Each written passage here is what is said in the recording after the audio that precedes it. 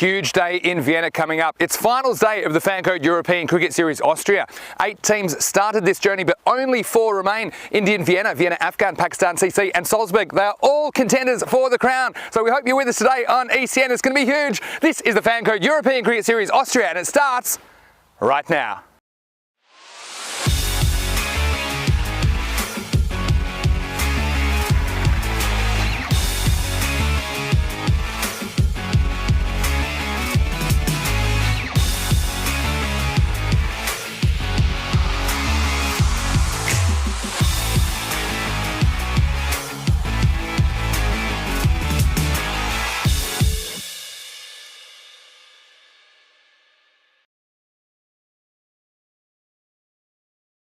Good morning to you wherever you're watching around the world, and welcome to a huge day in European cricket. It is finals day at the FanCode European Cricket Series Austria. We have 4 big games coming up, and we're starting with the first versus second, the qualifier, match 44, which is between the top team after the group stage in Vienna against the second top team, Vienna Afghan. Now this is for a place in the final later in the day, but whoever does lose this game, they still have another chance to get through to the final. Let's get over to the match referee, who's with the 2 captains.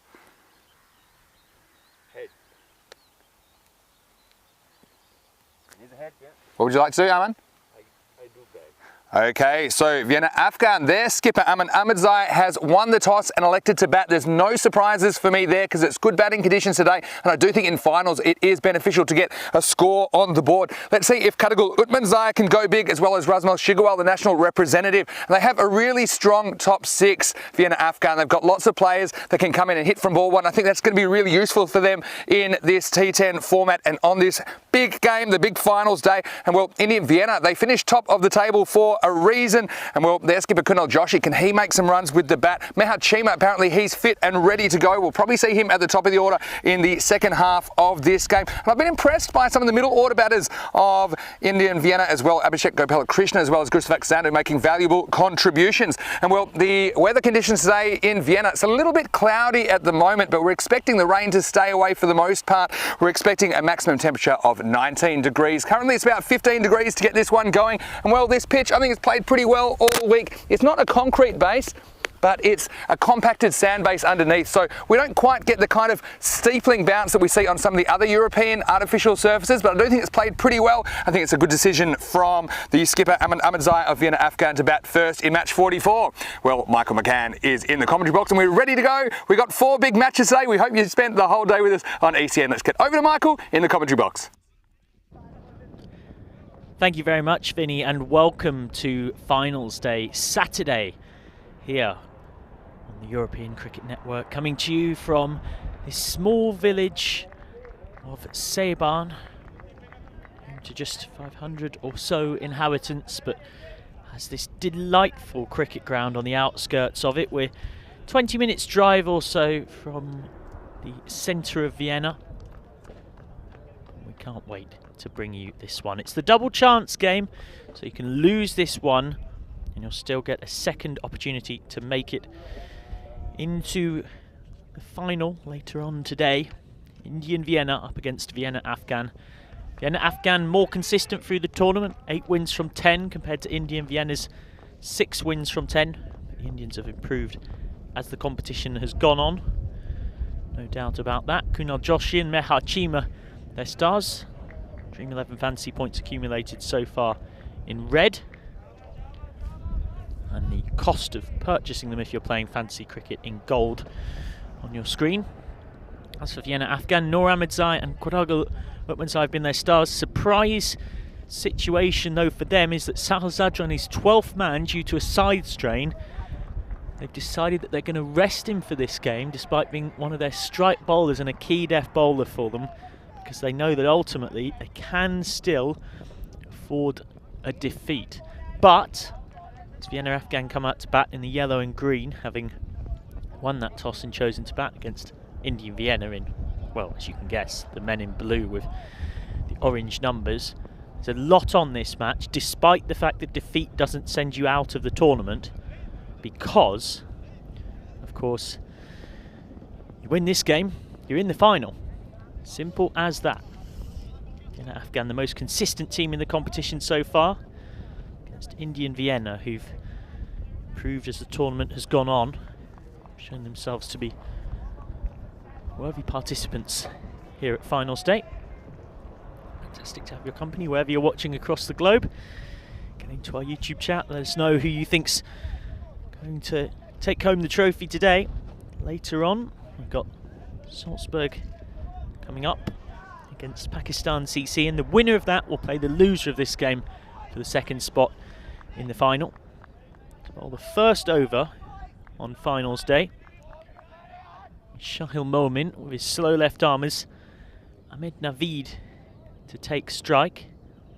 It's a surprise show of faith for Ahmed Naveed to be sent to the top of the order. He's struggled with the bat in the tournament so far, just 4 runs in his 3 innings in the competition. He's going to face the first ball with Quadragal Utmansai at the non-strikers. He's got to be full, Momin, because he's got long on and long off out. Of course, those are the only 2 fielders he can have out because we're in the power play.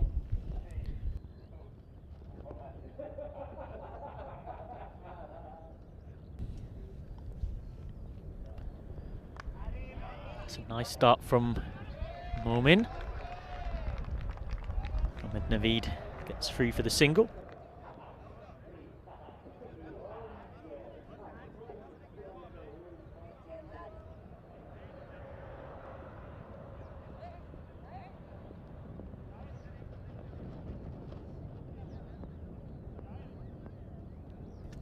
Now, one reason they might have sent Ahmed Naveed up is to stay with right-hand, left-hand combination. Field changes for the left-handed Quadragal.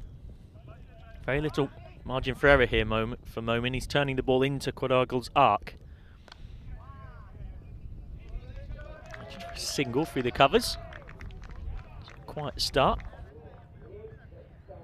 Certainly not quiet from the batting dugout of Vienna Afghan.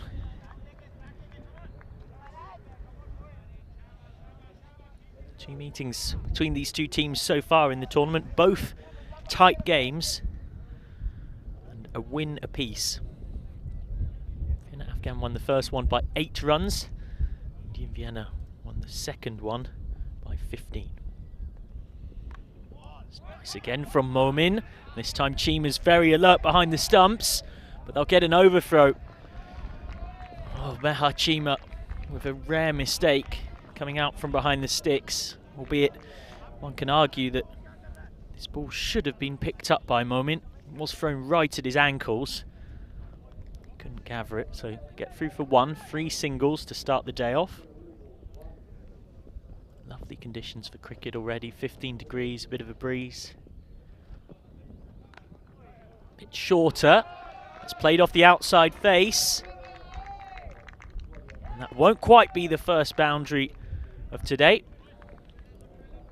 Sandhu does the cleaning up with the throw after a bit of foot fielding that, despite not being the percentage option, for once worked there.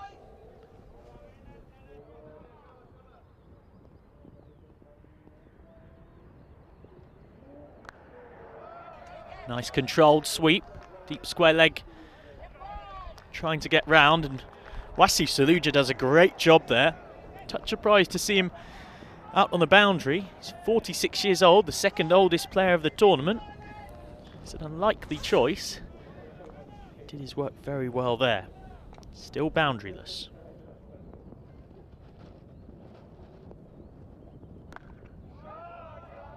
But not now. That's the first boundary of finals day. Cleanly struck by Quadragal Utmansai. Was a touch short, and he's absolutely rocketed that through extra cover for 4. So at the end of the first over, Vienna Afghan 11 without loss. And back from the toss, joining me for this double chance, straight route to the final game, is Vinny Sandhu. Good morning, Michael. Good morning to all of our wonderful viewers, wherever you're watching around the world. It's wonderful to have your company on the European Cricket Network today. It's a very exciting day. It always is, isn't it, for finals? This is a day 2 weeks in the making. I've seen 8 teams reduced to a final 4. both these teams, they're in the box seat because they've got the double chance to get through to the final. They can win either of the next 2 games, be it this one or the third match of the day, as Dal Zadran comes into the attack for the second over. So using spin back-to-back in the power play. It's the first time they've done that in the competition. Normally Dal Zadran snuck in 1 over up the top maximum. Short, pulled away, and that's the first 6 of this game. It's a Gundy ball from Dal Zadran, a dirty ball there to be put away. And Ahmed Naveed's really struggled with the bat in this tournament. But you give any half-decent player a delivery like that, it's probably going for 4 or 6. Yeah, just a little bit of length to work with. And, well, justifying his place at the top of the order is Ahmed Naveed.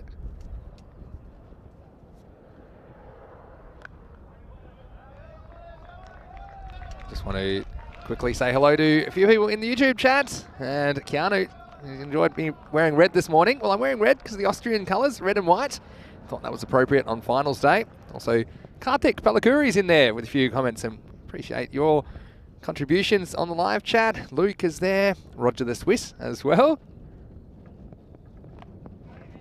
So it's just worked away for a single. Yeah, Roger the Swiss, it's great to have some Swiss viewers.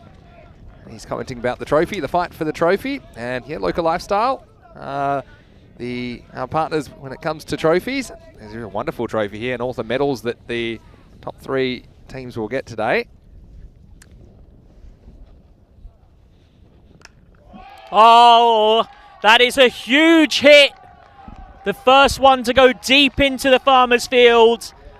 And Ahmed Naveed hits another 6.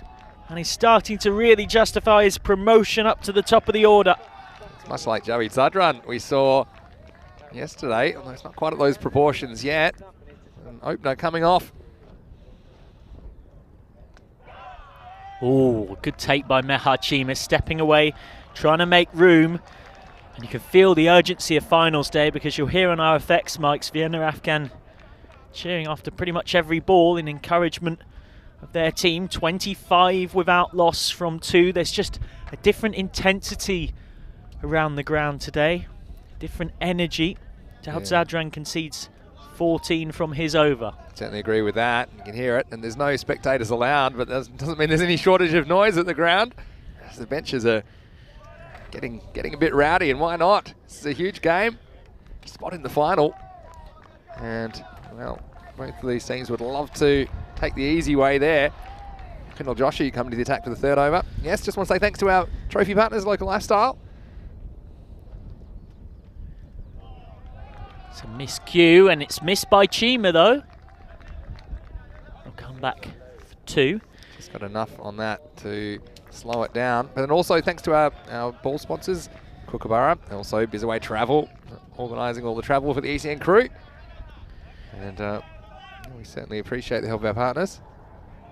Do you know how Sanjay and why Sanjay Sharma started Local Lifestyle? Believe it, I don't, but how did he start? I think I remember him being on your show about a year ago, Sanjay Sharma. It's a great story. As Quadargal drops that for a single off Austrian international rounder Joshi. Gets back on track after that wide. He's a very good badminton player. Like a genuinely decent badminton player. Not professional, but not far off. Oh, lucky runs! He's a jammy dodger, Ahmed Naveed. Sometimes it's better to be lucky than it is to be good. And he was certainly lucky here. Yeah, little edge. We've seen this happen before. A little bit surprised we don't have a 3rd man in place. I think that's a lot to do with what we've seen so far from these openers. Hitting the ball in front of the wicket and in the air, so little edge is always going to find the boundary.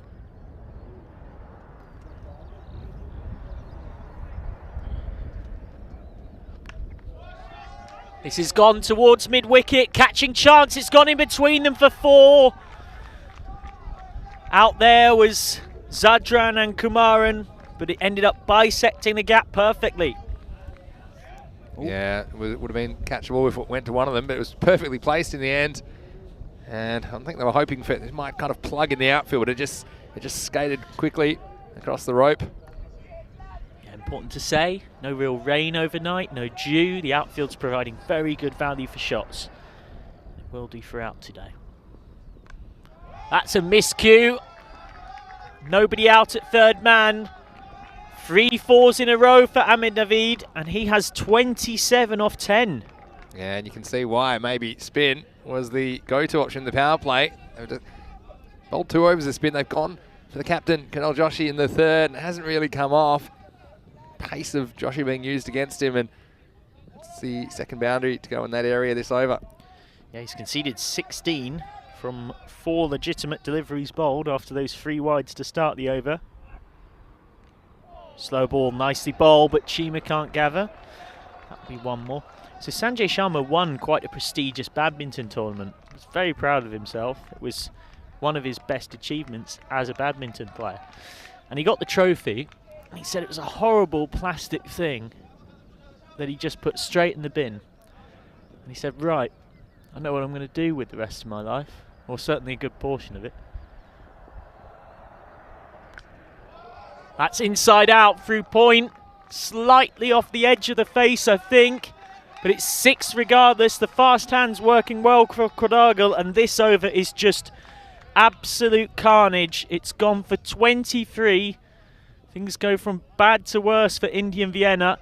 And after the power play, Vienna Afghan are 48 without loss. They are building a serious set of skyscrapers here. They're probably going to need planning permission. It's a step ladder, isn't it? So that's interesting about Sanjay Sharma. I didn't know that story. And, well, certainly does a great job with all the trophies that he provides. Well, makes them for all sorts, doesn't he? Not just us, he makes them for the ICC. Yeah. Like loads of other big places across football, cricket, hockey, all sorts. And yeah, that was where it all came from. Yeah, innovative. That's what I like about the trophies as well. European Cricket League one is something to behold. I'm sure he'll have something up his sleeve for the European Cricket Championship as well later this year. Yeah, absolutely. I just want to highlight some comments in the chat as well. A few people talking about kind of scores. I think Vienna Afghan will need 100 plus, and some people saying 120 plus. Free Fire says at least 120. We saw Malu Oman saying 100 plus in semi-final would be a good score. Yeah, I think anytime you can put 100 plus in a final, it's just a bit of extra pressure, especially if you can get some early wickets. Now, here's a man who interests me, Wasif Saluja, one of the oldest players in the competition, but he's been pretty effective, and he's coming to the attack in the 4th over. Just holds it back, that's what he'll do. Daltajan, the vice-captain, has a shy. Yeah, Saluja's quite a character. He's known as one of the most chilled out guys in the team. Has that little sunglasses on, which apparently I'm told he wears whatever the weather. And we have seen him wear those in rain this week at times. And a cheeky grin on his face. He's the windscreen wipers on them if it rains. You know, you have. He's the top wicket taker in the tournament. 11 wickets. Likes to tempt and tease. Chima gets up to the stumps to make the batter think twice about stepping out of their ground. Of course they can put 5 out because it's the power play. They've got 3 out in front of square on the leg side. That's met down the ground. 1 bounce 4. A clean straight hit from Quadagal, who's into the 20s. And the 50 comes up in just 3.2 overs. It's been quick batting, 53 off 20 balls. Also the 50 partnership. And yeah, well, they've got Rasmal Shigarwal still to bat. Thought we might see him opening the batting, but at the moment it seems that Ahmed Naveed's coming off. He's up to 29 off only 12 balls. Yeah, it's an inspired, bold choice. Naveed, who scored 4 runs in 3 innings before this in the competition. Oh, that's gone as well. That's huge. Over the batting dugout. It goes from bad to worse. Wasif Saluja in the slot, and he got sent to Vegas. Yeah, this one is a big one. Gotta go Utmanzai. Yeah, he went big, and he has the other day as well. He's really big shots in that area. When he gets him out of the middle, he's a powerful man. And Saluja, just his little swingers, just swinging into the danger zone. And Indian Vienna, they need a wicket just to curb this. Even if they do, it's not going to get much easier. It's a better length. Played inside out. A bad misfield from Gersvak Sandu. Cleaned up behind it by Kumaran. This is the other thing. I mean, I know I sound like I've said it after the event, but anyone who's had our last 2 weeks of commentary will know my humble opinion about right arm around to a left-hander. It leaves you such a tiny margin for error. Well, Slowly just going to have to bowl to Ahmed Naveed now. Inside out, could be a chance, just over the head of point. Kamujan might have got hands on this, but it runs away for 4. Everything is going the way of Vienna Afghan, and it is raining boundaries. Yeah, he might have just got a fingertip on this. I don't think he could have done a lot more. And again, you see his outfield's pretty quick, isn't it, this morning? A few balls once they're landing, they're really taking friendly bounces for the batsman. He didn't get a chance to stop that one, so Saluja, another expensive over, 16 off it. Last ball of the 4th. Vienna Afghan, they're up and away. And that will be wide from Saluja. Bit of keeping by Chima. It's nice to see Chima back in full health, apparently. He was struggling with dehydration last time we saw him, but he's had a day off, which I think he's used for a bit of R&R. Hopefully we get to see him some of the best with the bat. That's just about okay. Mahar Chima, the chatterbox of a keeper for Indian Vienna. 4 overs gone. 65 for no loss after 4. And well, Michael, Portugal, they're one of the teams we can look forward to seeing in the ECC. Tell us a bit more about the men from Portugal. Yeah, they're the lowest ranked team in the newly founded ECC. Cricket in Portugal dates back to the Peninsular War when English troops were encamped in Lisbon. And a game between teams from Porto and Lisbon was played almost every year since 1861 as the Carnation Revolution brought Portuguese people back from Goa, bringing cricket with them. Of course, speaking of Goa, we're watching Indian Vienna in action right now. Portugal were actually losing semi-finalists in the 1997 European Nations Cup. They were defeated unexpectedly by France. The European Nations Cup, sort of, think of it as almost a prototype version of what the ECC has become, which is, think of the Euros for football, and then take that into cricket on a much grander scale. That's coming up from mid-September onwards. We can't wait for it. 4 big weeks of cricket, and it's going to be wonderful. Didn't we see some great cricket from Portugal and the FanCode Portugal T10, which concluded during the week? Thanks to Rico and Andrew and everyone up there. Maxi, the project manager, and Mars for all your help and putting that together. We had some really exciting finals there during the week, concluded on Wednesday. And Marlow, the champions, heaps of last ball finishes come the knockout rounds. And we're going to see Ahmed Ghani back into the attack. We haven't seen too much of lately, but we'll get to see him. And he's going to try and stop the bleeding here in the 5th over.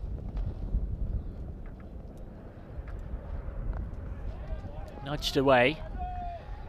Ghani normally bowls a fair bit quicker than that. He looks a touch stiff.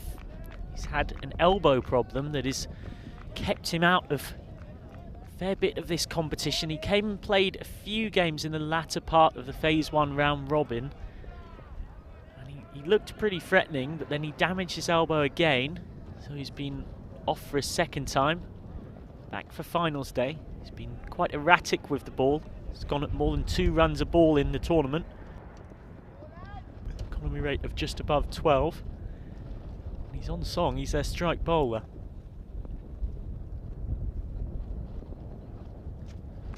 Short.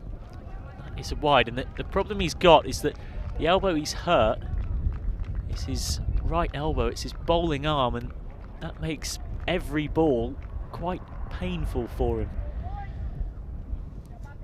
Yeah, you can see that struggling. And the wind is not as strong as we've seen at some points during this tournament. That's the effort ball from Ghani. Pushed through. And this looked to me to be a near perfect bouncer. Yeah, it was well directed as well, wasn't it? Over leg stump. It was more or less just over shoulder, but below the head. That is textbook bouncer.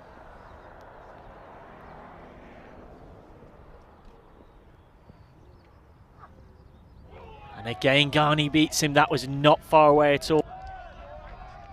trying to get a breakthrough from somewhere. This was close. Yeah, just set him up for that one. That was full up. And the pace just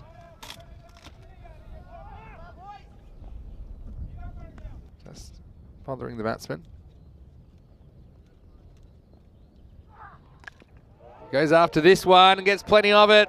And, well, it's another Maximo.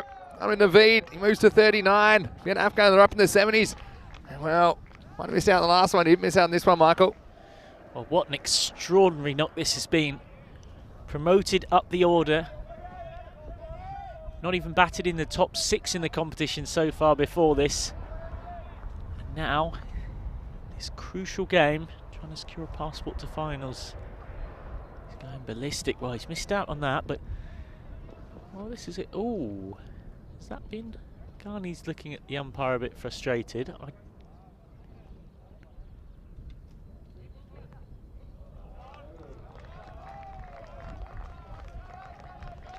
think there was some debate or discussion over whether it was a wide. I mean, what was it called? It was, I mean, I think it's over the shoulder, in which case it should be a no ball. Yep. He's already had one for the over, that's why. That's actually a good call. So we it's a saw free on the hit. side on, it was, and it was a slow one, so we didn't necessarily pick it, but that's spot on. So that's not working for in Vienna. No ball, this will be a free hit. He's gone for the slower ball. Off the inside edge. For a fine leg. Right now, I think we're discussing what a good total is. We know from so much cricket here this week that probably around 110 to 120 is par. Should be looking miles past that now, Vienna Afghan. We know they've got so many players that can hit. Yeah. Rasmus Shigival's still in the hutch. Yeah, exactly. And the Ahmed's eyes as well. Noor and Quadargal. Yeah, they got a very strong top 6. They can all whack it. Very slower ball from Ahmed Ghani. It beats Chima as well. This was a cricket in slow motion production, really. Look at this one. It's a slow, look at the outswinger. You can really see it. The seam was in a good position, held it back. It was slow up, just flicked the pad. Finished with leg by, and we're halfway through this innings. Vienna Afghan can get much better start than this. It's 76 for no loss after 5. Yeah, that batting card, absolutely gorgeous one for Vienna Afghan fans to look at. Ahmed Naveed has 40 off 19. Quadargal Upmanzai, 29 off 12. And if they keep going at this rate, they could actually surpass the highest run score of the tournament so far. And you can probably guess, Vin, which team has that record. The highest amount of runs. Scored in an innings in the tournament so far, yes. Well, You can probably guess who's got the second highest, and the fourth, and the fifth. 4 of the top 5 is the men you're watching wielding the willow in green and canary yellow. green machine, aren't they? With the bat. And well, it's because they've got all these players that can hit, and they seem to be able to hit from early in their innings. Yeah, I mean, I realise it's going to sound like I'm saying this after the event, but it's been mentioned on commentary a few times. The reason to me why they're the most consistent side and the favourites for the competition is strength in depth. Kamujar's going to try and make something happen. That is a horrible ball, a filthy full toss outside off and into the potato patch. It is 6 more. Well, if he bowls deliveries like this, the only thing that's going to happen is the punishment will keep getting piled on. No margin for error. He gets it wrong, and it made it look even fuller than it was. And Upmanzai getting his hitting zone. Watch out, Kumajar given no time to settle. And this is the thing, they can afford to be so aggressive now. Vienna Afghan going after pretty much everything because they still have all those resources in the dugout into the 80s.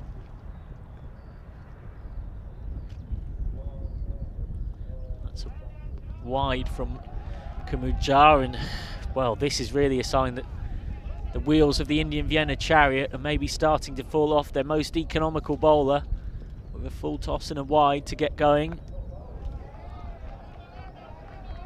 It's a single out to point. Kamujari's gone for just 7.5 runs and over in the competition. He's already conceded 8 from his first 2 balls hit. And if you are really wondering about just how deep Vienna Af can bat, well, to give you an idea, Noor Ahmedzai yesterday stepped out at number 6 and he hit a 16 ball 50 against Salzburg. Looks like he won't get 16 balls today, the way these two are going. So say hello to Mohammed Ghulam Rasul. He's just started following our channel. He's really enjoying it. And, well, great to have you here. I'll just shot back a comment in the live chat, of course. More than welcome to join us in the live chat today. It's a great place to have a good discussion about cricket and all kinds of things. Luke Belgium in there, very active as always. Hello to you, Luke. It's better from Jar, better length. It's Shergill, the joker of this Indian Vienna team. The prankster does the fielding.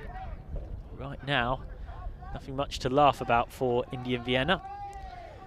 In big trouble against the side they just a couple of days ago beat by 15 runs. Down the ground, that's 6. Miles over the head of Wasif Saluja into the potato patch.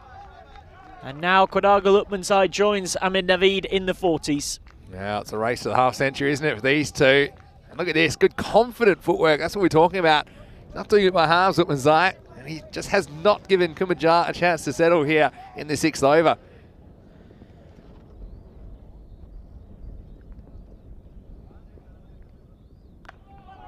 Touch shorter.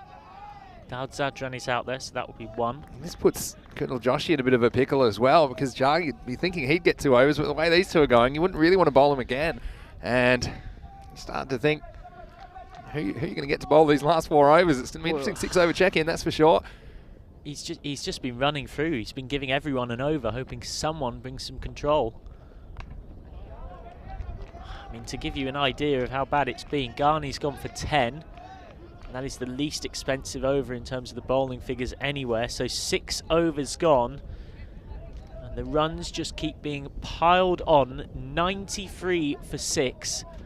They've still got Sadiq Mohammed, the 4th highest run scorer in the competition, in the hutch. These are the bowling figures. Well, I mean, look at it. It's been carnage, hasn't it? And it's a great toss to win. I said it was good batting conditions. I think big believer of runs on the board in finals. And, yeah, look, 6-over check-in. They're going at 15.5 and over. They're on track for 155. They got this many, and so I think that's probably what they'll aim for. 15 and over from here. I'll get them over 150, and that's going to take some catching. I see something really miraculous from Chima, I think, or somebody. Indian Vienna, and I think they're pretty relieved it's not a knockout fixture at this stage. Vice captain Daud Zadran's trying to bring some control. Gosfak Sandhu does the fielding. Tim Oram's just got a chat, sorry Michael, saying quite a lot of batters stepping back deep in this tournament. Is this pitch a bit bouncier or truer than other tournaments so far? I don't know about bouncier. I do think it's fairly true as a surface. But the fact it's not super bouncy, you can get back deep in your crease, it's probably not going to get too big on you. Steps down this time, straight up. It's going to land safe though. Straight back. 10 yards behind Daud Zadran, nothing anybody could do, and nothing is going the way of Indian Vienna. Well, as a 7th bowling option, they have Abhishek Gopalakrishna's medium paces. They've got to find 3 overs after this. Shorter, quicker ball. And this was a quarter of a chance for Kumaran. In truth, I actually misjudged the flight of it a touch. This wasn't really a catching opportunity. And you see he's coming in quickly because he knows if he's get a catch, he just needs to make something happen at the moment. But yeah, he was never going to get there. It's good keeping from Chima.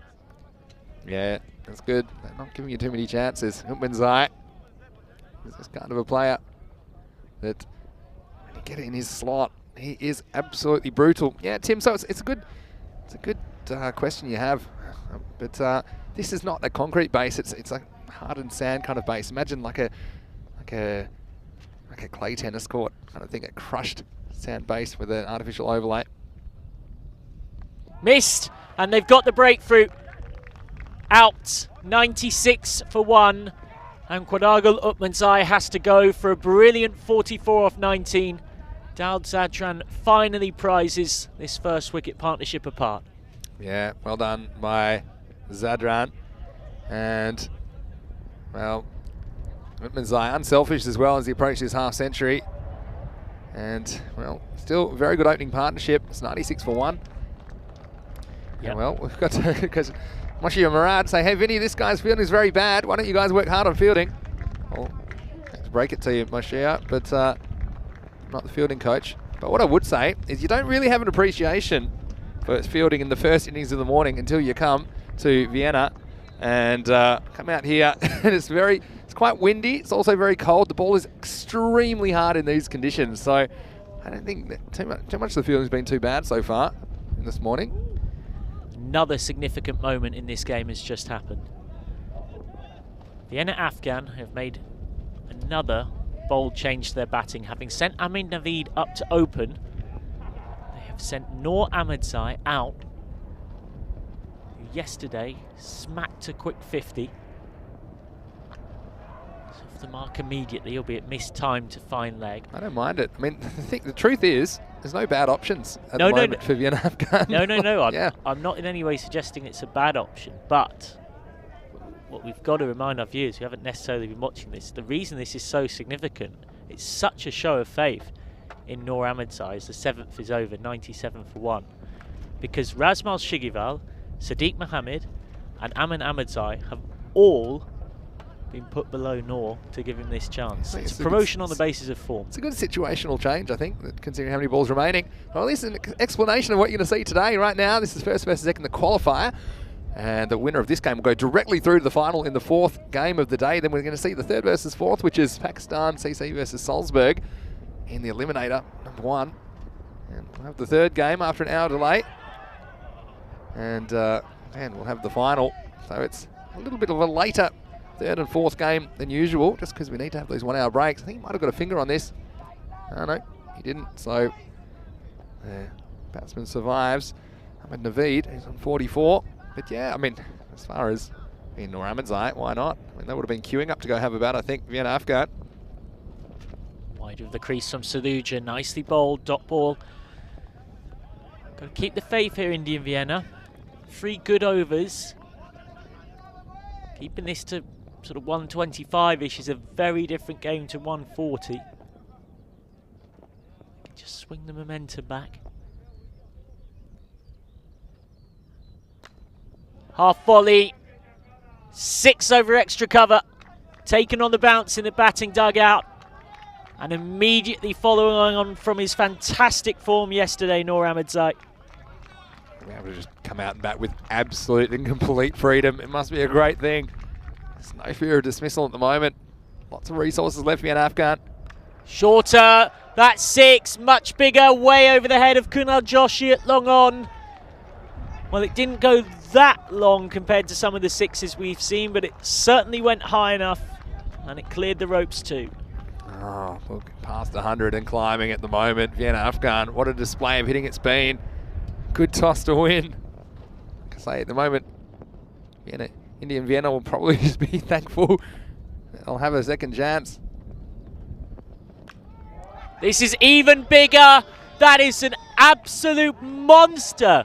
That's gone 10 rows back into the ploughed potato field behind us. And in the blink of an eye, Noor Ahmedzai has 19 off 6.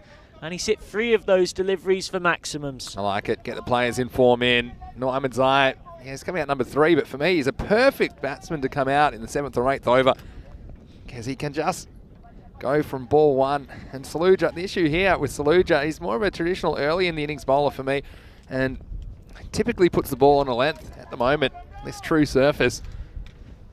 Got Noor Ahmedzai just getting on the front foot and hitting him longer and longer. It's like golf driving range kind of stuff at the moment. Last ball of the over, 3 6s on the bounce here from Noor Ahmedzai. Goes again, it won't be a 4th, it could be a catch. Dropped by Daud Zadran coming in from long off. And they take a second on Kunal Joshi's arm and get home. So fortune favouring Noor Ahmedzai. Again, not an easy one in the breeze. Been up there a long time. Daud Zadran came around. end probably got some 2 runs. It's he's on the move. Never got a chance to settle. End of the 8th over. Yeah, Vienna Afghan are absolutely flying. They're already up to around what we consider a par score in these good batting conditions. They have a whole 2 overs, 20% of their resources of the innings spare in this first versus second match, which isn't a straight eliminator, just to remind you. The loser of this will have a second chance later to try and reach the final. Shahal Momin, who bowled the first over of the innings, went for 11. 11 seems good at the moment. He certainly does. He's back for his second. But he's gone for 6 there. Straight down the ground, stepped inside the line, and what a classy way to bring up your 50. Ahmed Naveed with 50 not out off 24 balls. He gets there with his 4th 6 to go with 4 4s. And what a decision it has proved to be to send him up to open. Yeah, everything's coming up Vienna Afghan here. And he's been started with a strike in the last couple of overs. It's Noor Ahmedzai that's been taking the headlines, but now really good 50 off 24 balls. Ahmed Naveed, I have a feeling he's got more on his mind.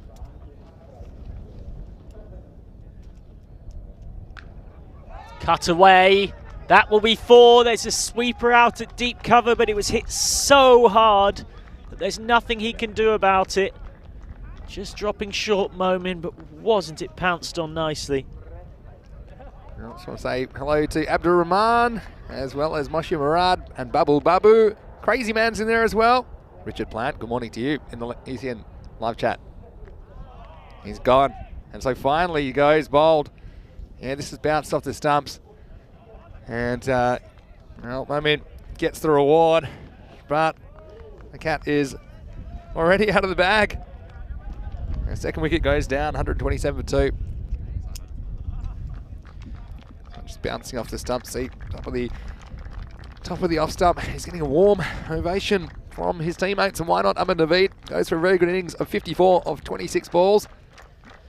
Well, this is a man who can hit a long ball as well. 007, Sadiq Mohammed is coming out number 4. Yep, the pull shot maestro.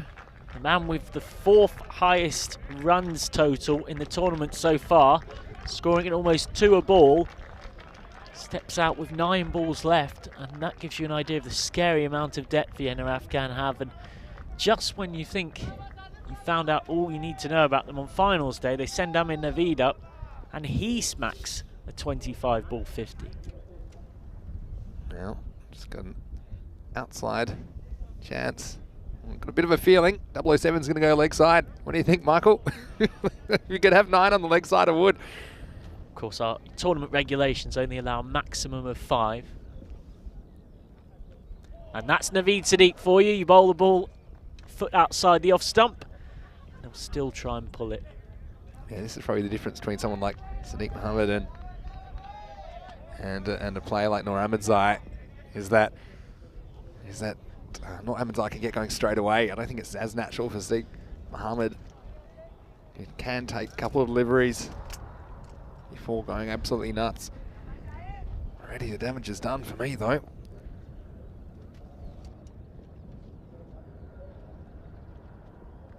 Swing and a miss. That's good from Momin. It's good bowling. It takes courage to toss it up in these circumstances, but you might as well try something. They're all going for 6 anyway. He's beaten him in the flight there. Mohammed's just getting carried away, trying to overhit the ball. Richard Plant asking, is it still 5 on the leg side? Yeah, it is. Maximum 5. Fielders on the leg side. Obviously excluding the bowler and wicket keeper. They don't count as fielders. Only 7 balls left here.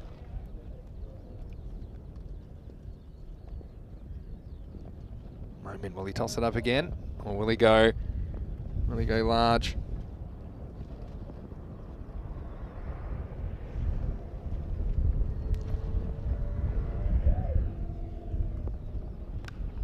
Full toss. Horrible delivery. 4 more. Noor Ahmedzai onto 25 off 8. It's the end of the 9th, and Vienna Afghan 132 for 2. Yeah, well, 132 plus this. You'd bet against them getting 150 from here. With the highest chase we've seen The highest target we've seen achieved is 150 by Kingsleven. It was in a very similar game to this. It was in a first semi-final back in week 2 in Italy, in Bologna. Can you imagine if we had something like that here? Imagine just Chima getting going for India, for example. But at the moment, runs on the board. Normally good runs in finals. Tim Oram saying, nice floater last over. Yeah, takes a bit of courage to toss the ball up as a spin bowler when people are going crazy. Sometimes it can be an effective strategy. 007 going for the helmet. Just smart against Ahmed Ghani. It's nice to see the players wearing helmets. Strongly encouraged, of course, to do so. Had 1 or 2 players saved by helmets in this tournament already. So, Ahmed Ghani, after Moment had brought some vague degree of control back. I mean, he's gone for 25 off his 2. Sadran's gone for 18 off his 2, so it's definitely the spin that's worked marginally better. They're going back to their quickest bowler to finish off the innings, which seems like something of a risk, although Ghani's first over wasn't so bad. Brought him in. He's only gone for 11. I think it's worth giving him a go here in the 10th over. See if he can maybe keep this down to something in the 140s. It's vintage Sadiq Mohammed. Out through square leg. He's someone that wouldn't really have a wagon wheel so much as something that looks like a packet of that sort of stick-based spaghetti when you get it out of the pack, everything pointing in the same direction towards square leg. So he's on 1 off 2. Do like 5 balls left. Like your food analogies. No. Right. Had a decent breakfast.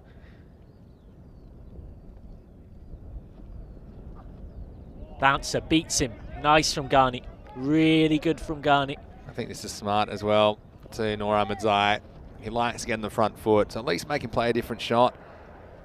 And if you put it in his half, he's just going to clear the front leg and send you back over the ropes. It's another bouncer, completely miscued. And he'll get 4 though. Abhishek Gopala Krishnan can't cut it off. So that is a bit of fortune for Noor Ahmedzai. Yeah, it's good. They got the good field in place. They had third man back there, but it still didn't help them. Found a way to get it for 4 anyway. They move up to 137, 3 balls remaining. I don't know, like Fagani. Does he persist banging it in? Seems to be working so far. Goes a touch fuller and whipped away. That is fantastic wrist from Noor Ahmedzai. Well, you can't keep him quiet for long. 35 off 12 now. This is just the line. The line's all wrong. He just gets to just get the wrist through it, uses the pace, take it all the way for 6. 143 now, 2 balls remaining. Indian Vienna staring down the barrel of a huge run chase here in match 44 at the qualifier. Yep, and they've overtaken their own record for the highest score of the tournament so far. Bouncer, he's got a bit on this. 4 more. Over the head of Cheeman, nothing the wicketkeeper can do. And Ghani becoming too predictable. Yeah, well, again, it's the line, isn't it? Because if you get it outside off stump, then it's more difficult. But if it's on leg stump, any sort of a touch, it's normally taken away from the keeper. So they're up to 147 now with a ball to go. What a batting display you've seen from Vienna Afghan here. Well, this is a truly extraordinary assault. Having to go and search for the ball as well. We've all been there in village cricket. You're getting flogged to all parts. Then you've got to head off into another field to try and find where it's gone. And there's a 3-man search party. We've managed to find it now. Just 2 balls left. Ahmedzai continuing from his player of the match performance yesterday evening against Salzburg, where he hit 53 off 17 balls and took 2 for 14 with the ball in hand.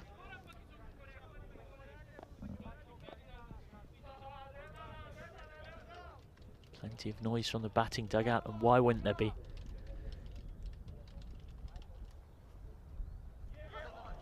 They miss. They will get through for the quick single. Sadiq Mohammed Oh, no. was not interested in running. Oh, now they are going to run. This has turned into a total mess from India Vienna, a side that for so much of this tournament have been so good in the field, are falling apart under the pressure of finals day. Yeah, well, it just sums it up, really. And that's the way to bring up the 150, I suppose, with a comical 3 wides. Yeah, Ghani misfielded, and it was hurled at the stumps past Ghani and Sadiq Mohammed reluctantly. I think Noor Ahmedzai is the one you want on strike as well. Yeah. Last ball of the innings. Straight up. It's going to be a difficult catch. Chima's called for it, and Chima takes it and throws the ball down in frustration, and that gives you an idea of the emotional state of Indian Vienna. They know they've been absolutely pulverised despite this wicket from the last ball of the innings. Noor Ahmedzai out for 39 off 14. Vienna Afghan close on 150 for 3. Yeah, really good innings from Noor Ahmedzai, who scores a really valuable 39. Vienna Afghan, that's a confidence booster. Now they're going to have to go and defend it. It's 150 on the board for Vienna Afghan after winning the toss and electing to bat here in match 44, the qualifier on finals day in Vienna. Yeah, trying to spin up the top of the innings. Shafal Momin and Sahal Zadran. But Ahmed Naveed given an unlikely promotion to that opening slot. Took his chance magnificently. Just 4 runs in his 3 innings in the competition before this. He went bananas alongside Quadagul Utmanzai. They added 96 in just short of 7 overs. Won't surprise you to know that is the highest opening partnership of the competition so far, and indeed it's the highest partnership for any wicket in the competition so far. Saluja came on in the 3rd over to try and slow things down. The old stager went for 37 from his pair of overs, his floaty swingers. That was almost a chance at point for Kumudjar. Swung away through square leg. Even Kumudjar, arguably the, if not one of the best spinners in the tournament. Was dispatched, went for 17 off his over. Zadran came back and at least got a wicket. That was the first to go. Quadagul Utmanzai, the 3rd time in this tournament, getting a score of 30 plus against Indian Vienna. Went for 44 off 19, but Noor Ahmedzai promoted up to number 3 after his hitting antics yesterday. Immediately got into his stride. Took Saludra apart with 3 consecutive 6s.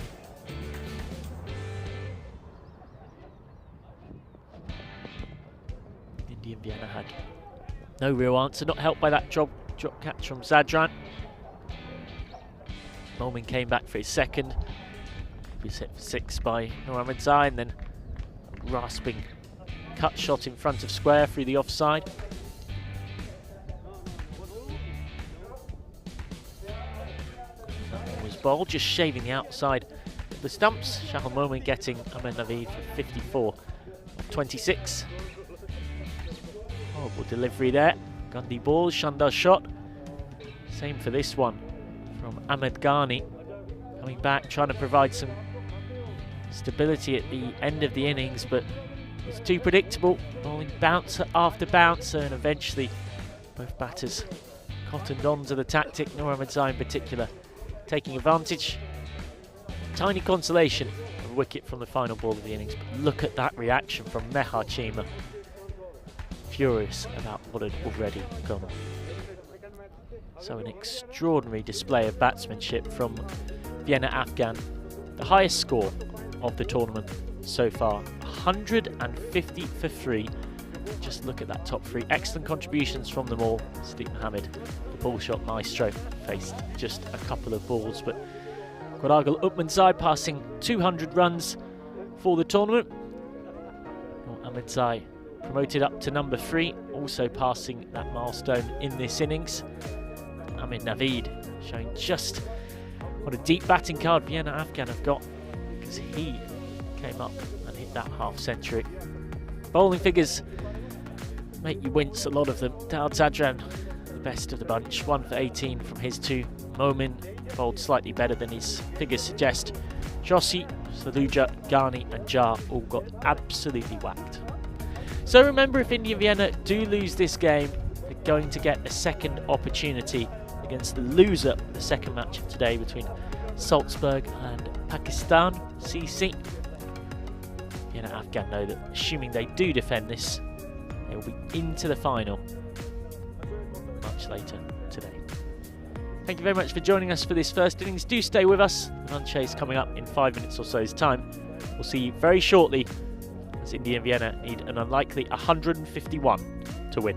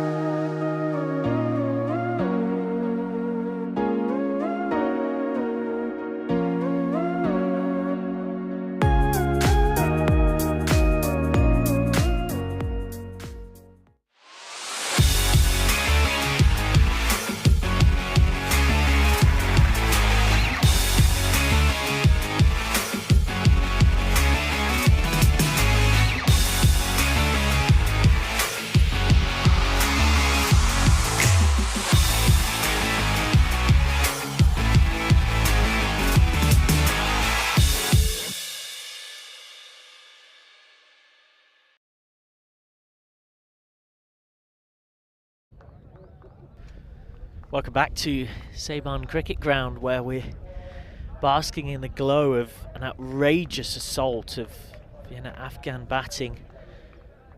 12 sixes in the innings, or spagheezers, it's known in the Afghani players' mother tongue, and 10 fours, or salaries as they call them. Boundary-filled innings. They scored extraordinary 112 runs in boundaries alone, which is a figure to make you wince if you're a bowler. Of course, you're Indian and presumably supporting the Indians of Vienna.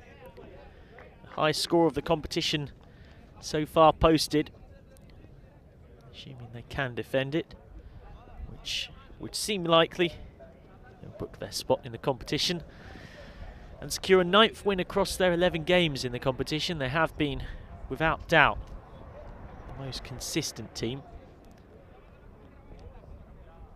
players head out for this run chase, led out by the umpires, Kumara Jinder and Alala Santosh, your on-field umpires. Arvind Ganeshan is the third umpire. And it is umpires Rajinder and Santosh who will also umpire the final.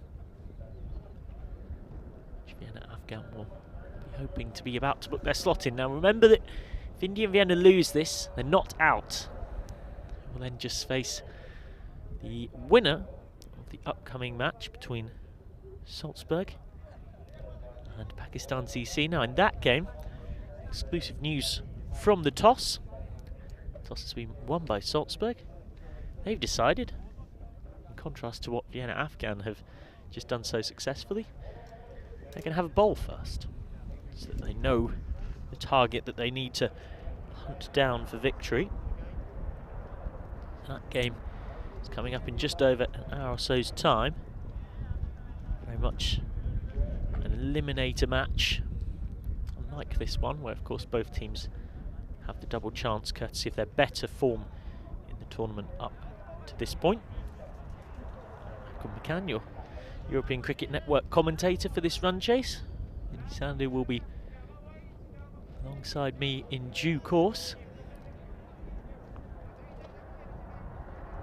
Mehar Chima on strike to face the first ball of this run chase, and a lot is going to depend on Chima. Now, has had good form in his 2 knocks against Vienna Afghan so far, 58 not out of 33 against them. They met in the pool stage, then in the round robin stage he hit 31 off 17. He's facing up to Zain Mohammed with Shahal Momin at the non-strikers. Down the ground by Chima. Gets 1, they push for 2, and they'll get 2. Mehar Chima, who's had some problems with illness and heat stroke from some of the hotter days we've had here in Vienna this week. He's had a lot to do, of course, opening the batting and then keeping wicket.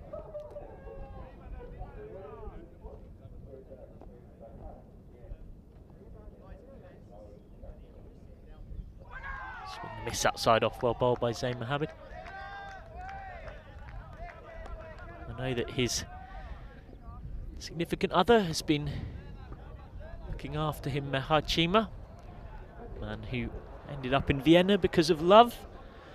He was studying in Chandigarh, had a semester abroad in Strasbourg, met a girl and fell in love. Short, and he's going to fall in love with this shot because it will bring him 6. A desperately needed boundary to kickstart India Vienna's reply. We didn't get all of it, but he got enough off the top edge. That is 6 for Mehar Chima.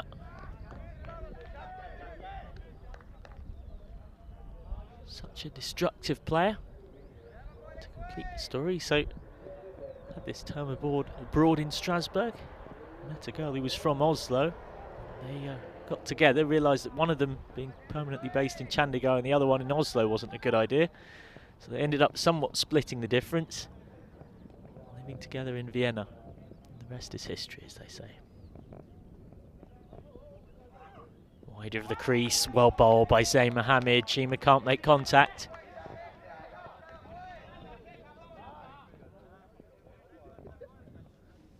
Good quick bowling from Zain Mohammed.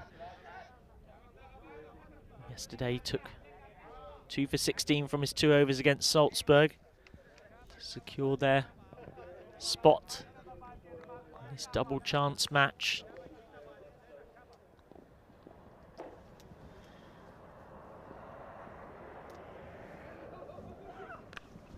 Low full toss. Chima doesn't really get all of it. It's good enthusiastic fielding from Osmaz Shigival. Shigival, one of the very best batters in this tournament, but he didn't even get a bat for Vienna Afghan in their 10 overs of batting this morning, such as the depth of their lineup.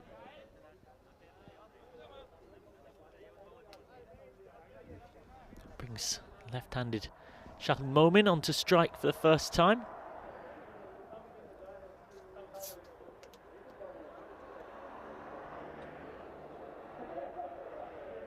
Slower ball. Good clean strike down the ground from Momin. That's 4. Good early statement of intent. Read the slow ball from Zayn Mohammed. It's just a little cutter. Got his hands through it. So up to 13. Remember, they need exactly 15 and over. So even with those good 2 early boundaries, just a touch behind the rate already. So with that first over completed, Vinny Sandu rejoins me in the commentary box. Yeah, interesting start. They do need to go like the clappers, don't they? Crazy man in the chat saying India need probably 50 off 3 overs. Yeah, that's the kind of start they'd like. I think anything 45 plus. Just got to stay up with the rate. It's not going to be easy against these bowling options that Vienna Afghan have at their disposal. Hit by Sharp. D-Dub comes in to bowl the second. It's a wide full toss from Ida that eventually is given a wide by umpire Alala Santosh. Yep, that's a fair enough call.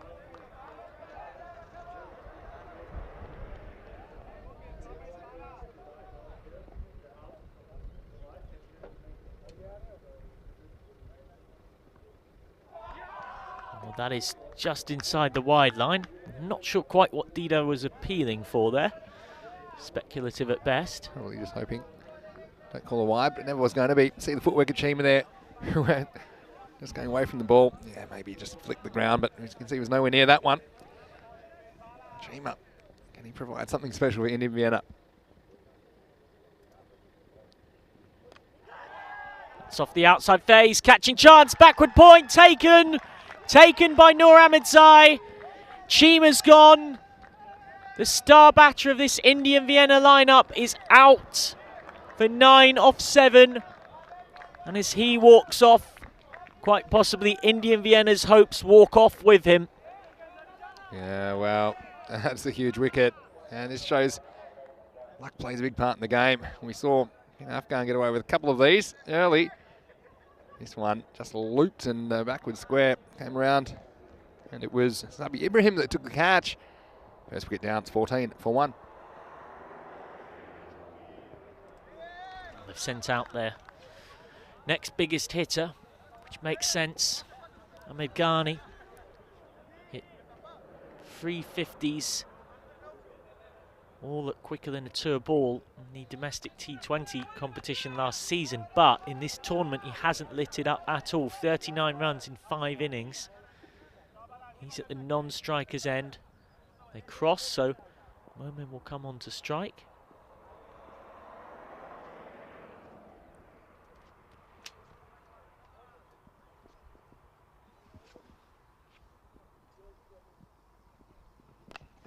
Momin goes through extra cover again, makes room, and it's his first ball off Didar for 4, just like he did off Zayn Mohammed. Yeah, shot. You've got to keep attacking, and Momin can do it with cricket shots as well. You get value from them in the power play with only 2 outfielders allowed outside the circle. And say hello to Lakmal Kasturi, who's in the live chat. Says it takes a lot of courage to toss the ball up to these guys. Well, okay from VCC. Wonderful to have you in the chat with us today. Here's Dida. Low full toss. He's got all of that, but it's straight at point. Noor Ahmedzai, who had such a good day with the bat, does the fielding. Yeah, Lakmal Kasturi was someone, and I'm not just saying it because he's popped up there. Made us lunch yesterday and has been a big part of the NSCC as our hosts. They've been a great host club as well, haven't they? Oh, superb.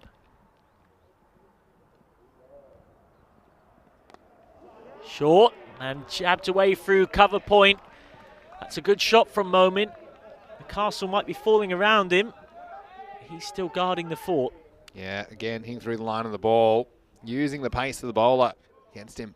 Just times that full toss through point, leans on it, gets the boundary. Well, once again, when you're chasing something like 150, you just need to stay as close to the rate for as long as you can. Use the mechanical bull analogy. You're trying to stay on. you know, in those places, and it's getting tougher and tougher, but you just got to stay on as long as you can at the moment. Keeping them in the game. Oh, straight to cover point. That's a horrible way to get out. A short, wide, filthy delivery. And all Shahil Momin could do was chip it straight to the man who gleefully takes the catch. Oh, that's cricket for you. Missed time one. You're out. See you later. And just unfortunate that he didn't quite get the timing. Hit it straight at Ahmedzai, the captain. Second wicket falls off the last ball of the second over. It's 22 for 2 after 2. Here's Kunal Joshi, Austrian international all-rounder, third highest run scorer in the tournament for India Vienna, but haven't really seen the best of him. 117 runs at an average of a touch below 15. He's at the non-striker's end. Ahmed Ghani on strike because the batter's crossed. He'll be on strike because it's the end of the over, actually. Yeah, quite cross, but this brings Zain Mohammed back to bowl his second over, the last one of the power play.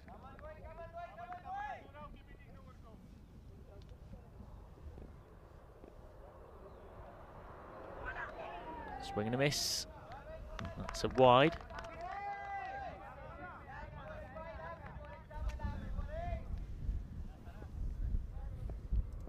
So both of these batters yet to face a delivery. Both of the openers gone. Zain Mohammed, who conceded 13 from his first over. Looked to sort his radar out. What an over from Itibar Shardida. 2 wickets picked up for the meagre concession of 9 runs. Inside out Ghani. Nobody out at extra cover. That's 4 runs. Off and running Ghani. Got to get going quickly. Yeah, and look, they need to just tell themselves they've got batsmen that are capable there. They can just somehow get a partnership. Unlikely as it might be, there's still 8 overs left in this match. And we've seen times where India Vienna have gotten going and scored at this kind of a rate. I just love for it to happen now in the next 8 overs of this game, game 44. It's another wide from Zain Mohammed, the 5th of his spell so far. Can't overestimate the loss of Chima though. Chima has scored double the number of runs of any other Indian Vienna batsman at the tournament. He scored just more than 300. Abhishek's only got 150 and he's in second. He scored them faster than anybody else too. Ghani can't make contact. That will be a 3rd wide in a row. He's clearly aiming for that tram line, and it's understandable because Ghani's big leg side hitter. Interesting call, not quite straight on there. Well, Sugam Shorts has just joined the channel and said, I'm surprised to see people in Europe playing cricket. He's asking, said the pitch looks too short. I can assure you it's regulation, the length of the pitch. Well, a grunt there, a tennis player style grunt from Zain Mohammed. That was a real effort ball. It was a legitimate delivery as well, which helps. Wide 4, wide, and now a dot so far this over. Yeah, well, they need to do something quickly, don't they? This kind of score on the board. Yeah, some toss news for the next match coming up. Salzburg winning the toss and electing to field first in that one, which is an interesting one. They obviously back themselves to chase, and they have had some success doing that, Salzburg, but I often think in a final, batting first is the same for alternatives, especially under these conditions, and you can see why. If you had a look at the first match of the day, well, Tim Oram saying, step across to it, not away. Yeah, I'd agree with that, Tim. I think you kind of limit your options when you step away and your weight goes away from the ball. I'll say sometimes you give up a few leg side wides because you just get in a muddle, giving the bowler a bigger target area. Here's Zain Mohammed. No full toss. And he gets one. A direct hit from Ahmedzai could have been interesting. Took a bit of time to ground his bat. He didn't run it in, which is obviously the percentage option. Yeah, it was good pick up and throw, actually. So he just took it easy for a little bit. throw was well wide at any rate, but still the best piece of run between wickets I've ever seen. If they're going to get close to this target, you're going to have to do it in boundaries. And well, I would have liked something like 45 to 50 in the power play. They're going to be 15 or 20 short of that, it looks like. Missed by Joshi from the very first ball he's faced. He's had an unconvincing tournament with the bat, and he just cannot afford to hang around here. Yeah, I mean, margin of error, it's almost nothing for Indian Vienna. And look, even if they do fall short in this run chase, they'll still have a path through to the final. Be a little bit more difficult though.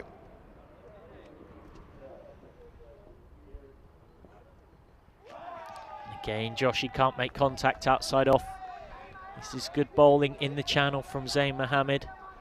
That is .1 ... which, considering the over started with wide 4 ... is a big improvement.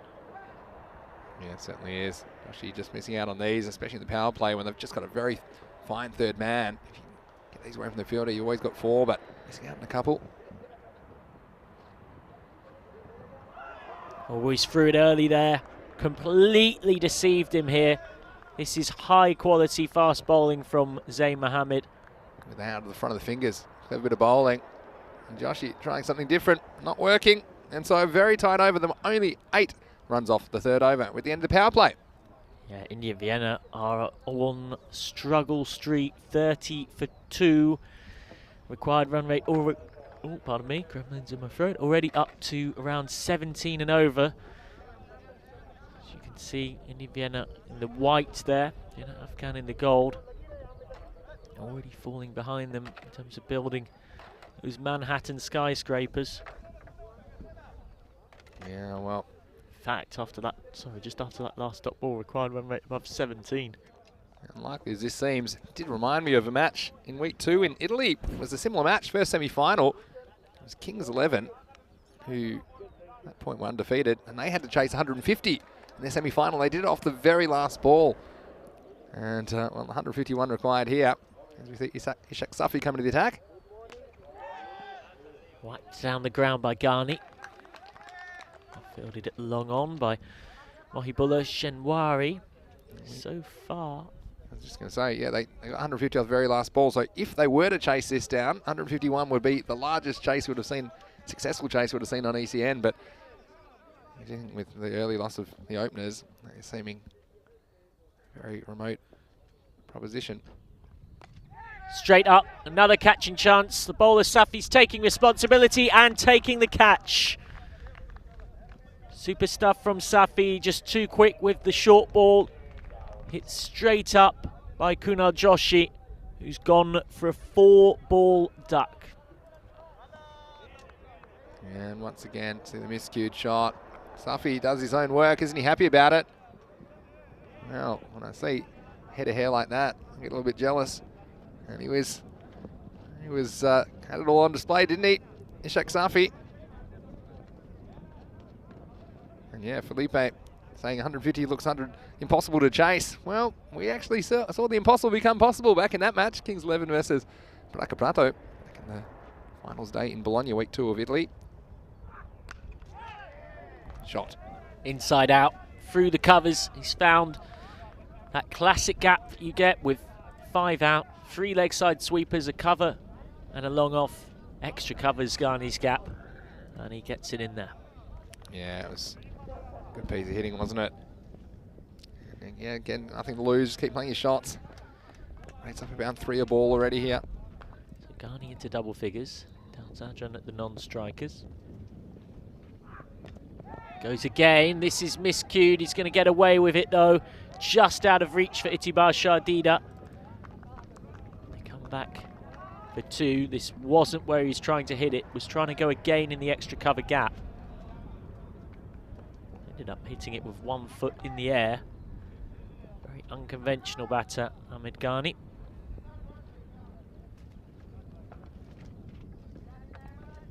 Well, we're now already up at 3 a ball. Relentless required run rate here.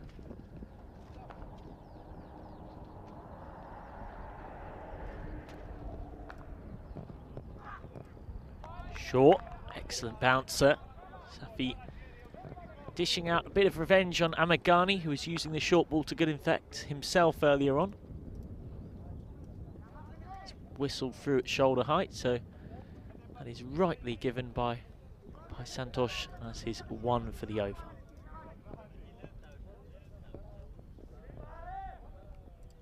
Does he bang it in again to finish off the over, or go full? He goes full. Ghani will get this up to deep cover. Got to be looking for 2. They are looking for 2. They'll get there. The throw comes into the middle of the pitch, so they can skip back. Ghani has 14 off 8. After 4 overs, Indian Vienna 39 for 3. Nice over from Ishak Safi. 9 runs off it. He picked up a wicket. And speaking of nice things, this is where our coverage will be next week. Czech Republic. Yeah, well. And I know that there's plenty of nice things off the field you're looking forward to as well as on the field. I think everything's quite open, but I'm certainly looking forward to some of Danny Hudacek's craft beer collection. He brought some of it to Italy when he joined me in the commentary box then. Well, Michael, you brought me a few beers as well, to be honest, and I can guarantee that we'll see you again next to me in the commentary box a bit later in the season in ECN. But, well, 10 teams, 48 matches, 12 match days, 2 weeks. Again, it's going to be a wonderful experience in there in Prague. We've seen a lot of cricket from Prague on ECN last year. It'll be our first time there in 2021, starting on Monday morning. So it's less than 48 hours away. 7 a.m. GMT, 9 a.m. Central Europe, and 12:30 p.m. in India Monday morning. Please join us in Prague for the FanCode European Cricket Series, Czech Republic. Sabi Ibrahim on. He's normally a very good defensive spinner. That's gone straight through the wicketkeeper, Kodagul Upmansai. They'll get a bye. Ibrahim, who's only taken 3 wickets in his 15 overs in this competition, but he's also only gone at 9 and over, so he's very good at keeping things relatively tight. Short, that's not a great delivery, he's got away with it. Ghani chops it down. Yeah, it wasn't actually a deliberate nod to the fact that we're in Czech Republic next, but ended up getting you a nice Czech beer. I know they're very well recommended circuit for those that do like to indulge in that kind of thing. I like to stick to the orange juice myself, as that's caught. Another one gone. It goes from bad to worse for Indian Vienna, 41 for 4. And they lose yet another, this target becoming an oh-so-distant dream. Daud Zadran, the latest to go for a 2-ball duck. Caught nicely by Ishak Safi, who himself took a wicket in the previous over. Sabi Ibrahim strikes. Here comes Abhishek Gopalakrishnan now. I'm a bit surprised that he's coming out at number 6 here, Gopalakrishnan. He's their second highest run scorer in the tournament, 150 runs. He's only been out 4 times. Scored those runs at a very healthy rate too. And yet, by the time he comes out now, it is not quite impossible, but not far off. Yep, well, we'll give it Ibrahim. Hasn't had too many. Be happy with that one. Nudged away by Abhishek for 1. So Ghani has the strike on 15. No net run rate to speak of, no complicated permutations like that. Win the game, go to the final much later on today. Lose this one, get a second chance against the winner of Salzburg versus Pakistan, CC. Straight through, a second wicket in the over, clean bowled, the quicker ball from Sabi Ibrahim. A double strike in this over from him, and Ahmed Ghani, the latest to go for 15 off 10. Indian Vienna collapsing in a heap. Yeah, it's been trouble for Indian Vienna. Not much to gain from this now. This one rolled out the front of the hand. You can see Ahmed Ghani tried to go aerial. It wasn't quite there, was it? Had no shape at all, so to speak. Oh, Ibrahim getting some reward for his tight bowling, I suppose. Now Indian Vienna 42 for 5. And that's his 4th and 5th wickets in the competition. Of course, we do have that game coming up for you next. Salzburg winning the toss. They've chosen to field. It is a repeat of the dramatic game that we had in the final between these two last time around. Chasing 123 to win. Pakistan CC were more than halfway there inside the first 4 overs, and they lost 6 wickets for the addition of 5 runs to fall apart, lose by 2 runs in a dramatic final. So that final repeated today, except in the context of an eliminator match coming up next. Nice moment of sportsmanship here is coming out from behind the stumps to do up the laces of Gursavat Sandhu. It's Quadagul Upmanzai. If a batsman can't type his shoelaces when he comes to the crease, you don't really fear that he's going to take the game away from you, does he? Although Sandhu has been good at times. It's, well, Mount Everest of chasers here he's dealing with. Sent back, and gets back. Yeah, batted nicely yesterday, Gursavat Sandhu. Came out against Vienna Afghan with the score on 49 for 4. And it was this pair, he and Abhishek, who put on 60 for the 5th wicket. So that is the end of the 5th over. And we're already up in the 20s in terms of required run rate. And this is why a pretty sorry looking batting card. Ducks for Joshi and Zadran. Shima Key at the top, more than 300 runs in the tournament. He went to Itibar Shadida, caught by Zabi Ibrahim. Yeah, it's looking like a masterstroke to rest Zadran because they don't need him, basically. There's that slight side strain. Sahil Zadran, and Zai comes into the attack. Very slow spinner to start off with. Swept around the corner by Abhishek. They'll get 2.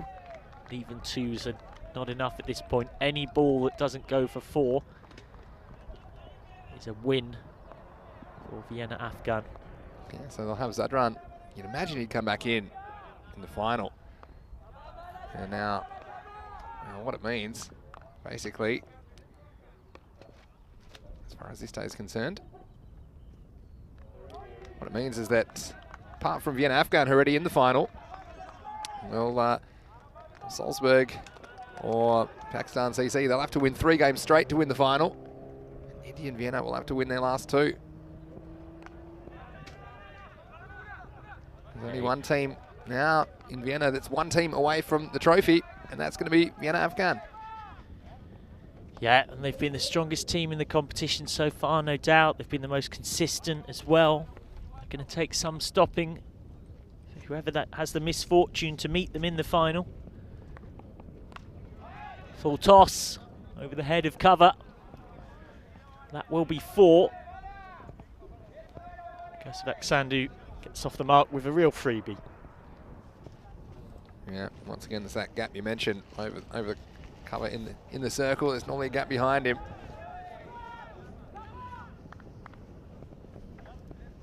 Well, these two have only been pretty good with their efforts. They seem to have a couple of partnerships, Gopal Krishna and Gursavat Sandhu. They're not really noted big hitters. It's off the edge. They'll get 1, Gursavat. But again, required run rate only steepling further. I mean, if you like your skiing, this chase was probably already an icy red run at the start. It's now a black mogul run. It's not going to help either through backward point for 1 for Gopala Krishnan.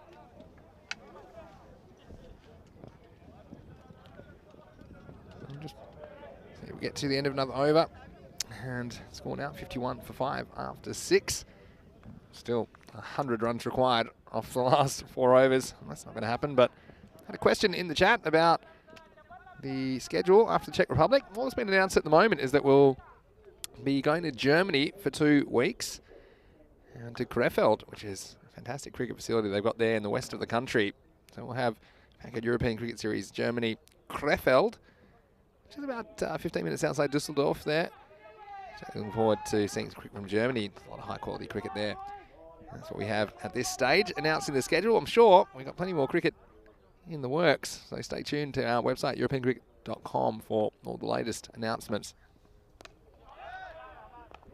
Down the ground from Abhishek. But this does have the feeling of going through the motions cricket now, really.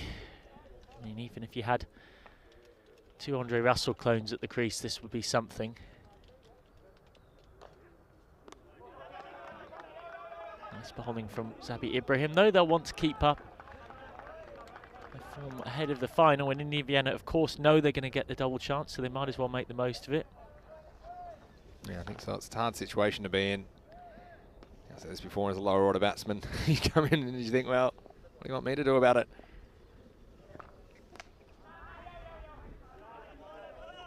Hit pretty well. Fielded pretty well too from Really good bit of fielding. Asman Shigival. Wasn't an easy bit of work around his ankles. Shigival will be happy just to be contributing something. We expected to see him at the top of the order, but sport for riches, weren't they? Enough gun in that first innings. Wasn't even required.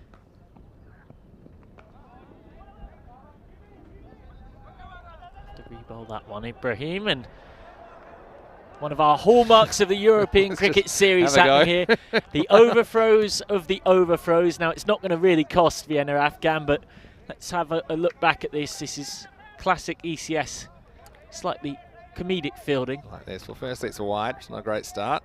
And then, well, a little flick back. Well, let's get our Hollywood moments in. And then said, well, I know there's no one backing up, but who cares? And he pitches a bouncer.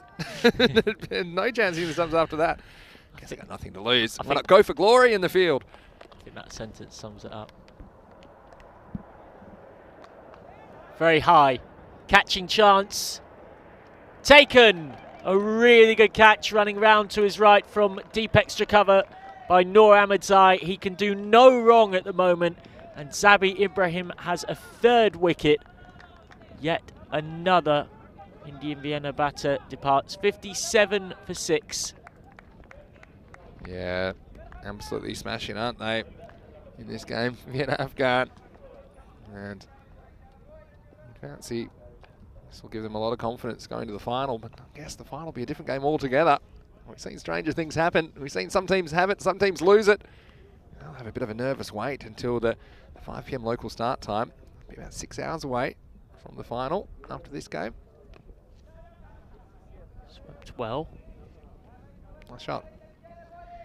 Yeah, Abhishek Gopalakrishnan showing excellent form here into double figures.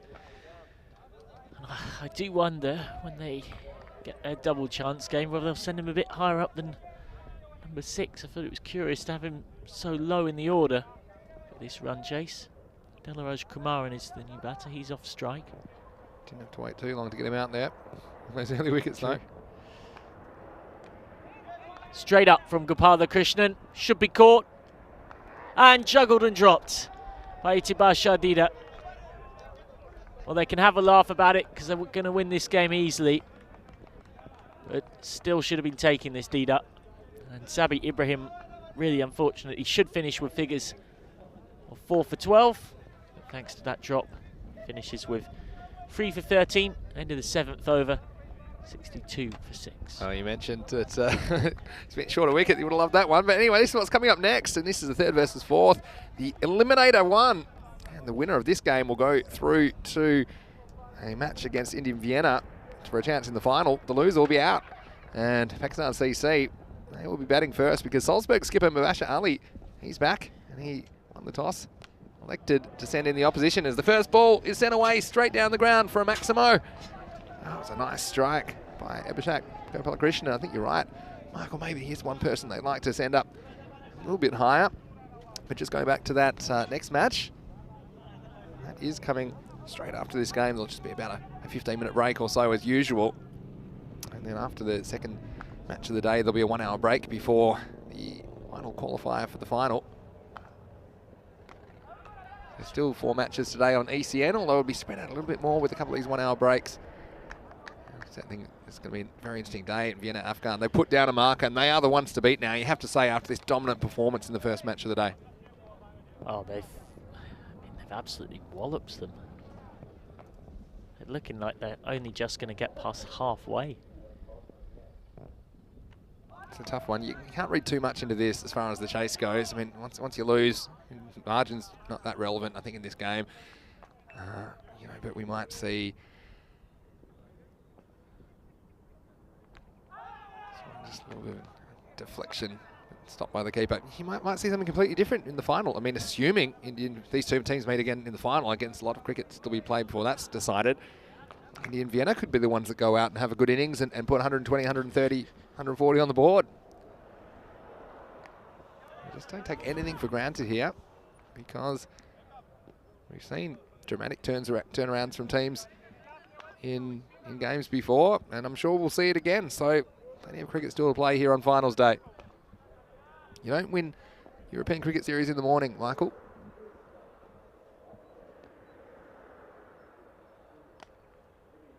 Clean pull shot from Abhishek will pick up one. Yeah, you're absolutely right. I mean, it's only 2 days ago these two met. And India Vienna won by 15 runs. They put up 109 for 4. Primarily thanks to 34 from Abhishek. And Vienna Afghan fell well short. You can see the worms though. And that kind of tells you all you need to know. One so far above the other. Yeah, we're losing the patient, aren't we? It's never really gotten going, especially with the early loss of Chima. He's so important for them, isn't he? That's probably the difference between the two teams. It's the batting depth, isn't it? When you look at the top 6 of Vienna Afghan versus Indian Vienna. And that, I reckon, isn't just the difference between these two teams. It's been the difference between Vienna Afghan and everyone else. Because you look at the tournament so far, everyone has played a minimum of 10 games. Vienna Afghan have won 8. And nobody else. So that's another good shot by Abhishek, but picks up the sweeper. They are going to come back for 2. Relatively irrelevant at this point, and a direct hit. And I don't even need to be in line to tell you that Abhishek was definitely out here. This would have just topped it off. I actually think the fielding's been pretty good, and we saw the one catch go down.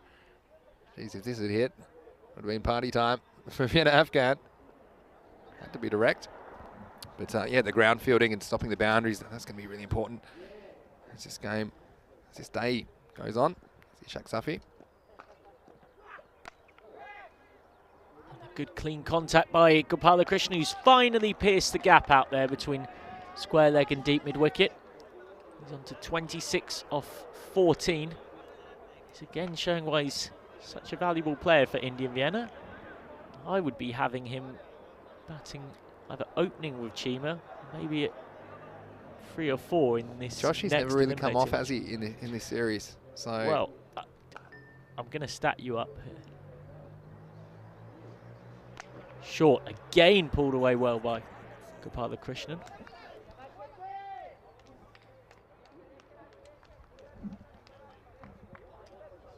Well, eagle-eyed viewers, look, you can see a little rabbit in the background. Have a look at that. So maybe we're not meant to have spectators. Have to get that rabbit taken away. I'm feeling a bit hungry. But, well, yeah, well spotted by the guys. Jabbed away by Kumara. I wonder if we'll see Jeffrey the tortoise pop his head up. Can assure our vegetarian viewers that is a joke from Vinny. I'm not a huge fan of rabbit. Abhishek say against Kunal Joshi. Now, Abhishek has scored 70 runs more in the competition.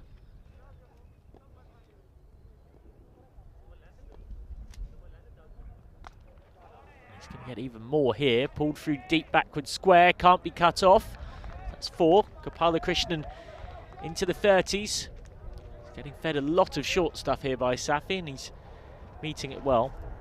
So he scored 70 more runs than Joshi, at 3 times the average of Kunal Joshi, and a significantly better strike rate. Now, at what point do you stop picking a player in a batting lineup on their reputation as an Austrian international all-rounder, and you say, look, you're out of form, it's not working for you. Abhishek significantly outbatted you. We're now into a big sample size. This is game 11 of the tournament. Yeah. He's batting above you. It's a no ball. Believe for front foot because it was. He's outside the circle there. Early. Which it's an interesting one because I still count that they had the fine leg in the 3rd man of the circle. And so it's going to be a no ball called. And so There'll be a free hit coming up. But, yeah, no, just go back to that. I think it's a really good point you make, and I'm a big fan of putting players in form up, even if it's on the base of one performance, you know, and getting them back out there, giving them a chance. Don't leave them getting too cold. Here's the last ball of the ninth. It'll be a free hit. Oh, he hits it well. There's going to be Maximo time to finish the ninth. And they will finish 90 for 6 after 9. So, good batting. Cashing in on the free hit. And look, let's just tell you where we are as far as finals day goes. We have an updated schedule now. You see, Pakistan CC will play Salzburg. That's coming up next. That game will start in about 20 minutes or so. And then we've got India and Vienna who will play the winner of that game, Pakistan CC or Salzburg, after a 1 hour break. Eliminated number 2. The winner of that, so it'll be either India Vienna or Pakistan CC or Salzburg that will meet Vienna Afghan in the final. That's the big one. 3 p.m. GMT, which is 5 p.m. in Central Europe, 8:30 p.m. in India. You do not want to miss that. So make sure you're with us. Huge day of cricket on ECN. And well, we had a bit of cricket from Austria last year on ECN. And Vienna Afghan actually were winners of the Austrian T10. Not the European Cricket Series that we played last year, but the Austrian T10, which we played over 2 weekends, a couple of months apart. Yes, Shamari having a bit of a bowl in the last over. Why not? Turned away around the corner. Kamaran finally facing. Hasn't had much strike, and he gets 4 for this. Just whipped over fine leg. Yeah, this is a shrewd move because we've got no over left in the game. Meaningless over, really. And Shinwari gets his first bowl of the tournament. Now, it's unlikely, but who knows? Someone pulls up injured in the final, you need a backup spin option. Maybe you'll need him. That's 4 over cover. So Kamaran into double figures for the first time in the tournament. And India Vienna now just 1 run shy of at least having the consolation of 3 figures. Yeah, it looks like it. But India Vienna are blown away by the batting. That was the story of match 44, wasn't it? And, well, a couple of hours to regroup and think about their next move, which will be a game against either Pakistan CC. I think this is probably going to be out, and he's going to walk. So, well, nothing really going right. And it's going to be the end of Gopalakrishnan. And a sad end, really. Kind of sums it up. What's he trying to hunt the strike? Shenwari said, well, if I can't take a wicket with the ball, I'll do it with the field. And down he goes. The appeal was upheld. So, late wicket with the score at 99. It's 99 for 7. Yeah, it's not nice when you see someone being a bit too over-enthusiastic about farming the strike, is it?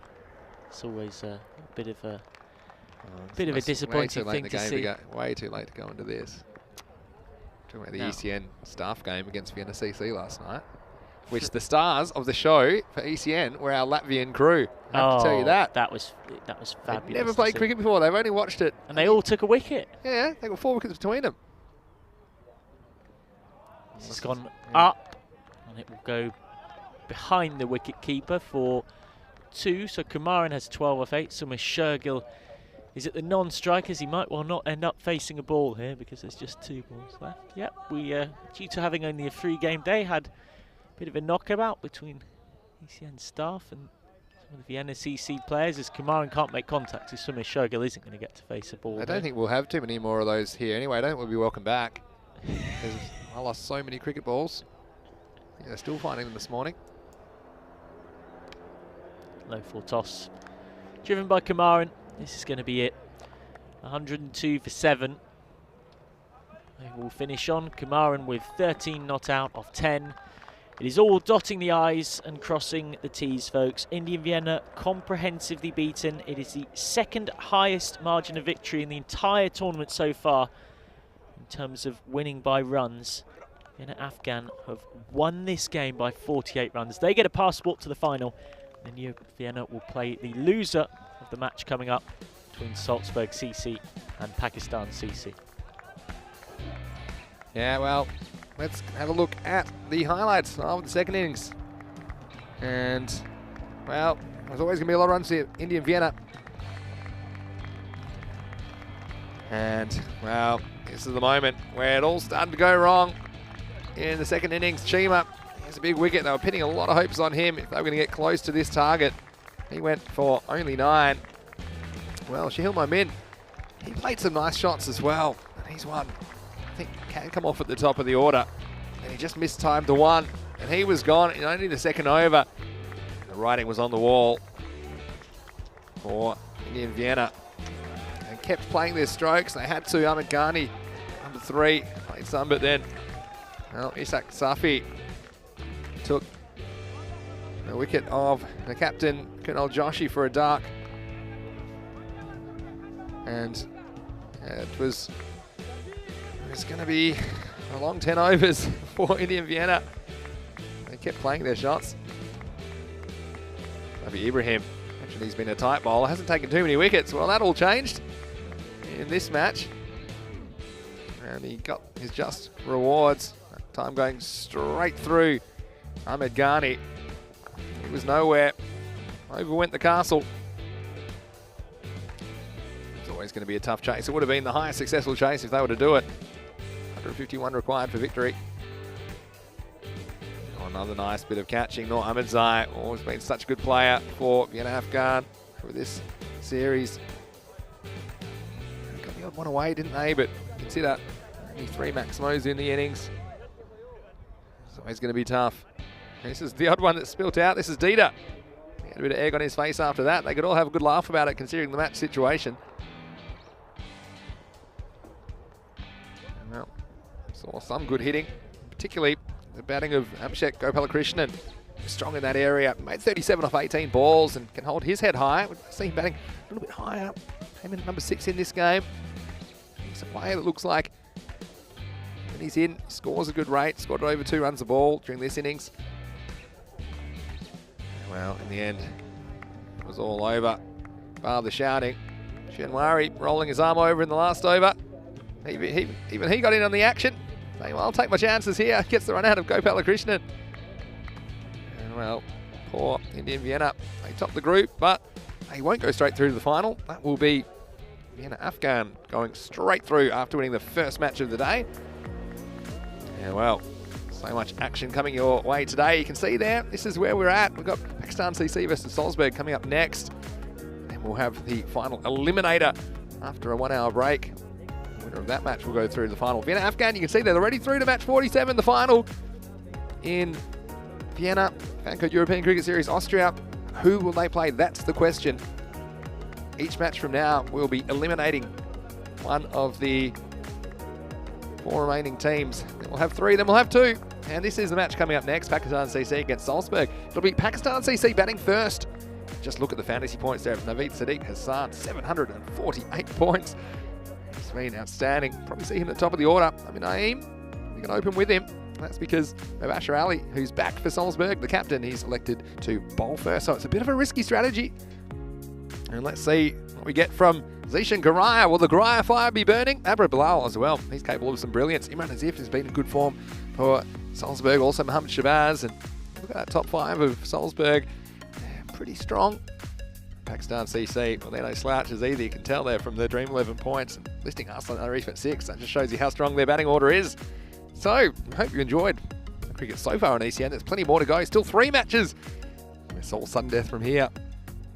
4 will become 3. 3 will become 2. 2 will become 1 over the next 3 matches. And we certainly hope you enjoy your day with us. You can always go to our website, europeancricket.com. It's a great place to go. The previews will be updated periodically during the day to keep you up to date. Also our social media at European Cricket for all the latest, including those fantasy dashboards as soon as they come out. As you see here on the screen, the scorecard, Gopalakrishnan, the only batsman to make a serious contribution, 37 off 18 balls, double figures for Momin, as well as Ghani and Adekalaraj Kuman at the end, Kumaran with the ball. Well, Zabi Ibrahim got amongst the wickets. It was nice. Could have had a 4th, but he finished with 3 for 13. 2 for 9 for Dieter off his over. And Ishak Zafi a little bit expensive, picking up the other wicket. Well, Vienna Afghan, they've got time to think about it. About 6 hours until we start the final. And well, as for Indian Vienna, they'll have about 4 hours, 3 hours actually, until they're eliminating elimination match against the winner of Pakistan CC and Salzburg, which we'll see coming up really shortly. That game starting in about 10 minutes. It's been a pleasure bringing you the first match of the day from the Sabun Cricket Ground. It's Vinny Sandu here, Mr. Maximo, along with Michael McCann. Hope you're enjoying your day wherever you're watching around the world. See you shortly for some sudden death FanCode European Cricket Series action. You're watching the European Cricket Network. See you shortly.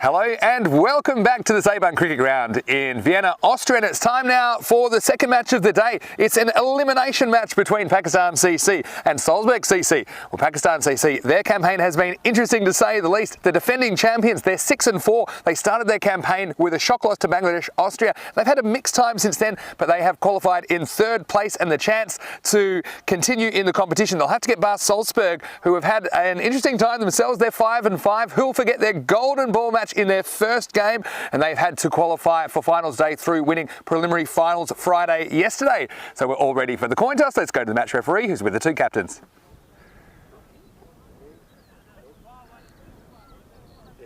Tails is a call. Tails, what would you like to do, Mabasha? Okay, so Mabasha Ali, the Salzburg skipper, has won the toss and elected to bowl. And look, they have been pretty good chasing at times, but it's an interesting gamble, I suppose, because batting first in finals, that is the traditional theory. So the news from the toss is that Salzburg, they've won the toss and elected to bowl. Let's go over to Michael McCann, who's in the commentary box. Thank you very much, Vinny. Welcome to Seebahn Cricket Ground. That's the potato patch that we've been referring to balls getting hit straight down the ground into. Coming into view. It's taken in the sun. The clouds have now ensnared us, so it's a little bit cooler. This second game of finals day. Lose and you're out. Win and you face India Vienna for a place in the final. This is, in effect, sort of a quarter-final, the way things have worked out. Salzburg CC with 3 losses in a row until back-to-back wins yesterday in the preliminary finals recovered their campaign to get them to this stage. Up against Pakistan CC. They've won 6 of their 10 games so far. Naveed Sadiq, the star with bat and ball. He opens the batting and the bowling, so he certainly gets value for his match fee. He will be at the non-striker's end. And Naeem facing up. Hard-hitting wicket-keeper batsman. Naeem, their top run scorer in the tournament so far, with 218 runs, coming at not far off 2 runs a ball. Zishan Garayat to open the bowling for Salzburg. Now, he's been somewhat erratic. He's had quite a few games where he's gone for more than 30, if not a couple of times, more than 40 off his 2 overs. And then somewhere he's bowled magnificently. Yesterday in preliminary finals day, he was sort of somewhere between the two. Spin is going to be the key later on for Salzburg. They've got left-armers, Mohammad Shabazz, also Ali Shah. And Mubashir Ali, the captain, who's recovered from a finger injury, is back. These teams have met twice in the tournament so far, and on both occasions that they have met, the game has been won by Pakistan CC when chasing a target down. Now, sources in the Salzburg camp have told me that really influenced their decision to put Pakistan CC in, despite the fact that at this tournament, most of the time, teams have had more success batting first. So, Garaya to Naeem, just lost his run briefly. Umpires for this all-important game, Alala Santosh and Aravind Ganesh. Swung away by Naeem, and immediately off and running with a pull shot for 6. That's his favourite shot. It's worked for him very nicely there, little out swinger, drifting away outside the off stump. It was that kind of length where you can slap it round the corner. Almost a bit of a hockey shot, really. If you are joining us late, you've missed game 1. Vienna Afghan won by 48 runs. Comprehensive victory against India Vienna. So Vienna Afghan are in the final. India Vienna will meet the winner of this match for a place in that final. Pulled away again. No cover out there at mid-wicket. They've got a long off and a square leg. That again is a touch too short. The line's not bad from Garaya. And it's just bowling into that arc of Amir Naeem. So 6 and a 4. Michael McCann, one of your commentary duo for this match on the European Cricket Network as we get towards the very sharp end of this tournament. Down the ground, on bounce 4. And this is really good power play batting from Amir Naeem. So good at the top of the order. That time he got inside the line. It's really clever stuff.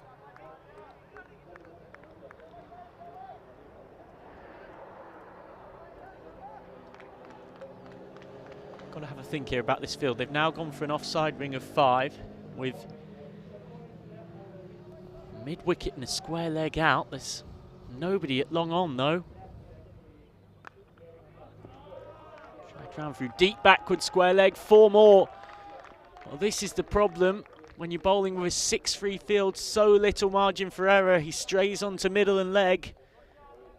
I mentioned that Zishan Garaya has had some horrid days with the ball in this tournament, and this is shaping up to be another one. 6-4, 4-4. Kind of phrase you'd hear in bowler's nightmare when they're resting their head on a pillow at night. It's happening to Zishan Garaya. Oh, he's got a dot ball. That's a good response. A sharp bouncer straight through Naeem. In good time when he's back from the toss. Vinny Sandhu will be joining me. Let us know in the YouTube chat. Who do you think's going to win this game? Who do you think's going to win this tournament? Who do you think, more pertinently? As that's 6 more from Amir Naeem, 6 of the best. Deep into the farmer's field. Just goes from bad to worse for Garaya. End of the first over. 24 runs have come from it. All of them from the bat of Amir Naeem. What a start. Naveed Sadiq will take strike. The first ball of the second over. Already in the comforting knowledge that the side have already put a very good total on the board from that first over.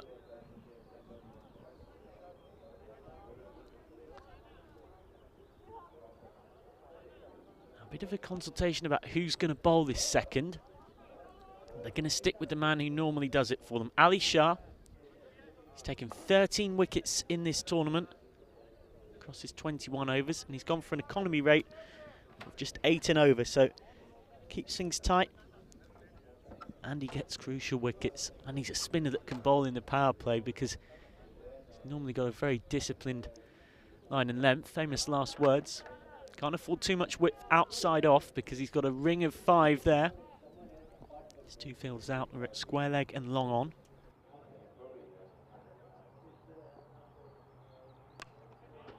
Down the ground and races away into the potato patch. Low skimmer of a shot. It's a full toss, pardon me, a half volley to Naveed Sadiq. And Naveed Sadiq immediately off the mark. He's grown in confidence as the tournament's gone on. Naveed Sadiq, he was lacking fluency with the bat at the start of the competition. Man who has been driving 2.5 hours to get here every day throughout this tournament because he lives on the other side of Austria. Naveed Sadiq. Such is his devotion for the game.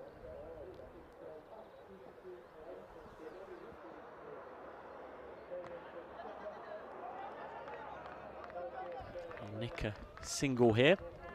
Very classic old school batting really there, Naveed Sadiq. Big well-timed shot for 4. And content to just push one.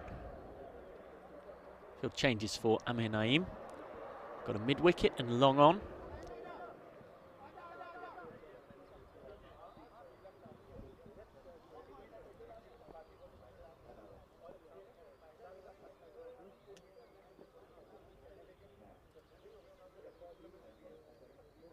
Short, not a good delivery, and pulled through backward square leg for 4. Immediately a hand in the air of apologies from Ali Shah. It's a rare mistake from one of the better spinners in this competition.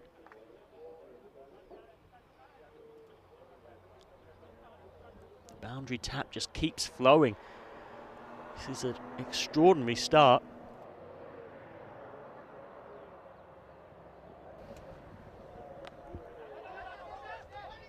That is the first dot ball of the innings. From the 10th delivery, 8 of those 10 balls have gone for 4 or 6.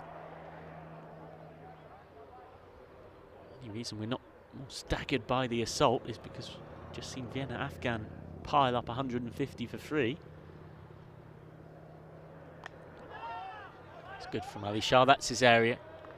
He'll get a single, but a single is a good result for the fielding side in the power play, with the restrictions in, of course.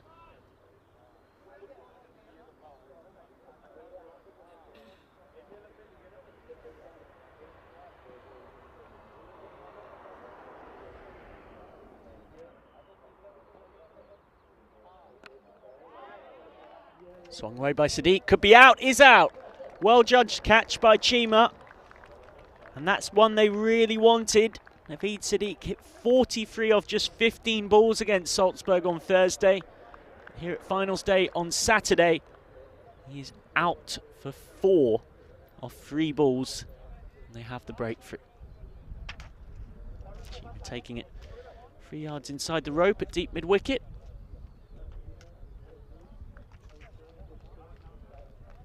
Here comes Mirza Hassan, Austrian international all-rounder. Tall, big hitter, down the ground in particular.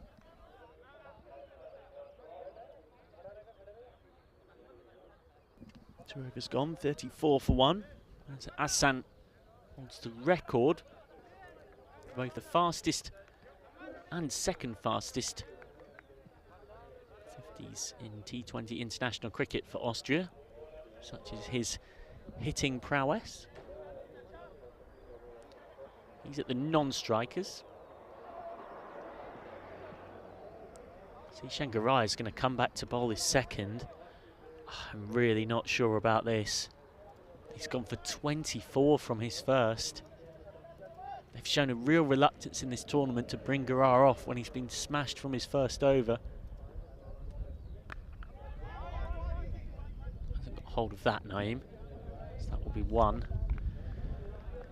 There's been 4 occasions in this tournament where Zishan Garai has gone for 35 or more from his pair of overs, and his first over's gone the distance. And yet he's come back. It is slightly baffling, but I've spoken to a few people in and around the Salzburg camp. It's also due to be frank, a lack of other options that they trust. Have Zahid Chima and Zahid Khan, and they have their spin trio, so there's 5 other bowling options. It's better from Garai, dot ball.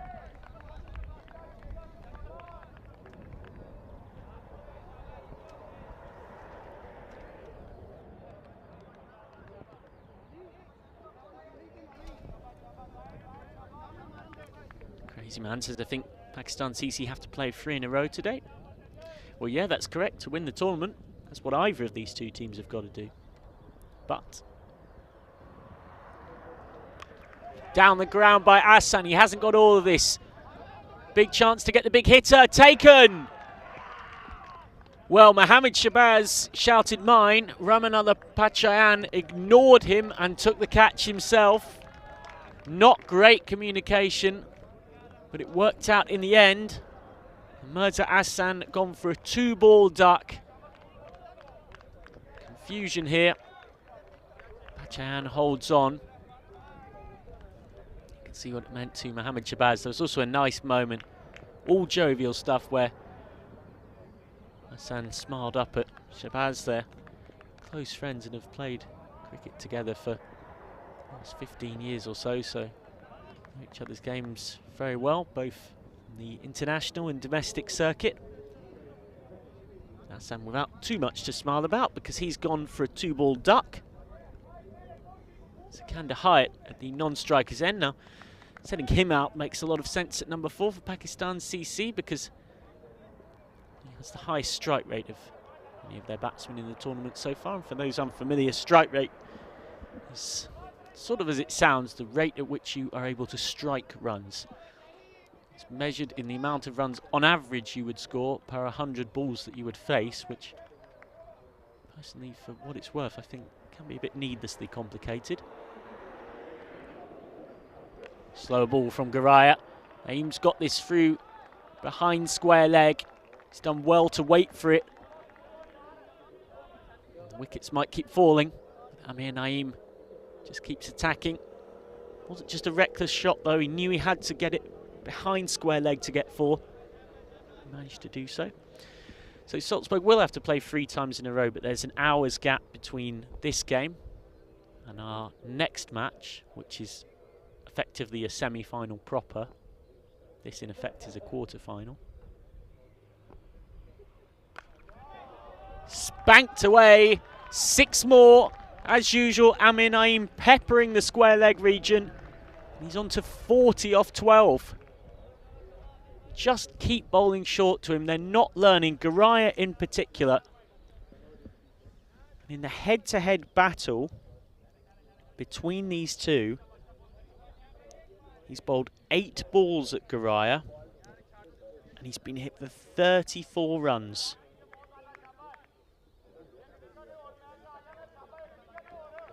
Three sixes, 4 fours, and a dot. What will it be to finish? Yet another 6. Just can't seem to find any response, Zishan Garaya, who has gone the distance. His spell finishes with 6 again, 3 consecutive 6s. Amir Naeem on the brink of a 50 in the blink of an eye. And Zishan Garaya concedes 41 off his 2 overs, despite picking up that wicket. 51 for 2 off 3, the 3rd highest power play score in the entire tournament. As Vinny Sandhu rejoins me, it looks like we've got some more carnage led by the opening batter. In this case, not what we saw from Afghan, but Amir Naeem at it.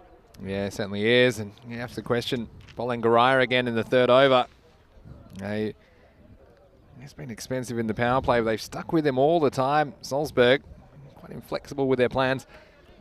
And well, the horse has bolted already. 51 in the power play. And one thing that Salzburg have been able to do that Indian Vienna weren't able to do were take early wickets, and so they may just have a bearing on it. But at the moment, it's Amir Naeem who's up and going. And the Hyatt this time goes up, and this should be another wicket. But Chinese got safe hands, and he takes another catch. So it's Kanda Hyatt. He goes first ball. And well, it puts more pressure on Amir Naeem as Pakistan CC lose their 3rd wicket off the first ball of the 4th over. It's 51 for 3. And yeah, Pachani saw earlier and called off Mohammad Shabazz, who seemed to be the man in a better position to take the catch. This one was far more elementary. And so Salzburg, they keep taking wickets. They'll have a chance to keep this under control, but Hassan Arif, the captain, comes to the crease at number 5, and he's no slouch with the bat.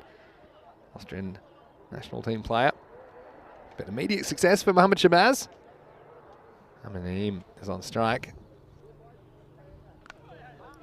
Gets back and cuts, but a good piece of fielding. Oh, it's lucky that Hassan Arif went straight away, as he was able to beat the throw. He had to be speedy, but it's the sliding of the bat in helps save him, rather than, as we see far too many players do, the placing of it.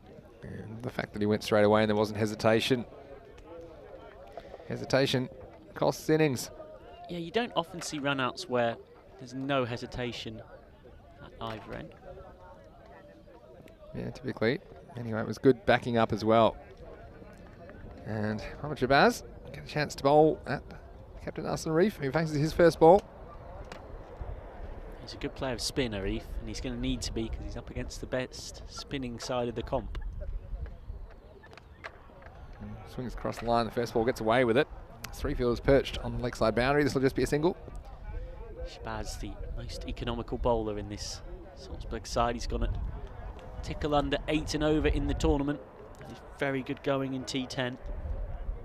Very hard to get away. After this one again, Naeem moves to 48 with that single. Had a question in the chat a few minutes ago about what's the head-to-head record like between these sides. Well, you might remember that they've met before in an ECS final. Oh, this one's pretty much straight up in the air. Shabazz is going to take an easy return catch. And well, Hassan Arif, he's upset with himself. He's thrown it away here. Mohamed Shabazz, who picks up his 2nd wicket of the over. So a double strike for Salzburg in the 4th. It's 54 for 4. Yeah, Arslan Arif's thrown it away. Mohamed Shabazz threw it up and then had to slightly embarrassingly duck down and realised he had no idea where the ball was coming down, but thankfully didn't harm anybody. Can happen. You clonk yourself on the head, throwing the ball up. It looks great on TV. You never see where the ball comes down. So, well, Mohamed Shabazz, I think rightly so, bringing Salzburg back into this after they were blown away at the start.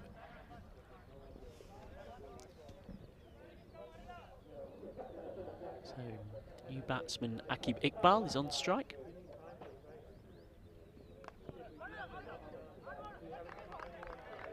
That's actually Naeem who... Akib Iqbal, I should say. All right, who was off the mark immediately. It's great running by Amir Naeem, though. But Belgium's a place we're interested in playing some cricket fairly shortly in the FanCode European Cricket Series, but they'll also be in the ECC later on this year. Yeah, they've had strong cricketing ties over the years with the Netherlands, right back to the early 20th century, and though those ties have faded somewhat in terms of the tradition of the Telegraph Cup tournament, there's still plenty of links. VOC Rotterdam player coach Corey Rutgers, also the current Belgium national team coach. Cricket Belgium's placed a strong emphasis on youth and women's development, using specialist coaches to spread the game to teachers and schools. They will be one of the 15 teams partaking in our brand new competition, the European Cricket Championship, coming to your screens from mid-September onwards. 3 group stage weeks and then a finals week at the end of it. Very excited to be part of an organisation that is always looking to push this great game on in the continent of Europe, and that is going to be a stratospheric explosion for it. Oh, it's going to be huge. Here's Sadi Chima to bowl the 5th. Right on the money first ball. Stabbed away down to 3rd man. Going to come back for 2. Bit of a dicey one. But gets back safely.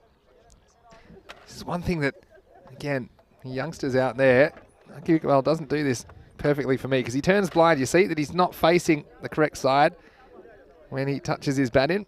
Much better to have your bat in your left hand and then at least be facing the right direction to make a judgment on that too. But he obviously made up his mind. Here's Chima again.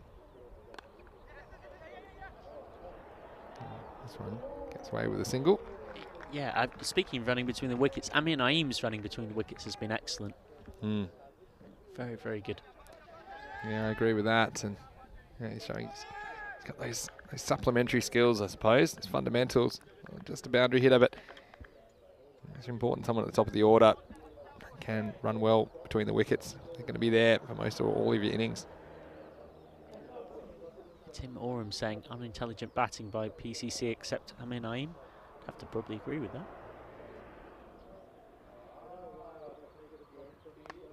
This is pitched up and blasted through the offside. Great stuff by Amir Naeem, and he brings up his half century with a cracking shot through point. What a knock. What a clean strike to get there as well.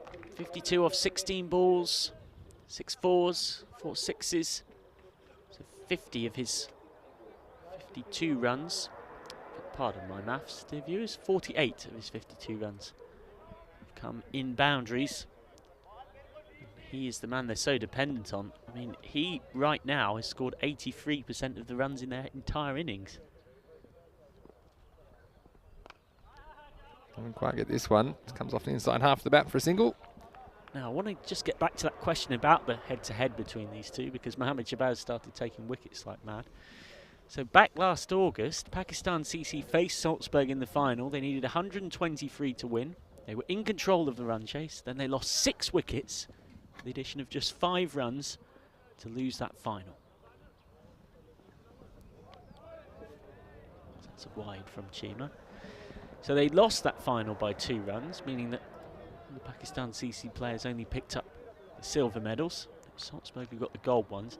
However, that is the only loss they've suffered against Salzburg in their last 9 meetings, including in 2 at this tournament.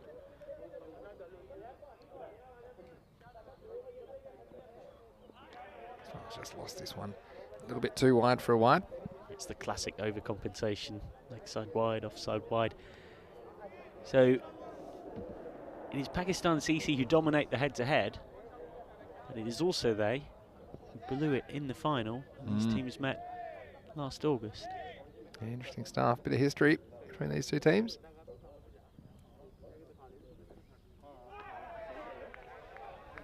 Well, there was a noise, but it's backed on ground. Siraj saying still a good run rate despite losing 4 wickets. Yeah, it absolutely is. That run rate, remember, is being powered by one man who is off strike at the moment and scoring at 3 a ball. So he's got to keep going at that rate, get some support, and also not get out.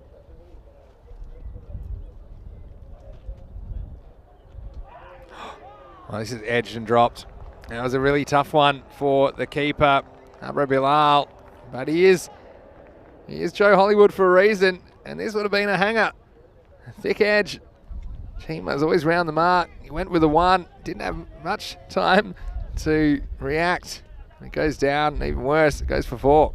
Yeah, that would have been a very good take from Abra Bilal, who's had a good tournament of things behind the stumps. We'll see him opening the batting later on.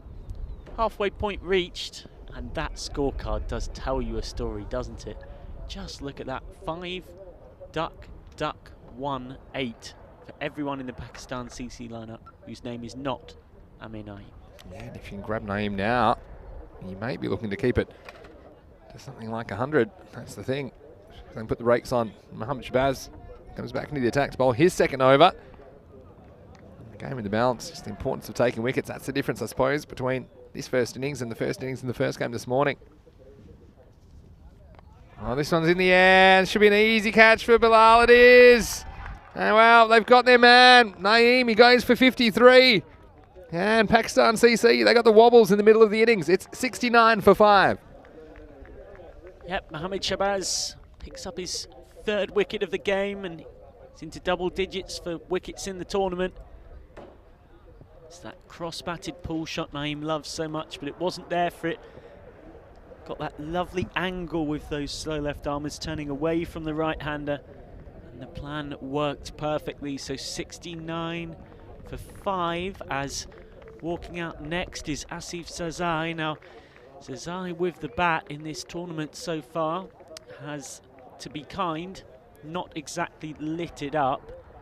He has had 4 innings, 3 of them ducks. In the other one, he made 10 or 15 balls.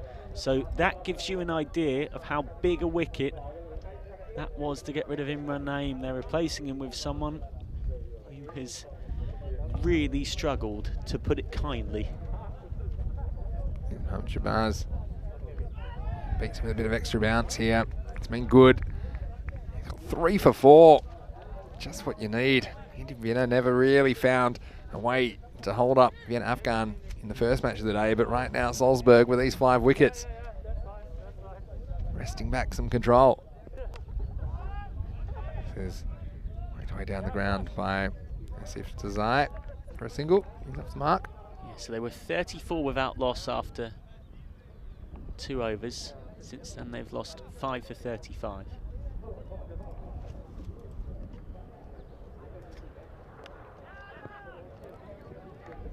Also, it does affect the stroke play, I think, of the batsmen as they come in now. They're very conscious of losing a 6th or 7th wicket. I always think add 2 wickets onto the score, and then see what's possible. And right now, if they lose 2 more, they're going to be in desperate trouble, Pakistan CC. And there goes another one. And wow, it's Mohammed Shabazz has a 4th. And can you believe it? He has 4 for 6. And Pakistan CC, this collapse continues. It's 71 for 6. Yeah, he's absolutely loving it. At the send-off as well to match. He's been practicing that celebration in the mirror. Just look at this, winding up. And there he goes. Yeah. Loving every moment. Well, when you take 4 wickets in a T10, you can understand why he's excited. As I went the big shot and wasn't there. 6th wicket goes down. And big problems for Pakistan CC. And look, I was lucky they had that start because they still have the ability to put 100 on the board here. They're going to run a ball or just over, but you wonder who's going to stop the bleeding. There's Ziaur Rahman Shinwari, who comes in to bat at number 8. Yeah, 1 ball to contend with from Mohammed Shabazz, who has 4 for 6 with the ball to go in his spell. Now, so long as Shabazz doesn't go for 2 here, he'll have the best figures in the tournament so far.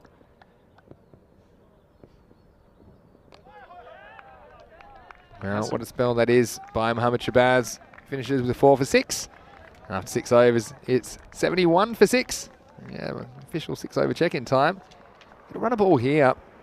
It takes you to 95. I think you probably can get 8 and over without taking too many risks, and that take you over the 100 mark. So that's probably what they're looking at from here.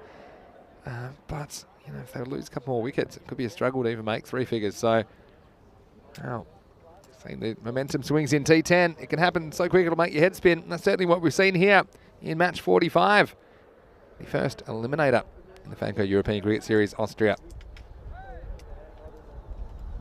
they're going to go for spin on spin. Ali Shah back for his 2nd after bowling 1 in the power play. He's going to try and follow on from the antics of Shabazz. True to Pachayan. And we'll get a single.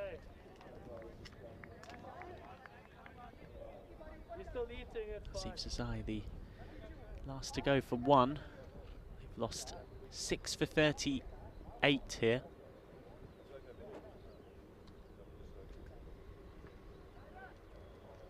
We've seen some collapses, haven't we? Principally from Cricketer CC. I was just about to say this is it getting into the realms of a Cricketer CC collapse, but can you guess how it's different? Well, it's not a lot different because another one goes down, and this time it's Ali Shah coming to the party, and he continues the route of Pakistan CC, who lose their 7th wicket. It's 72 for 7. Yep. Well, the wheels have come off the car, and it's parked in the motorway services, waiting for the repair truck to turn up, and nobody is providing it. Yet another wicket falls. That is 2 now for Ali Shah. They're in danger of being bowled out here with quite a lot of the innings to spare. Remember, we've still got more than a third of this innings left as Umar Tariq walks to the wicket. Tariq, so far with just 26 runs from 5 innings in this competition. Well, we're in towards the rabbits kind of region here, and I think Ali Shah is fancying making himself what they call a rabbit pie, which is where you sweep up the tail to get yourself some good-looking figures. Well, you know, we saw a rabbit in the background in the potato fields earlier. Maybe that was a sign of what was to come. What a dramatic turnaround in this innings. Ali Shah to the new batsman. They'll scramble a single here. Umar Tariq is off the mark. Well, 7 wickets down. Don't worry about running out of batsmen. What is the only difference between this and the cricketer collapses? It's I had one batsman scoring runs and then everyone else getting out, so that's similar. Yep. You've got me on this one. That's the one difference. Batting first? No. Yeah. Give people a few balls in the chat to figure it out. So he worked way behind fine leg. Well, slight fumble. We'll get 2 runs in the end. No, less yelling between teammates. Yeah, there was some internal disagreements in the cricket. I mean, cricket clubs can be political at the best of times, and I think they were also a registered political party in Austria, such was the level of... Fairly healthy and unhealthy debate going on there. Yeah. Exactly sharp. So they work for a single. That seems to be their go-to at the moment. Well, the only very subtle difference... I feel like it's going to be something that I think silly, what you're going to say. It's just my instinct. Anyway, I might be wrong. Have a look at this. It's close. Not really. Yeah, you got that. Is that they've actually scored a fair few more runs than Cricketer CC ever managed. So yes Cricketer CC had a few collapses around the 70 mark. I do remember that earlier in the tournament. Pushing back this time. They're not going to get a run. But what I mean is, so Cricketer CC had 5 different collapses, the team that played earlier on in this tournament. And in all 5 of those collapses, during the collapse, they never added more than 20 runs in losing all those wickets, as we see how today looks. Interesting day, isn't it? We've already seen what happened in the first match of the day. It was Vienna Afghan who were fast-tracked through to the final after winning the first match. And, well, the second match is what you're watching right now. Pakistan CC, they're in a bit of trouble against Salzburg after a strong start. And the winner of this match that you're watching right now will play in Vienna in the third match of the day. That's another eliminator, because the loser, they'll be eliminated. The winner will go through to play Vienna Afghan in the final. So each of these teams you see on the park right now, they'll have to win 3 matches if they're going to hold the trophy aloft here in Vienna today. Just a 1 hour break between matches from here on in to make sure we get the logistics right and we know exactly who will be playing in the matches, as we see Zahid Khan coming to the attack, and so they're going back to pace. Yeah, bowled very well yesterday against the aforementioned collapsing side. Cricketer CC took 6 for 2 against them.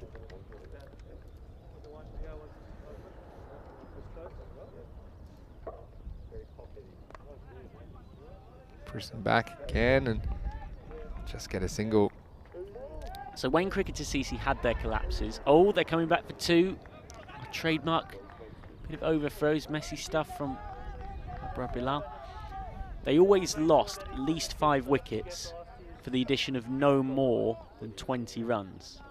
Whereas here, have lost 7 wickets, but they've at least managed to score 38 runs, which might not seem like many, but compared to the exceptional collapses Cricketer managed, are marginally better. So helps be a wide. But yeah, it's still not great when you're talking about 7 for 38 as a relative success, but Cricketer, it really was something special. Their best collapse, in inverted commas, losing 8 wickets for 6 runs. And that was yesterday against Salzburg. That was truly extraordinary. Worked well, be another single. One thing they can do though, they can still creep towards 100. If they do that, then still 100 on the board in the final. I know they've got some good players. Bilal, Zishan Garaya is probably one I'd mention. But yeah, every chance, if you put 100 plus on the board in an elimination match, yeah, the team's still got to go get them. And you're forgetting as well, we've got Naveed Sadiq, who for me is the best quick bowler in the tournament. A bit of extra bounce this time. We're seeing this from time to time on this pitch. Bowlers bending their back, getting a little bit more out of the surface. Have a look at this one take off. Really leapt up. It's not a concrete surface underneath, so it's not one of those artificial pitches that everything really skies up at you. Yeah, true.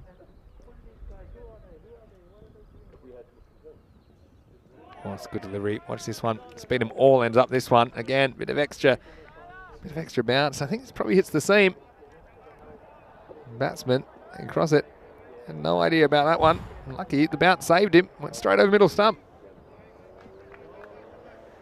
This is the difference between having your top order batsman out there and having the lower order.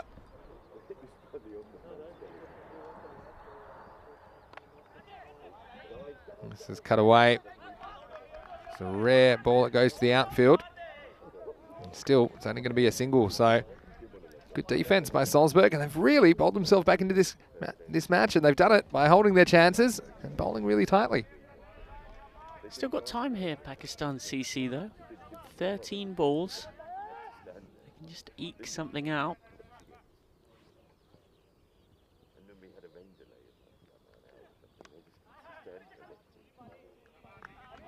one more to end the 8th over. So Akib Iqbal will keep the strike, which will suit them well. He's hitting them much the better of this pair. He has 17 off 12. End of the over. It's 82 for 7 off 8. Well, as they try and scrape through the other 100 runs, you can see that the worm was looking lively. But then trouble hit. And those cherries, they're good for Salzburg CC. As we head towards the 9th over. Well, if Rico was here, and Rico is enjoying a well-deserved break after a long stint on the road with the European Cricket Network, but he would say it all happens in the 9th. It's going to be Sadi Chima to bowl the 9th for Salzburg. Again, they're only 3 good deliveries away from ending this innings once and for all. He will be bowling to Akib Iqbal.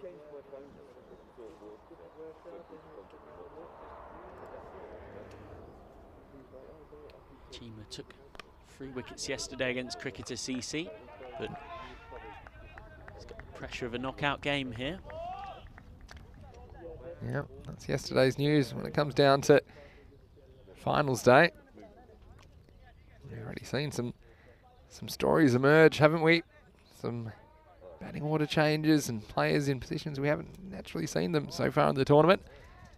This is where history is written in the FanCode European Cricket Series. Full toss should be put away, and it is. And it's a nice piece of hitting by Akib Iqbal, who's fighting hard for Pakistan CC. His wickets have clattered all around him. And this was a gift that was gleefully accepted by Akib Iqbal. Hits that away to the point boundary with a flourish. Sadi Chima, can he get it right? He does this time, full and straight. Dug out by Iqbal, just a single. Well, a few people writing off Pakistan already. Well, wouldn't be too quick about that.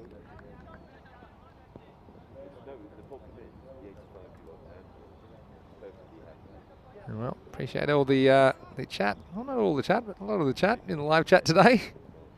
Easy on European Cricket Network. Another good ball by Chima. He gets it right for the second ball in a row. Full and straight up in the block hole. They can only work away for a single. Yeah, I think what we're forgetting, because everything's Salzburg right now, is that they have a competitive score on the board. If they get up to something in the 100 to 110 region, there's been a lot of scores in that region over the tournament. I still think 105, something like that is probably par. I mean, maybe it's a little bit higher because the outfield's quickened up and the sun's out, but still, runs on the board. Down the leg side. Oh, he's been given out actually, and well, I can't believe it. And yeah, this one to me, we'll have to have a look on the replay. This looked to be down leg side, and for me, I'm not certain about this. I don't think the bat catches up with the ball in time. Yeah, well, have a look at that one. Yeah, well, maybe there's a noise for me. Maybe it's flicked the pad. I don't think that's hit anything. You can't believe it. And look, I'm just trying to think of why the umpire, the noise. It might have been a bit of a sound. I mean, you can flick your own pad there, whatever, or just a swoosh as it goes past the bat. And, well, again, we'll have a look at this one. We'll slow it down as much as we can. To me, I mean, only the batsman would know. And you can't really tell, but there's sometimes you just get a bit of an instinct. And that one for me is one that fell the way of Salzburg CC. Anyway, it's the end of Iqbal. It was a good contribution from him. And he has to go for 24. It's 90 for 8. 7 balls remaining in the innings. Here is Naeem Kamran. Now, he's batting for the first time in this tournament. And there's a good reason for that, because Pakistan CC players have a duck trophy they give out at the end of every year. Pretty self-explanatory one. The player with the most scores of 0 across the season.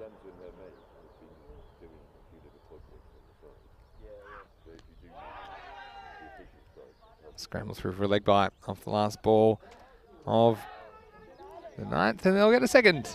Gives them an overthrow. Well, buy one, get one free. Now they're thinking about it. Very unlikely third. But Naeem Kamran will scamper back. So it'll just be 2 runs to finish the over. It's 92 for 8 after 9. Now, can you guess who has won their duck trophy for 3 of the last 5 seasons. I'll let you tell us. Maybe you can give it to the viewers, but I suggest that one of them might be out there right now. Yeah, Naeem Cameron, he's just walked to the wicket, so he's not exactly going to fill you with confidence. So Umar Tariq can hit the odd one. Now, if he's thinking about things, as you might have seen from that this time first swing by Naeem, Tariq's going to want to face as much as possible of this over from Zahid Khan. I fear that if he gives Naeem the strike back, he might never get it back. Now here's the situation. He's going to take his jumper off and he's taking his playing shirt off as well. Yeah. Just a bit of a wardrobe malfunction it is, for isn't it? Zahid Khan. It happens to all of us. He's then remembered. Realised now. It's like I'm a bit colder than I thought. Well, we'll get a chance to put them back on. I think they're okay for time. 92 for 8. Can they get to the 100 mark? Won't be easy. Gets this well, gets through Shah. They're going to run hard here. They should get 2. And they will get 2. This is good stuff by Umar Tariq. There's alert to it. They move up to 94. Yeah, sensible batting. Tariq is the one of these two that could realistically hit a couple of boundaries. So it's crucial that he faces as many of these last 5 as possible. I just love a boundary. It'd be so useful. He goes up, he doesn't get it. And it's going to be a catch for Ali Shah. He's struggling with the sun, but he takes it anyway. And it's going to be the end of a fighting innings from Umar Tariq. He's trying his best, but he will be the 9th wicket to fall. And score now, it's 94 for 9. Yep, and up to the last 2 rabbits. See what they can do. They can just get them something, anything at this stage. Just scrapping around, scraping at the bottom of the barrel, in truth. And this is the problem when you lose so many wickets so quickly. Here is Imran Naeem. Naeem, as you'd expect, given the fact that he's at 11, struggled with the bat so far. 2 ducks in his 3 innings in the tournament, hence him being demoted to number 11. Yeah, well, they try and score off every ball, I think, from here.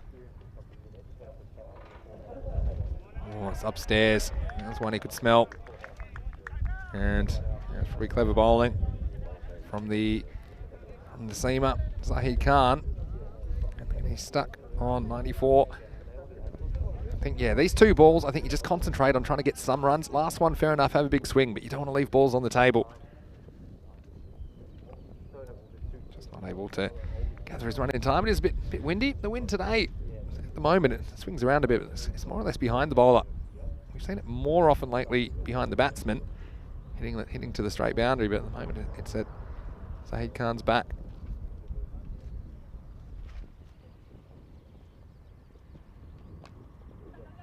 I'll get one here. Yep, and he'll be happy with that because it at least means he's off the dreaded duck. Something at least, but well, let's have a look at Imran Naeem, at number 11. And wow, what a dramatic turn of events it's been. They were 34 without loss. Yeah, they were cruising, weren't they?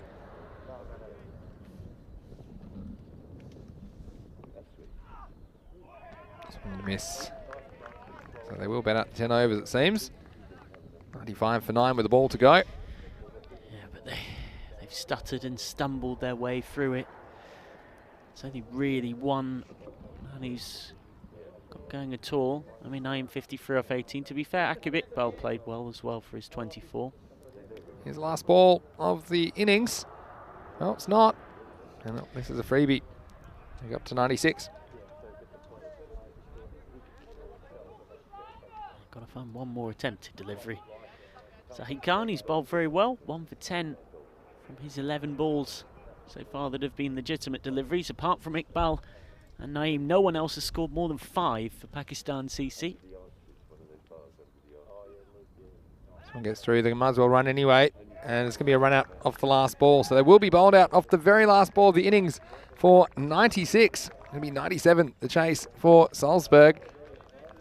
And well, what a turnaround it was. Like you say, they were 34 without loss. In the end, they lose all 10 of their wickets for 62 runs. And they lose the last 8 for only 45. Looking back at the first innings of this one, early on, it was the Amir Naeem show. He was blasting boundaries for fun in the first couple of overs. First one went for 24. Magical start of Zishan Garaya. He let Garaya on fire in the first over. Yeah, and at this point you felt the Pakistan CC were going to cruise to a big old total, primarily powered by the bat of Amir Naeem, but then spin came in and it very quickly did start to go wrong. Ali Shah initially got some tap from Naeem, but came back very, very well indeed. Picked up Naveed Sadiq here for 5 off 3, caught by Sadi Chima. As Asan, international all-rounder, made just a 2-ball duck, caught by Pachayan, Zishan Garaya. Garaya having been thumped away again by Naeem. Would eventually get the wicket of Sikandar Hayat, but only after yet again in this tournament being whacked all over the place. It's the 5th spell he's bowled where he's conceded 35 or more. Did at least pick up Sikandar Hayat here for Golden Duck. Pachayan again with the catch. Yeah, and 41. It's a lot of runs to go for. And then the wicket started tumbling, and they didn't stop. Hassan Arif, I think he'll be upset with himself. See there, frustration.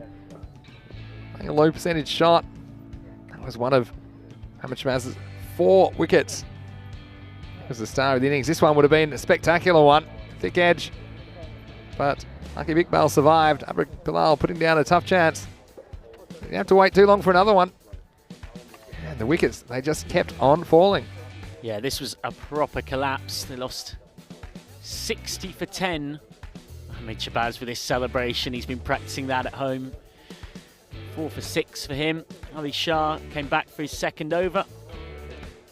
Shah had one when removing Zia Rahman Shinwari for what represented the 3rd duck of the innings. Good fight back from Akib Iqbal. He hit 24 off 16.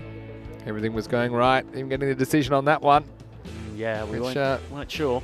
Which we weren't sure about. Obviously the umpire was satisfied there was an edge there. And then, well, battling the sun and winning, Ali Shah. It wasn't long before this innings was over. The 10th wicket falling off the very last ball with a run out. They bowled out for 96 off their 10 overs. Well, it's a double-digit score, but Salzburg, they're still going to have to get them. And, well, it's not going to be easy. I'll tell you that much. Pakistan CC, they'll be throwing the whole kitchen sink and probably every other bit of the kitchen at them in the second half of this eliminator match. See there, it was Amir Naeem with 53 who led the way. When he fell, it was trouble. And Akib Iqbal fought hard for 24 off 16 as well. Not too many given away in the avoidables, as I call them, just 4 wides, and there was also 2 leg byes in the innings. And with the bowling, well, no surprises who the star was here. Mohammad Shabaz, 4 for 6 off 2 overs. But all the bowlers used picked up at least 1 wicket. There were 2 for Ali Shah and singles to Garaya, who was expensive, as well as Sadi Chima and Zahid Khan. And well, it's all set up for a cracking second innings in this eliminator match. It's all sudden death from here. 4 will become 3 after this game. Who will go through to meet Indian Vienna in the second eliminator? Can Pakistan CC defend this score of 96? It'll be Salzburg chasing 97 for victory in just a few minutes when you rejoin us. Vinny Sandhu here, Mr. Maximo along with Michael McCann. And we'll see you in just a few minutes for the resumption of play in match 45, eliminator number 1. You're watching the European Cricket Network. See you shortly for more FanCode European Cricket Series.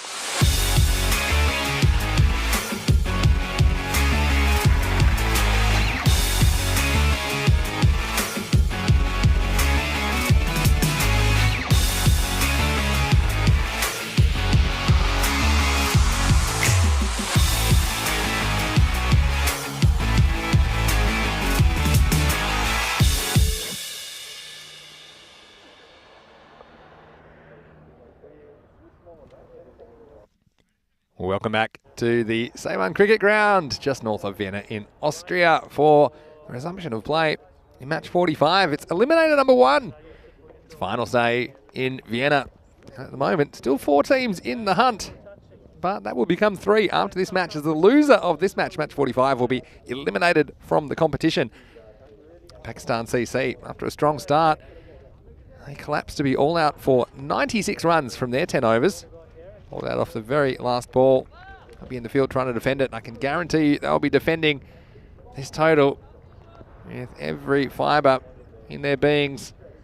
Salzburg, well, they're in the box seat, you'd have to say, especially when you consider the start of Pakistan CC. It took 24 runs off the first over and were 51 for 2 off the power play. I often like to do the splits. There were 69 runs in the first half of the innings, but then only 27 in the second half, and that's because the wickets kept tumbling. 97 for Salzburg to progress into, well, at least 3rd place. It'll be in the medals. But it'll be a showdown with Indian Vienna. That's the prize for the winner in this game. So they're still 2 wins away from the final, 3 wins away from the title. Naveed Siddique will open the bowling for Pakistan CC. And removing these 2, I think, is key. And, well, also Imran Azif, Mohammad Shabaza, wickets they'd like. Ranjit Singh, they've got a fairly strong top 5, Salzburg. But I think taking wickets, especially in pressure situations in finals, you really see what people are made of. We're going to see it here. They're going to have a stern test from Naveed Siddique.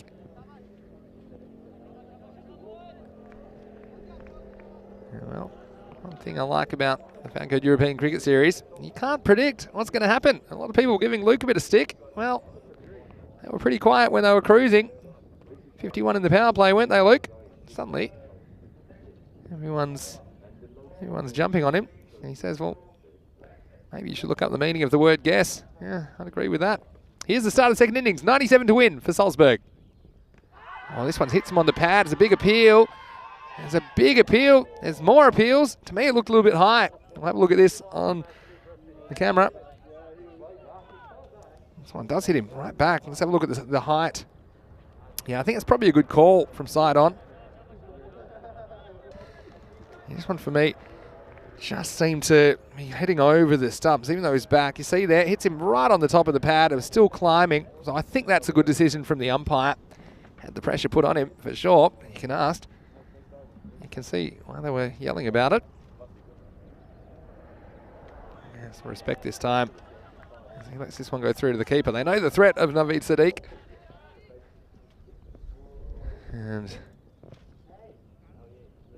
well, the start's all important here, because I'm telling you, if you can get a couple of tight overs, suddenly this score of 96, it'll play a bit more like something like 110, 120, but you need to get those tight overs in to push up that run rate.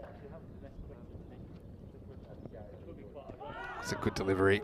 It's gone straight through him, and this is what Naveed Siddique can do. He will move the ball.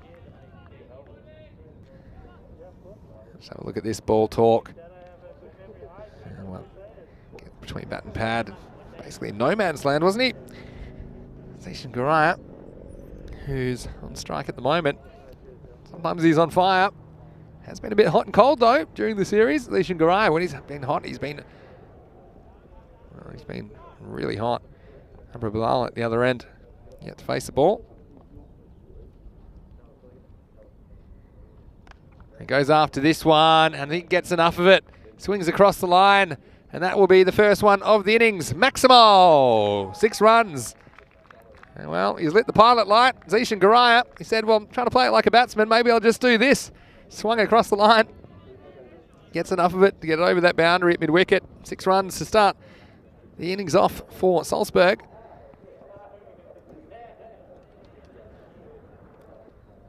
Get one of those and over, you'll be in good shape. Again, I think losing wickets is the only way that Salzburg are going to lose this game.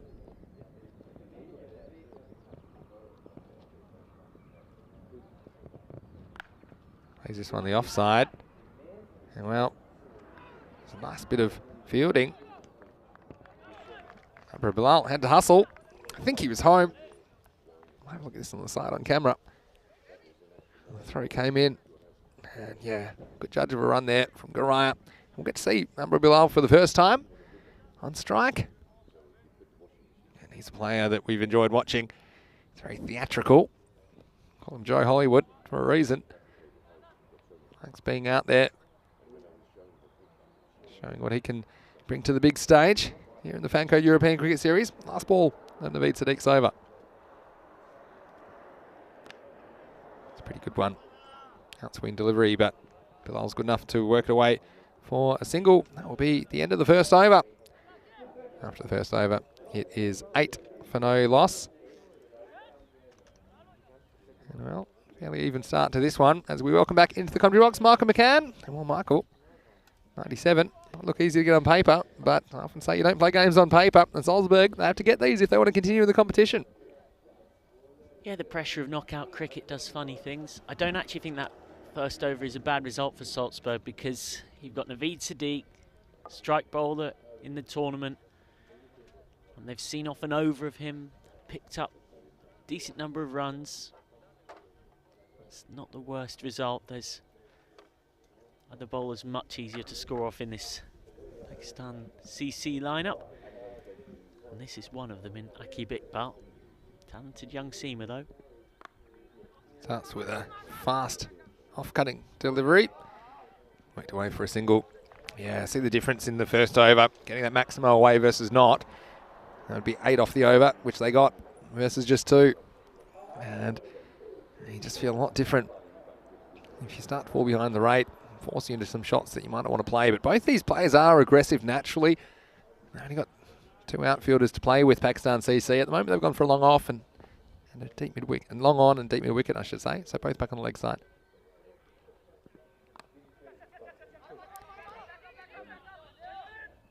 Well, has a big shy, but this is good backing up. And so it won't cost them an overthrow. I don't think containment is their way of winning this game, necessarily Pakistan CC. I think in the case of Garaya and Bilal, they've just got to get them out before they destroy them.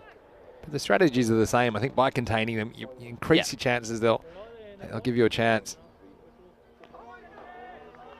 This one is called a wide. Again, see the indication marks there for the umpire. Ooh. It's a tough one. When it went past the crease, it might have just been okay, but they have been consistently pretty harsh on those.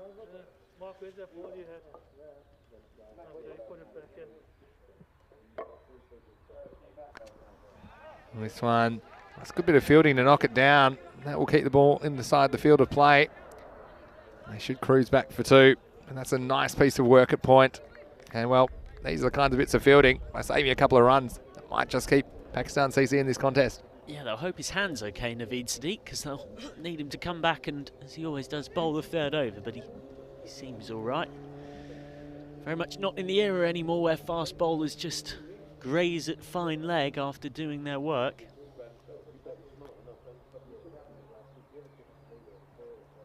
Well, this is a wide delivery, and that's actually a really good piece of work by Amir Naeem behind the stumps. He had to take off. Well, at least he knocked it down. Superman himself, he had both legs in the air when he stopped that one. Need quick wickets. Says Sobu Rahman, he's dead right. Oh, that's a good delivery. And this one gets through him, and this is another one. And it's swung out. Let's have a look at this one. This is going to do everything, I think. I'd love to get a little nick on one of these. And that's an absolute peach. He has been getting mentoring from Hassan Sadiq. They're, of course, club teammates. Not a bad guy to learn off. Pitched up this time. Driven away. Should just be 1. Fielding's done by Asif Sazai. And I just want to also say hello to Hassan Ahmed, who's in the chat. Hello, Hassan. How are you going? We saw you, of course, in Brescia. Also know you from the European Cricket League back in 2019. And he was the leading run scorer in Brescia week 5 of the FanCode European Cricket Series Italy. Hassan, we hope you're having a lovely weekend. And thanks for tuning in today and joining us in the live chat. devastating left-handed batsman. Good all-round cricketer, really. Very good wicketkeeper and fieldsman.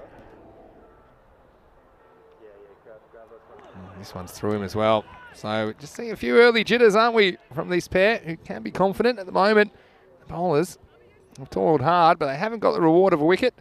It's the end of the second over. It's 15 for no loss. It's a good over, just sport by a couple of wides in there from Akib Iqbal, but didn't concede a boundary, and any over that doesn't go for a boundary in the power play is a good one. And Naveed Siddique is going to come back and bowl his second. This is a huge moment in this game.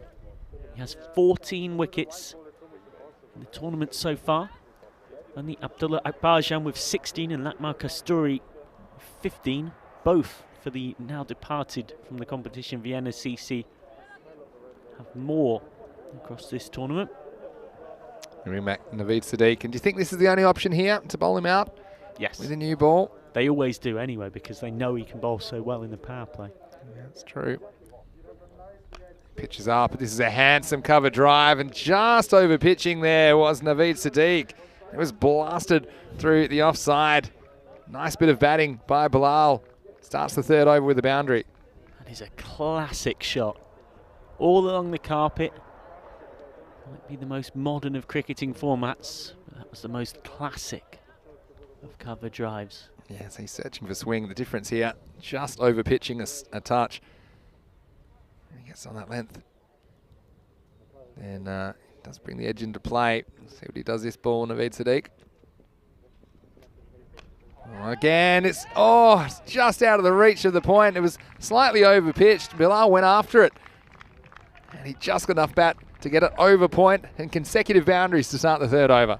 Well, this is a fascinating duel because Naveed Siddique is bowling fuller than he normally does. He normally tries to bowl back of a length and just frustrate and stop the scoring. But he knows, and he's clearly been told by his captain, Arslan Arif, that he's got to go for wickets. So he's bowling a bit fuller than he normally does, trying to force the drive. He's got a licence knowing that if he concedes runs, then he's doing it in the pursuit of a valuable breakthrough. Not working so far.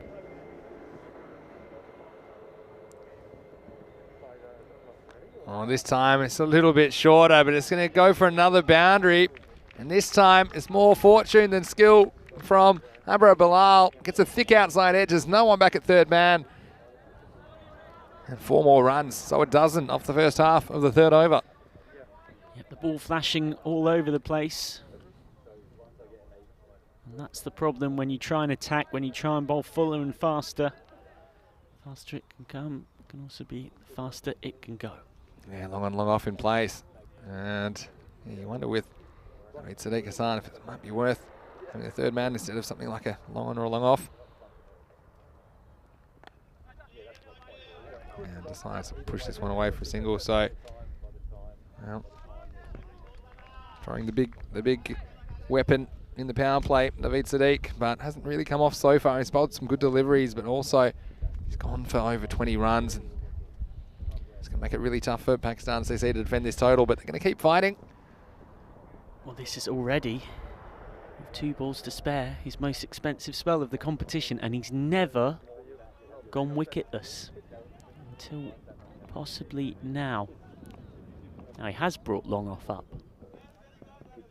Yeah, who they put back? They put back David Wicket. This is for Garaya, who's on strike now. He is strong in that area.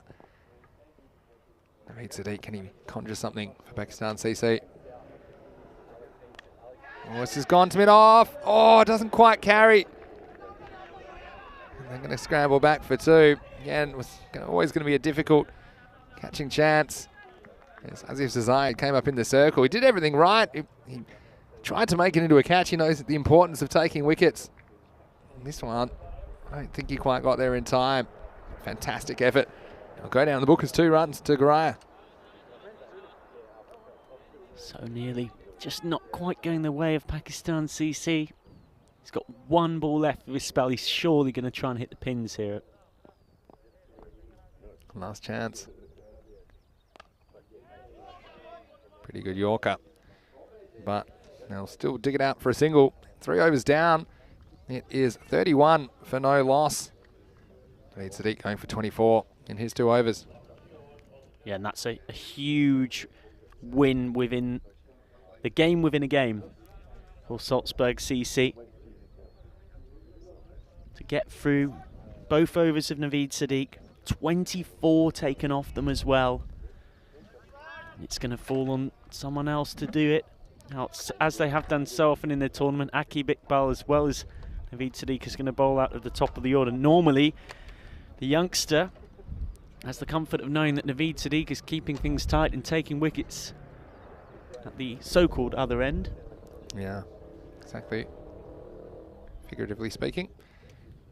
Akib Iqbal, only 7 runs off his first over. Well, we've seen there's turning points in matches as well, so this is not a foregone conclusion by any means. They just need to stay in the game as long as they can, and still the rate's more or less where it started. Akib Iqbal here to bowl the 4th over. Chops down on this one. Can have a shot at the stumps. Probably would have been out actually if he'd hit. Maybe. He saw the ball wasn't going to hit, so he didn't really stretch it out, Garaya. Yeah, look, this ball whistled past the stumps. It would have been short. I also think he may have spotted that the ball was going to sail well over the stumps. He goes after this one, hits this one into outer space. Here's the moonshot. Maximo! 6 runs. And well, it's the first one for Abra Bilal. And this one was a big one. It was almost a 12. That's a huge shot from Bilal. And they just can't find an answer right now. They've got to find one quickly. They are still in this game. Pakistan CC. But it's sliding away. Required run rate below 9 now. They need wickets. They need them now. If they do get a chance, it's going to be so important they hold on to it. Just try and get some sort of momentum back and get themselves back into this game. It's short and beat him for pace a little bit, but still they'll get it down to 3rd man. This is good running. He's going to push for a 2nd. Well, it's a pretty close call. In the end, I think the throw on the bounce just taking some pace off the ball. And for that reason, Bilal gets back for 2. Let's have a look at this. He spotted the fielder. Had a bit of trouble gathering the ball in the first place. And, well, he's home by a metre. So, everything going the way of Salzburg. And what do you think about Pakistan CC bowling options? Who do you think about next for them, Michael, in these middle overs, trying to turn the game back in their favour? Well, Sikander Hyde, if you're looking to buy a wicket, might be one with his floaty spin, because these two, we know it from watching them open the innings, much prefer pace on the ball. There's also Mirza Ahsan with his seamers. These two opening bowlers have generally been their best, and they're not making the impact. And they're just cruising at the moment, aren't they? And I've liked it for the most part. They've been treating the bowling on its merits. And now they're going to get another one. And this is loose from Pakistan CC. They give away a needless overthrow. Bilal was hunting that one, and he got it. So here, even this is a little bit lazy from the keeper as well. Ahmed Naeem. You see Bilal, I think he sees Bilal in the corner of his mind. He's thinking about maybe grabbing it and surprise throwing it, but instead he doesn't even gather it, and they get an overthrow. So nothing going right. Oh, this one, it might be a chance. He's miscued this one. It's under, it is gone. And Hassan Arif takes the catch, the captain, leading from the front from Pakistan CC. Is this the moment that things might change? Well, they needed a breakthrough. And with just 2 balls of his spell left, the youngster Akib Iqbal has produced one. Still plenty of hitters though in this Salzburg lineup. Mohammed Shabazz is in the hutch. Out comes Imran Asif, who's had a very good tournament of things so far, just shy of 200 runs, coming at around 1.5 runs per ball on average. He's at the non-strikers. At least a dent in the armour of Salzburg. Last ball, the 4th. Basement side off stump. I have to wait the umpire for this one. Not gathered by the keeper, Ahmed Naeem. And it goes as a bye to finish the over. After 4 overs, 43 for 1. Well, firstly I want to say hello to Cosmic Nana, who's joined us from Texas, and I can also notice in the chat some talk about Prague already in the Czech Republic. Well, here's the details. We'll be there on Monday morning. Got a nice train journey from Vienna to Prague tomorrow to look forward to. I'll be over there with Danny Hudacek, who's a Czech Republic native now. And FanCode European Cricket Series Czech Republic will be 48 matches over 2 weeks. Mondays to Saturdays, 4 matches a game. There's 10 teams there. They're in 2 groups of 5. They cannot wait to get into it. Scott Page Field in Vienna, just outside of Prague, will be a hive of activity over the next 2 weeks, and every day starting at 7 a.m. GMT, which is 9 o'clock in Central Europe, 12:30 p.m. in India, the exact same start time we've had here in Vienna. So please, we hope you can join us on Monday morning for another exciting FanCode European Cricket Series as we get back to live action. Sikander Hyatt, the man you mentioned, might be an option to throw at Salzburg. He's coming on, and the 5th over. Yeah, he does go for runs. He's gone for 2 a ball in this competition, but I think it's a gamble worth taking at this point. Yeah, I think you do need to try it. Oh, and he's got the top edge here, but it's going to go away from the fielder. Imran Naeem, he does pick it up, but it'll be a long single. This one, I thought for a second that Imran Naeem was in the game, as it was just a floaty top edge. Yeah, and that's what he'll do, Sikander Hyatt. He will toss it almost comically high, induce some panic, make the batter generate all their own pace on it too. This one he pushes through, just be a single. Now, speaking of comically high leg spinners, Michael, it's taken a while to bring this up, but your leg spin that you were bowling in the ECN Crew versus Vienna CC game, you made Pavel Florin look like Malcolm Marshall with your bowling. Yeah, it's going to be time you have to explain yourself. This one's worked away. Pretty quick single. And well, this one's a bowler killer. And it hits Sikander Hyatt. Sikander Hyatt has worn this. Yeah. He had nobody backing up, so he knew he had to do it to protect his own figures. Yeah, well, did he try and stop it? Yeah, he did in the end. I thought maybe it hit him as he was trying to turn. Gets this one through the batsman though. Yeah, okay, so let's talk through your leg spin. Now, I was wicket keeping. I was a waste of a fielder because there's no way they were missing any. This one's nudged away for a single. What is your strategy as a leg spinner? Because they were so high, they were coming down with snow on them when you were bowling. Well, so in my defence, Your Honour, I, very, very village cricketer, but I do actually wicket keep. So it's not something I'd ever use in a real game. Just give it some flight, get it up there. And I mean up in the sky, not up in the block hole. Did enjoy the fact that managed to come out of the over with 4 dots from 6 balls, and after each dot there was a sort of general groan of disgust that somehow this had not been. No idea how you're getting any dot balls with that rubbish. And I'll tell you what, 47 for 1 after 5. What made it even more ridiculous is that luckily Mark Simpson-Parker had some clean clothes in his car. So Michael changed out of his suit, didn't have any clothes to change into. So he wearing the giraffe, Mark Simpson-Parker's clothes. And it looked like you were a kid playing in your dad's clothes with your big baggy trousers, your baggy tracksuit trousers, your big baggy shirt that was about 6 sizes too big. Well, it was very kind of the giraffe to lend me some. It looked ridiculous. I think the fact that I'm 5'10" and he's a foot taller than me sort of contributed to the look. But it was definitely. We didn't have the cameras on for your benefit, because Luke was wondering if we were going to show it, actually. I noticed in the chat yesterday when I went back at it. And I think it's best we didn't.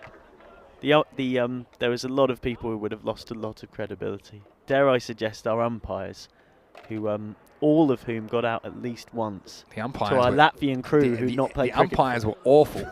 Yeah, the umpires got out to our Latvian crew that we'd only taught to bowl for about 1 or 2 minutes before the game started. And then they just kept finding the target. So positive for cricket in Latvia. Here's our Rahman Shinwari to bowl. Starts upstairs. And this will be the one for the over.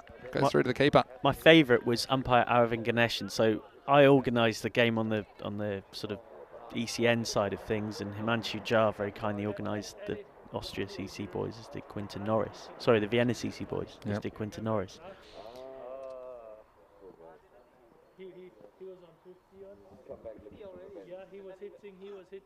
This one's in the air. It's going to get over the short third man. I think it's going to be a futile chase for Umer Tariq. Once again, pace of the bowler, putting the pace on the ball, but they've got 4 out on the leg side. No third man. It cost them a boundary. 50's up now in the 6th over. Yeah, they've slowed up just a touch. Though Zishan Garaya hasn't really got going. So despite the quick start, this is still a game in the balance. You'd rather be Salzburg, but not definitively. Just 4 off last over from Skandahayat. That's one reason. They've got things back under control for now. He goes after this, and this is actually a really classy shot. He's got enough of it. It's a 6. Maximo time. He advanced down the track. Showed some good hand-eye coordination. It was away from his body. He got it up in the air. The result is 6 runs.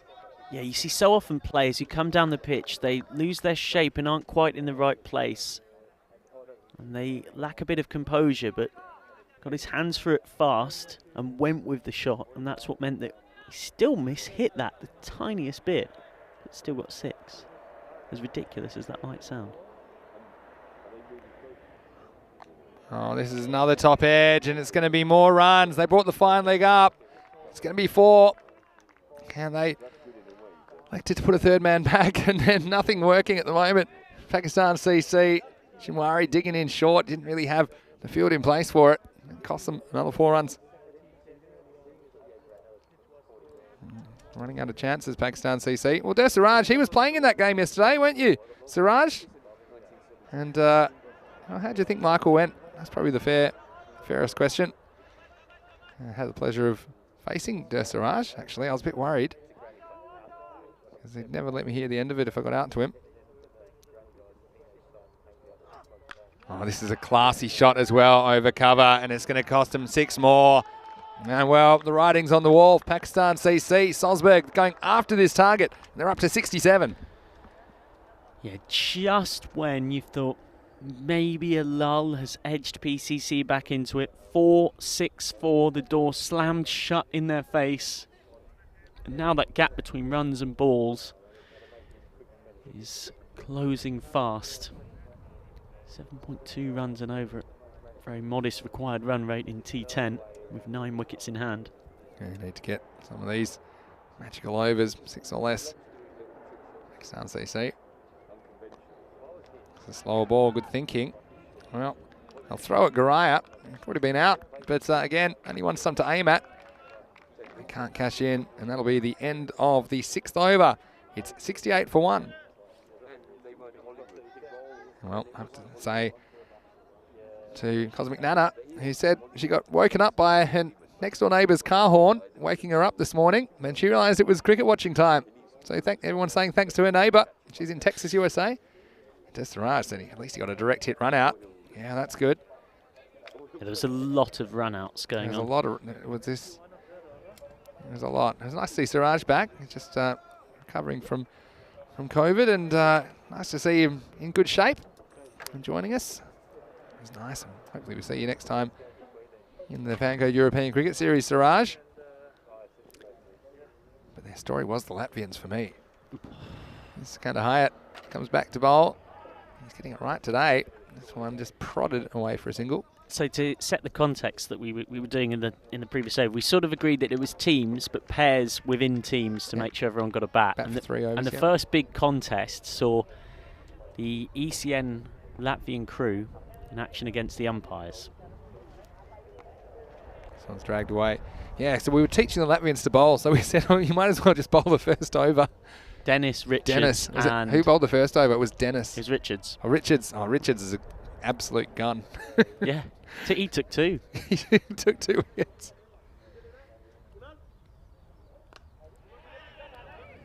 It's away for a single at the moment. That's all they need.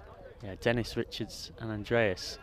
Well, they all did Latvian cricket proud. Dare I suggest the umpires did not cover themselves in glory, shall we say, and umpire Aravin Ganeshan in particular had a bit of a shocker. This one's up in the air. Well, is it a chance? Oh, it's going to be perched between the two men, and it's actually gone all the way. Maximo, 6 more.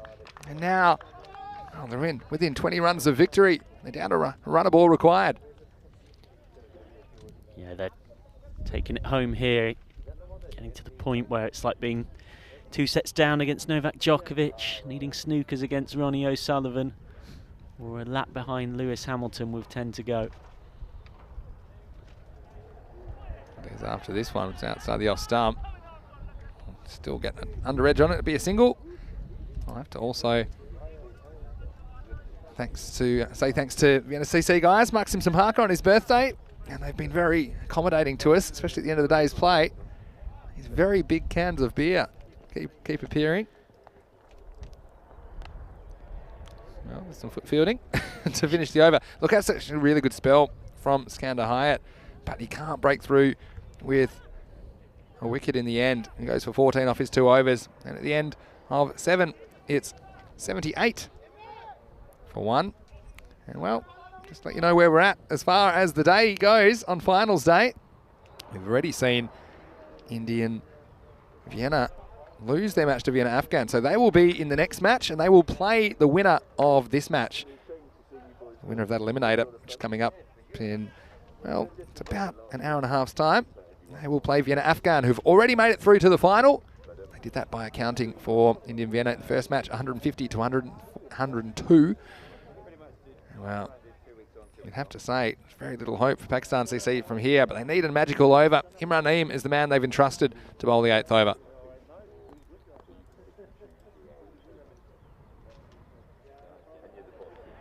Doesn't start in very convincing fashion with a wide. Yeah, well, we think we've lost Cosmic Nana again. And so someone said, get the neighbour to honk the horn again. But no, she's back. Just catching up on the chat. She was starting her coffee. Yeah, don't encourage your neighbours. They'd be, what, 5 or 6 hours behind in the States? Let us know. Oh, this one is around the corner. Oh, it was a really tough chance. It's one that would have had to have been taken, you'd think. If Pakistan CC can have any realistic chance in this game. Went round the corner. Look, it did go fast, but Shimwari couldn't hold on. It'll go down as a single. Yeah, I think they're 7 hours behind. It's probably 5:24 in the morning or so. Tell me if I'm right, Cosmic Nana. Well, this one goes nowhere. Beaten for bounce. Had to kick it away as well. Imran Asif. I think he's worried about it hitting. There's the only way you can do this is if you think it might be coming onto your stumps. Let's see how close it was. Yeah, it was coming back. Yeah, and that's he's fine to do that. And then you can't attempt to run, otherwise he will be given out for obstruction. But he goes after this one, and this one is out of here. It's a no-doubter. Maximo, 6 runs. And Salzburg, they are cruising towards a victory here in match 45. Yep, and this brings runs needed and balls left to be bowled. Should finish this off. Well, knockout cricket can do strange things. Pakistan CC, who won 9 of their last 10 meetings against Salzburg. They beat them by 2 runs last August in the final of the ECS here in Vienna. Looking like they're going to suffer a rare loss on that head-to-head. He stands and delivers this time. Just get a single to Mirza Hassan at cover. And wow, how is the tournament from Salzburg? They've been Jekyll and Hyde, really. They've had some horrendous games, but when they've been good, they've been really good. And they've saved something special here for this performance against Pakistan CC. He goes after this, and this is going to take them up into the 90s. Go and find it. Maximo, 6 more. Yeah, that's a huge shot from Zishan Garaya, who's been a bit becalmed for much of this innings. He's starting to find his range again. And if they are going to pull this off, Salzburg, and remember, they were in the preliminary finals on Friday. They've had to win 2 games just to get into this game. And to win the tournament, they're going to have to end up winning 5 in a row, because they're going to have to go and beat India and Vienna. Then they're going to have to go and beat Vienna Afghan. They're going to need Zishan Garara at the To be top the of best, his game. yeah, to be the best, you got to beat the best. This will make it 3 in a row. Not quite there yet. Still 3 runs now required victory. Yeah, but Salzburg, if any team was possible of it, you'd think it's a team like Salzburg who, when they're good, they're really good. And I think it's going to be a fascinating contest coming up between them and Indian Vienna. 3 for victory. And, well, they're going to do it here with a boundary. That wasn't the most convincing shot, but Garaya sees them through. And it will be Salzburg who win this match. And unfortunately, it's the end of Pakistan CC. It's Salzburg who chased down the target with 12 balls to spare. Yeah, they've brought so much to the tournament, the defending champions, but missing some of their guest stars from last August, haven't quite been at the same level. And so a 5th loss from their 11 games so far means that they are out. Naveed Sadiq had his most expensive spell in the tournament, and for the first time in the competition went wicketless. None for 24 from his pair of overs. The man who's the 3rd highest wicket taker across the entire competition. Just nothing went their way. No shortage of effort, but Abra Bilal and Zishan Garaya are a very good pair of opening batters, as good as any in this tournament. And they did the trick. Bilal did go here for 28 off 13, caught by Arsalan Arif off Akib Iqbal. But out came Imran Asif, continued his very good form in the tournament so far, passing 200 runs across the competition in this knock. Raman Shinwari served up a couple of floated half volleys, then tried to bang it in short. We've pulled him away as well. They were always ahead of the rate, always in control. Zishan Garaya, who only scored 14 off his first 14 balls, then started to accelerate them towards the finish. Dropped her by Shinwari.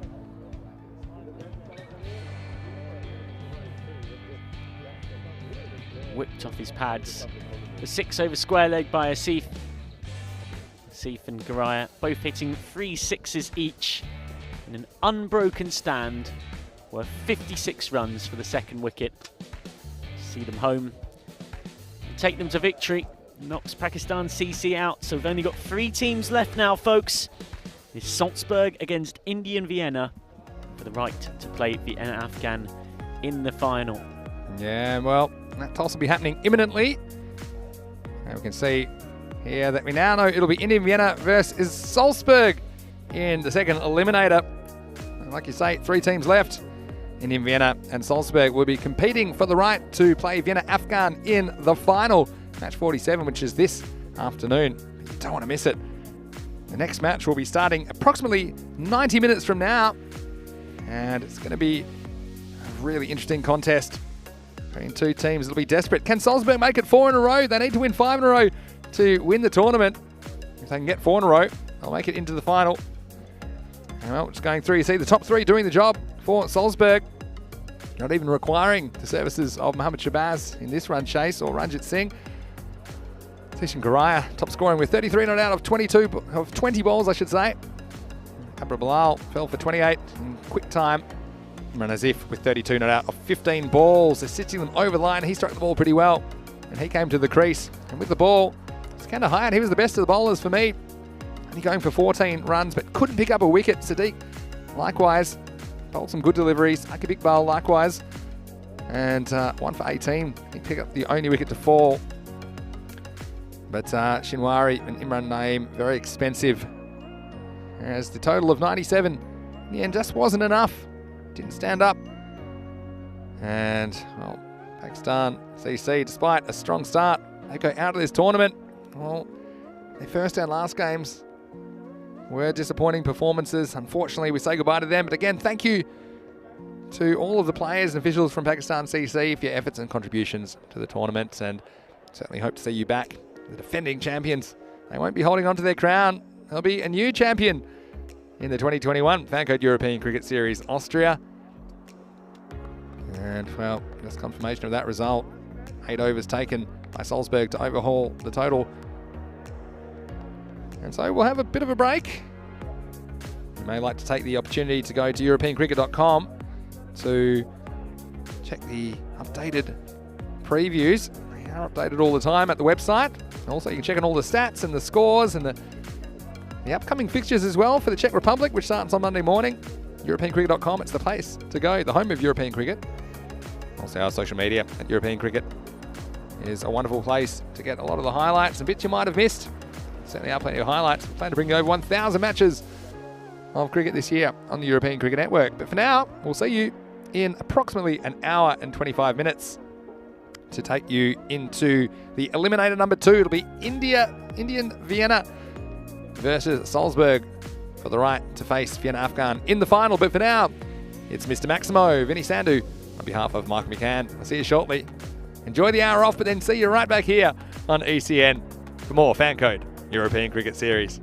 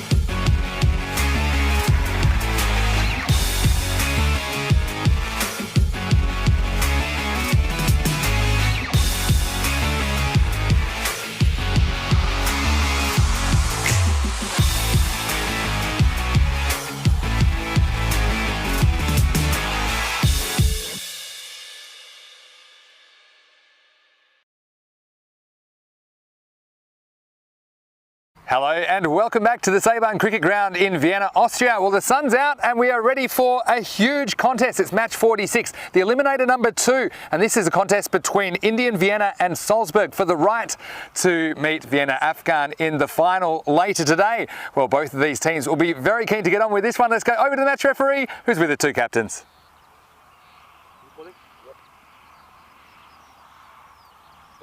Tails the call? It's heads. Heads. What would you like to do, Kunal? We are betting. Okay, so Kunal Joshi, the Indian Vienna skipper, has won the toss and elected to bat first. I think that's probably a good toss to win because runs on the board, that is the way that they like to do it. But Salzburg, we saw them chasing devastatingly well, so they'll get the chance to bowl first again. So I think it's probably a toss that will suit both captains. Indian Vienna, they're 6-5 for the tournament. They topped Group A, but they did fall to Vienna Afghan in the first match of the day. And very different story for Salzburg, who needed to win 5 games in a row to take out the trophy. They've won 3. Can they make it 4 in a row and stay alive here in the FanCode European Cricket Series Austria? Well, Michael McCann is up in the commentary box with me once again for the third match of the day. Let's get ready for match 46. Thank you very much, Vinny. This is the aerial view, bird's eye view of Seebahn Cricket Ground, 20 minutes drive from central Vienna.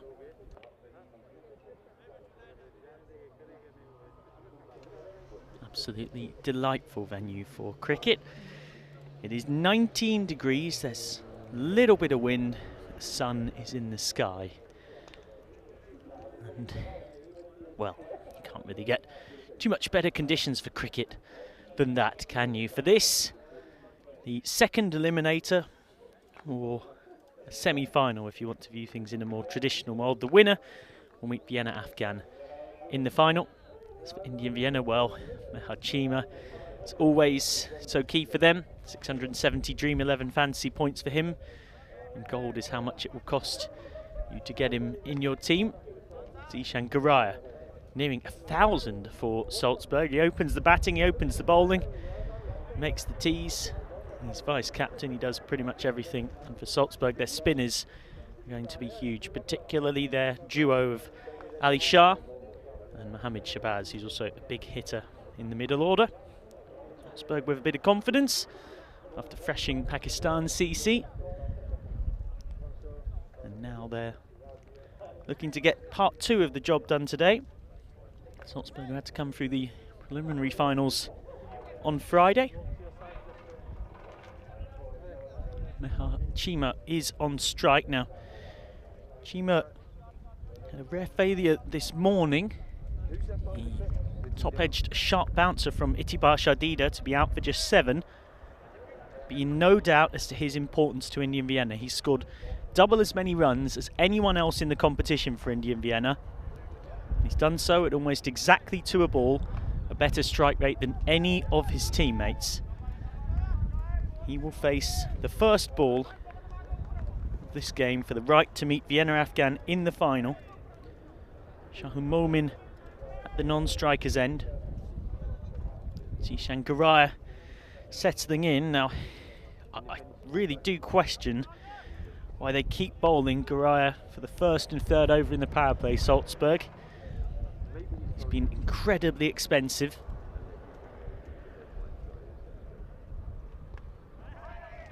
Starts with a loopy wide one, could be a run out, is a run out! Oh, what a mess! What has happened here? Shahun Momin ran down, Mehachima said no. Momin said yes, Chima said no. And it ends up with an argument and a wicket off the very first ball. Chima sort of stopped mid-pitch. And the reaction tells you all you need to know. Indian Vienna 0 for 1. And Shahil Momin, the destructive left-hander, goes without facing a ball. Great work from Ramanullah Pachayan, running in at extra cover. But that is a total mess.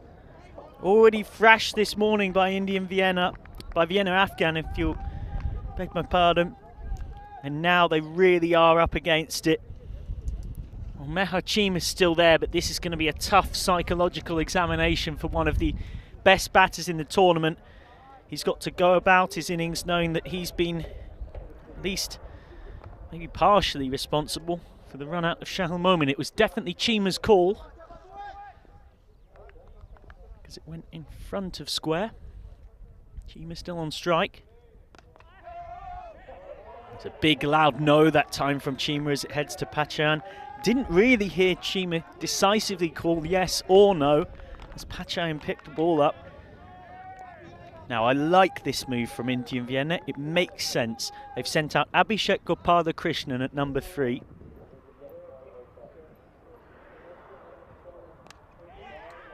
This is a good shot from Chima. He hasn't got all of it, but he's got enough. Down the ground, a 2-bounce 4 for Mehar Chima, trying to resettle himself between the ears after being involved in that first ball run out. Chima, who is the second highest run scorer in the competition, behind only Zishan Garaya, the man who is bowling to him. Pressure does funny things. Long on and long off now, back in the power play. Can't be short here, Garaya. That's a nice back of a length. Comes through at chest or shoulder height. Just leaps up over Chima's bat. Probably Lau smiling, the wicketkeeper very much enjoying the battle out there.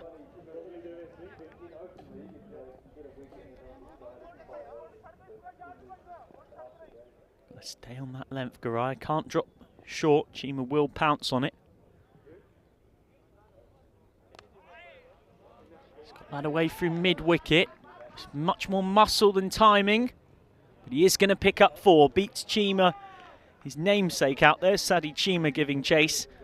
And Mehar Chima gets his second boundary. Didn't really time it, but he's a big man. He only needs to get half decent contact to have a chance of finding the rope.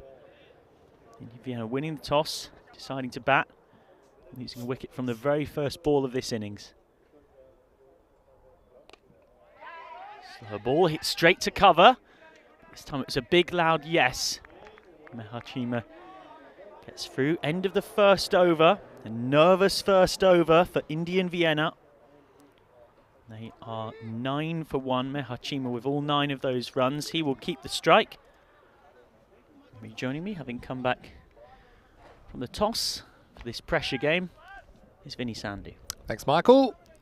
And hello to all of our viewers, whether you're watching on FanCode in India or whether you're watching on our YouTube channel, ECN European Cricket Network. I hope you're ready for a big clash. And we didn't have to wait long for some action, did you? How's that run out? Just seemed to me, Chima called yes, changed his mind, but Momin had overcommitted. When Chima realised how he hit it and the clean pickup, still, that's one of those you might see hit the stumps maybe a quarter of the time. It was a really good bit of work. That's the end of Momin, who looked good this morning. Ali Shah to bowl the second over for Salzburg. Chima's after him, and he's got enough on it. Straight down the ground. Bang. Maximo. Well, you just think that with that run out of moment, that Mehar Chima, he's doubly incentivised to deliver for Indian Vienna, and he starts the second over with a 6. Yeah, that's where he's strong. Clean, straight hit off Ali Shah, who's without doubt been Salzburg's best bowler in the competition.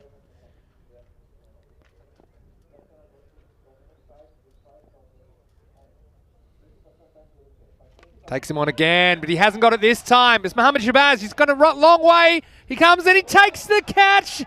Wow, what a piece of fielding by Mohammad Shabazz. He had to run a half marathon to get there, and then he held on to the catch. And, well, the big wicket of Mehar Chima goes down, and it's because of a piece of brilliance from the outfielder, Mohammad Shabazz. This is an outstanding catch. What you can't quite see is that he's run from basically long off to orthodox mid-on, and he's taken that whilst airborne. That is exceptional fielding from Mohammad Shabazz, the all-round package for Salzburg. He hits big, he bowls well, and he takes blinding catches. And of all the people to get, Mehar Chima is the one they would desire. Chima hit 55 not out of just 17 balls when Indian Vienna beat Salzburg by 10 wickets in a record-breaking run chase on Wednesday afternoon. Ali Sharp, big wicket for him.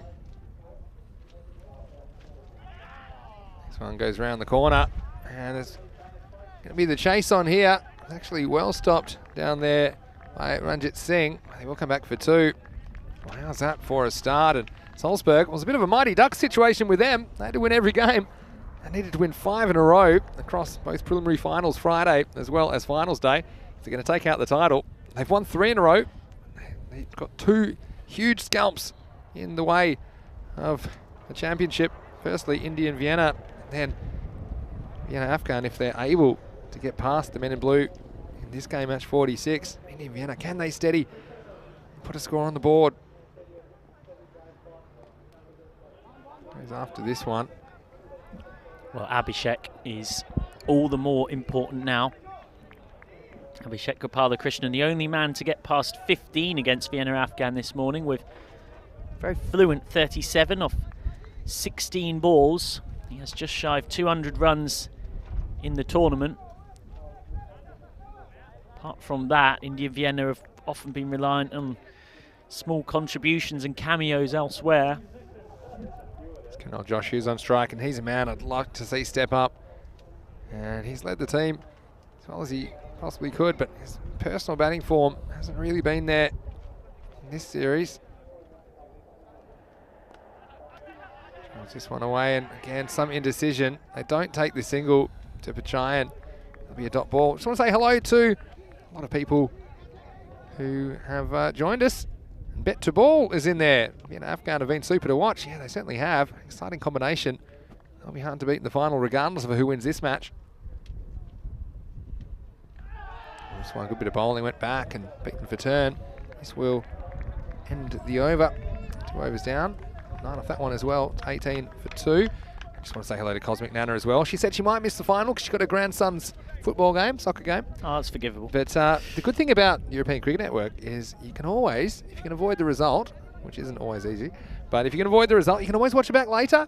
Like me, if you're maybe had 1 can of beer too many at the ground and you missed and you fell asleep during the Portugal bronze final, for example, just a random example, you can always watch it back the next day. And that's the beauty of the internet and streaming, Michael. So if you just want to hear Michael's voice, you know, like sometimes I do late at night, I can just wheel back to one of the games. A truly terrifying thought. Puts me to sleep every time. Decent Garaya. No, it's funny. Come back to it's funny, actually. My partner says that as well. You use me as an alarm, probably, don't you? Here's Garaya. He goes up and over, kicks this one over, deep backwards square leg. Gopalakrishnan goes all the way for a Maximo. And great start to the 3rd over. It's that man, Abhishek Gopalakrishnan, you mentioned, Michael, who's doing it again for Indian Vienna. Yeah, he's looked comfortably their best batter in the tournament, most consistent after Mehachima. And he's going to have to play a big innings here to get them up to something defendable against the Salzburg lineup that has plenty of power. And yeah, I said the same thing to her that I said to you when she said, "Oh, your commentary is good, but it does sort of make me fall asleep because your voice is soothing." I said, "Well, we're trying to build excitement here."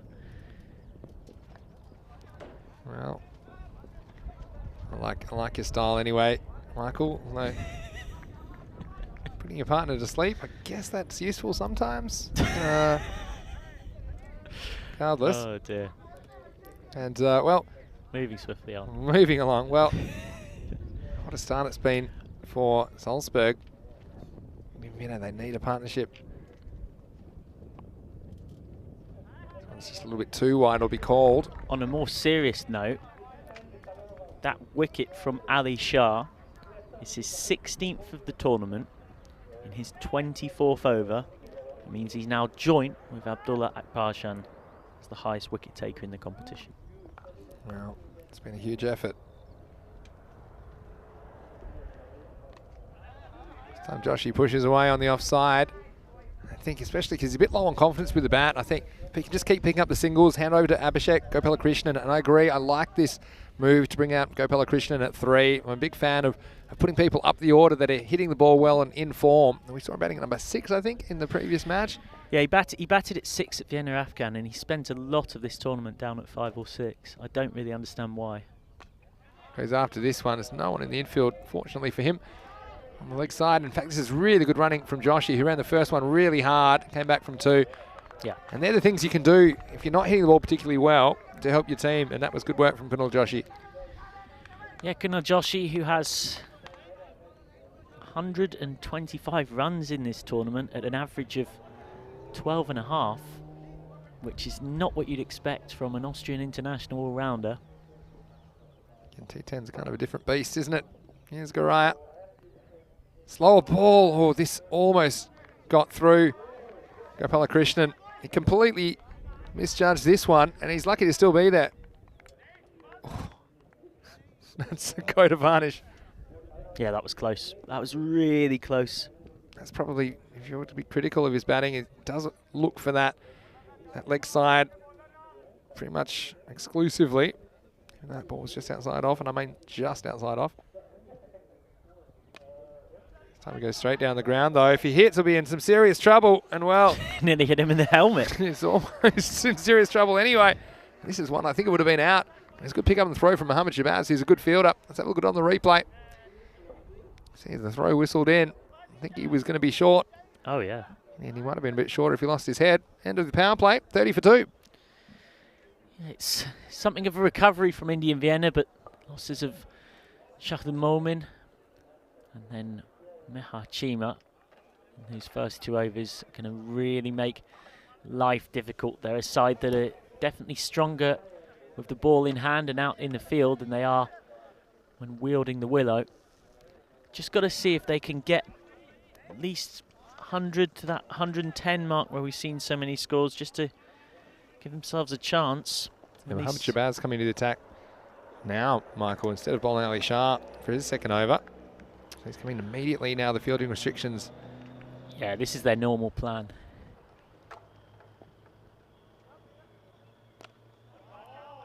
First one is hit down the ground, Gopalakrishnan. Well, we would say it's not a disastrous power play when you're 30 runs on the board. The 2 wickets are a concern. But again, 100 plus on the board. I hope that you can make some early inroads into Salzburg's batting. That'll be the plan from here. Joshi on strike. You're quite right, but the problem they've got is that their 2 biggest and best hitters are out, and they're not a side unlike, say, Vienna Afghan, who've got people right the way down who can come out and hit. This pair are now really important. There's a lot of pressure on their shoulders. Haven't seen Ahmed Ghani as well. It's a delicate little shot from Gopalakrishnan. Sending it in a single though. Yeah, that's true. They've got Ghani, but Ghani hasn't really come off at all in the competition so far. They're a side that are better built towards bowling than batting, really.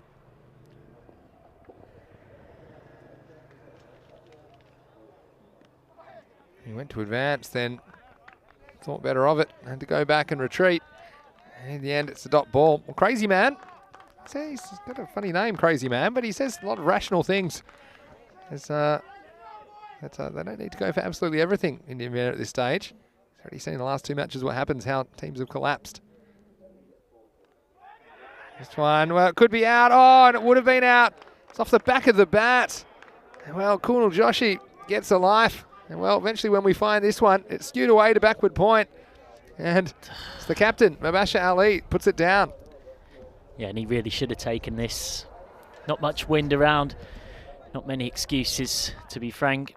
And if Kunal Joshi goes on to get a score here, Mubashir Ali is going to be very furious with himself.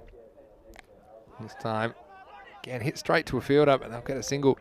Yeah, anyone who's been out on a cricket field, as soon as you drop someone, you just want to dig a hole in the ground to swallow you up, because you know that every run they score after that just piles on the pain. That's right. Well, 5 runs off that over. It's a very good run from Mohamed Shabazz, coming off 4 wickets in the previous match. And after 4 overs, it's 35 for 2. And Czech Republic will be there next week, and they'll also be taking part in the ECC a bit later this year, Michael. Yeah, they will nickname the Lions. They've been playing competitive international cricket for 15 years. Best known for the fact that in August 2019, they set 40 T20 international world records in 4 hours when hammering Turkey by 257 runs, including scoring 278 for 4 batting first, Sudesh Wikramasekara on your screen now smashed a 35 ball 100, joint fastest T20I ton of all time. Well, this one's up in the air, and it's sits and bouts inside the field of play. 4 runs. And Gopala Krishnan starts the 5th over with a boundary. Again, taking a bit of a chance, taking it off an off-stump line, but swinging across it, getting enough into the gap for a boundary.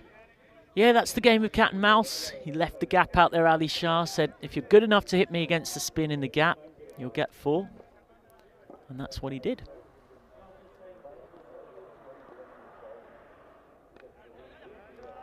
He's smart enough to take a single off the next ball. Just coming back to Wikramasekara. Yeah.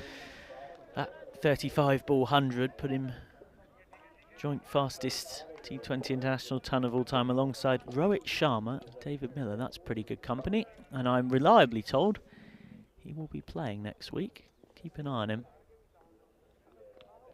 Once again, Colonel Joshi comes forward, but not that confidently. Able to get a little bit of an inside edge on it for a run. Yeah, I think we'll see him. We saw him last year, didn't we? The Beast, we call him. He's got to be in your Dream 11 team, He's surely. in there. Has to be. Yeah, he's Make him captain. taken up 3 or 4 places, I think. He's a big guy. And, well, gives it a real thump. Looking forward to seeing him in action next week in the FanCode European Cricket Series. This next one's a little bit short, and this time it will be caught. Well, it's the end of Gopala Krishnan. This time, he could have gone either side, but instead, he hit it straight to the man at backward point. It's the captain, Mubashir Ali. He this time holds on, and trouble for Indian Vienna. It's 41 for 3. Just made room, but was cutting very close to his body there. Was maybe a bit too straight to be playing the cut shot, and that is a huge moment. Abhishek Gopala Krishnan gone, and now here comes the last potential big hitter, I'd say, in this Indian Vienna lineup in Ahmed Ghani. Well, actually, it wasn't the captain, because he's moved himself, and guess who was there? It was Mohammad Shabazz. he's gone into that position. Well, maybe the captain knew something, said, well, the ball's going to fly in this direction, let's get one of our best fielders on it. Mohammad Shabazz takes his 2nd of the innings, a very different part of the field, but still, Indian Vienna needs Ghani to come off here. 41 for 3. Ali Shah getting some turn out of this pitch. We haven't seen a lot of turn, but he's a miserly bowler. And as long as these wickets keep falling, Michael, it's going to be hard to get the scoring going. Yeah, Ali Shah, the most economical bowler in this Salzburg lineup. He's gone for just above 8 and over in the tournament, which is exceptional. Ghani goes after him, and he gets enough of it, does he? Garaya comes around, and, well, I think that might have landed on the line. Might have just bounced inside. We'll have a look on the replay. Yeah, mine it was probably 4, but then when I looked at it, where's this bounce? No, Yeah. it's 1 bounce 4, yeah. 1 bounce 4. It's nice to know for once I don't need an eyesight test. No, it was pretty close though, wasn't it? And still, that's Ahmed Ghani, what he's going to bring to the table. And that's the end of the over, 45 for 3 at the halfway point. And so far, especially with the innings starting the way it was, with Shahil Momin run out for a diamond duck, it's been hard work, losing Chima. Gopala Krishnan looked promising, but went for 21. Now someone has to step up for Indian Vienna if they're going to get a competitive score on the board. Well, it's really got to be these two. All of those bottom 6 aren't people you would overly depend on with the bat. Ahmed Shabazz back into the attack and immediately met with an attacking stroke from Kunal Joshi, who gets him away for 4 runs. And he's tried this a few times. This time he gets enough bat on it, gets away for a boundary. Yeah, brilliant batting. Bay-missile batting from Kunal Joshi. Proper slog sweep. It's intelligent. Wasn't just reckless aggression. Knew that there was no sweeper out behind square on the leg side. This is the game of cat and mouse now. He'll be hoping that maybe Shabazz over-adjusts, goes shorter. He can rock onto the back foot and cut or pull. Yeah, so this is the thing, that you've got to be confident with whatever move you make if you're Joshi here. And he comes down the pitch, and Shabazz, I think, spotted it, shot it through. And then he'll just get a leg by, and it'll bring Ahmed Ghani on strike. And I think this will be fascinating, because Ghani, I think he'll want to go after the spin, but it won't be that easy against Mohammad Shabazz, who's a pretty experienced operator. Yeah, Shabazz, who's 4 for 6 against Pakistan CC a couple of hours ago with the best figures in the tournament so far. He's got 4 big balls yet left to make an impact here. 50 up for Indian Vienna. This one, fortunately, is not going to carry to the mount at point. Gunny gets away with a single. And what I would say is, yeah, well, runs on the board are still going to be important. And they've got to get as many as they can. Salzburg, we've seen them fall in a heap before with their batting. Not lately, though. They're on a bit of a winning streak.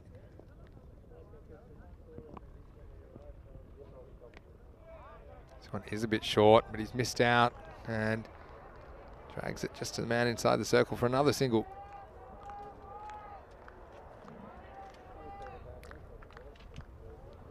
So from here, 10 and over would get them to 94.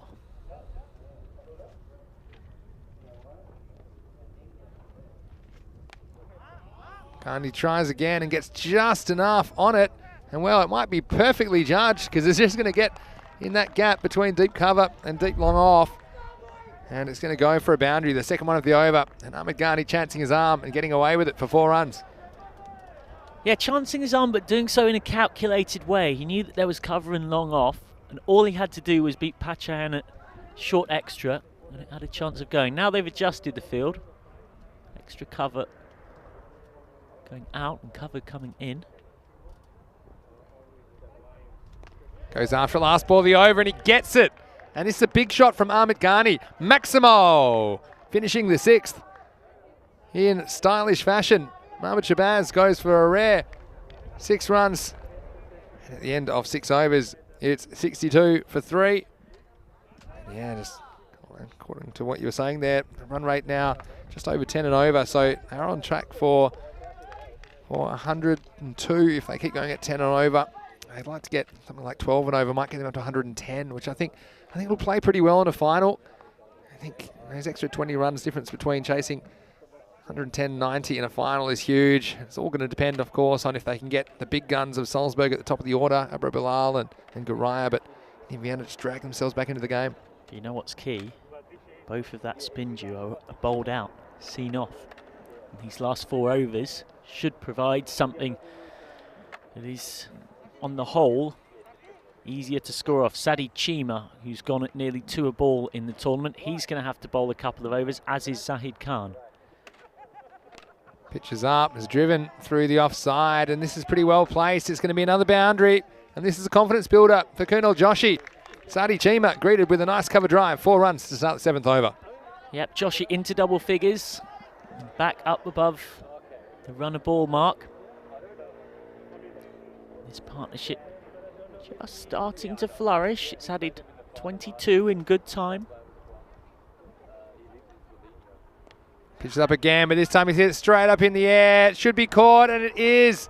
And Joshi goes up hitting a nice shot. The next one, well, it's a proper ice cream cone from the fielder. It's Imran Azif. He had plenty of time to think about this one, and Chima strikes. So just hitting across it, bit of movement, lost his shape. That's why it ended up where it did. Unfortunately for Indian Vienna, the captain goes for 13, and it's 66 for 4. The problem for Joshi was that he just ran down at the ball. Yeah, he was looking for something that wasn't quite there. I think Joshi, let's have a look. So you can see he's walking down at it. You'll hear any cricket coach talk about being still at the point of contact. Joshi was so aggressively on the move to charge down the pitch that he was unable to make any decent contact. Ghani nails this one back at Chima. He puts the old size 46s out. He still will be a single, probably would have been a single either way. It's one good way to keep your podiatrist in business. But yeah, it's true. I think Joshi trying to just take an extra step down the pitch to make some length out of it. But I think it was a bit of premeditation, which probably didn't have to do. The one before when he stood still and hit through the covers was a nice shot. Anyway, your batsman Dal Zadran on strike. And well, this will be out if he hits. And he was very close to going first ball, Dal Zadran. This time Pachayan didn't hit the target. Yeah, he's been well in the game at cover, Pachayan. I think he's touched the ball more than anyone else in the field. Could have had the vice-captain Dowd Zadran, yep, miles out, at least 2 yards out. Chine, the man who ran that moment off the first ball of the innings. This one pushes it wide up, it's too wide. And what I would say is they're just finding a way to keep scoring despite losing these wickets, and they can keep it around that 10 and over. At least it gives them something to bowl at. Pressure will be on Salzburg. They've been delivering, but one bad innings with the bat and they'll be out of the tournament. Sadi Chima, I think he's actually bowled pretty well today. Reasonably full and straight. And this time it's a nice shot over cover and it won't be cut off. Again, this is the difference between hitting a Yorker or just missing it short. Gave Ahmed Ghani some length to work with and he hit it away nicely. Lofted cover drive, 4 runs. Yeah, Ghani is absolutely critical here. He's the last person left in this India-Vienna lineup that can truly take the game away from Salzburg. He has 20 off 7 of his unorthodox cross-batted style. I want to say hello to Mohammed Razal as well as KG and Michael Daub, who's in the chat. And they were confusing Michael Daub with you, Michael McCann, which is a case of too many Michaels. Story of your generation, apparently. I like it that Michael Daub's putting you in the same generation as him. Here's the last ball, the 7th. Advances, gets some bat on it. Dare I ask us to the seniority or juniority of Michael Daub? Michael Daub is, I'd say he's got a few years on you, put it that way. Anyway, that's the end of the 7th over. It's 74 for 4 after 7. And well, you can see where we are. This is the 3rd match of the day, Indian Vienna versus Salzburg. The winner will play Vienna Afghan in the final. Again, there'll be a 1-hour break after this match. And the final starting at 3 p.m. GMT, which is 5 o'clock in Central Europe. It is 8:30 p.m. in India. So wherever you are around the world, you don't want to miss that. In fact, you don't want to miss this right now because every game is sudden death from here. We have 3 teams left in the tournament. That will become 2 after this game. And Salzburg, they've made a strong start, but still Indian Vienna, they're not giving up the game at all. Particularly Ahmed Ghani, who's 21 off 8. It's been an important contribution. So we see Zahid Khan coming on to close out the innings. Going to bowl the 8th over. It's hit straight back. Well, this one hits the bowler's boot again. Ghani. Well, I'm talking about foot fielding. Ahmed Ghani, he's a foot hunter. That's the 2nd time he's hit the boot of the bowler. Yeah, he just likes to separate a leg and try and smack it back down the ground. Zadran's surely got to be thinking of just a single to give Ghani the strike back. We got Landrover. Hello, Landrover, to you as well. He said he worked in the lab with 5 others. 3 of them were called Mike. Could get confusing. You have problems with multiple Michaels? The worst thing I've seen in terms of name confusion.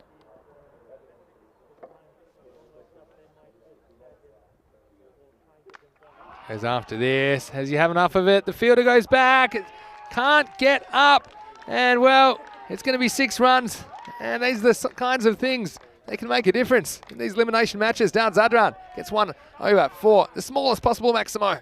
Well, Dowd Zadran has only scored 16 runs in his 5 innings in the competition and had only hit 1-4 in the entire tournament.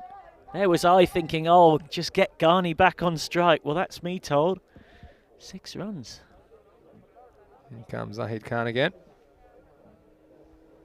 Goes for this and gets another one. Well, he's rolled the dice and come up double 6s. Dowd Zadran, he gets his 2nd of the innings. The score now is up to 87 halfway through the 8th. Well, this is super batting from Dowd Zadran. I'm not sure where he's been hiding this all tournament. He's been batting anywhere between 6 and 10. He's come out at 6 here. Found back-to-back 6s. Suddenly the Indian Vienna batting dugout a bit more awake and alive again. Zahid Khan, the man you'd expect. They'd want to bowl the 10th over as well at the moment. Zadran's got him covered.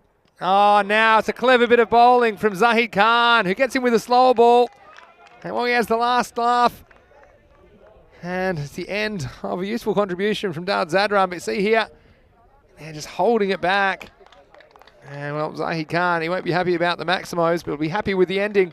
Dowd Zadran gone for 13, and it's 87 for 5. You can just see how early on this Zadran is. It's almost a comically slower ball, and it's perfectly effective. Really good use of variation. So Kumud Jar comes out, who's scored just 26 runs across his 5 innings in the tournament. He's never made it into double figures, and he scored those runs at strike rate of fewer than a run a ball on average. So again, although Zadran defied conventional expectations, you'd think he'd be looking for the single. It's a really clever bit of bowling, really skillful piece of bowling as well. So you see Kumajar ready to face his first ball from Zahid Khan. Yeah, shorter and quicker, gets through Jar. And look, we talk about the standards in European cricket. It's quite variable. We see some good cricket, we see some not good cricket. But I mean, I love it when I see a real piece of cricketing skill. There's no doubt, there's plenty of that on offer as well. You'll see it all in the FanCode European Cricket Series. Well, now, 87 on the board. Last ball of the 8th.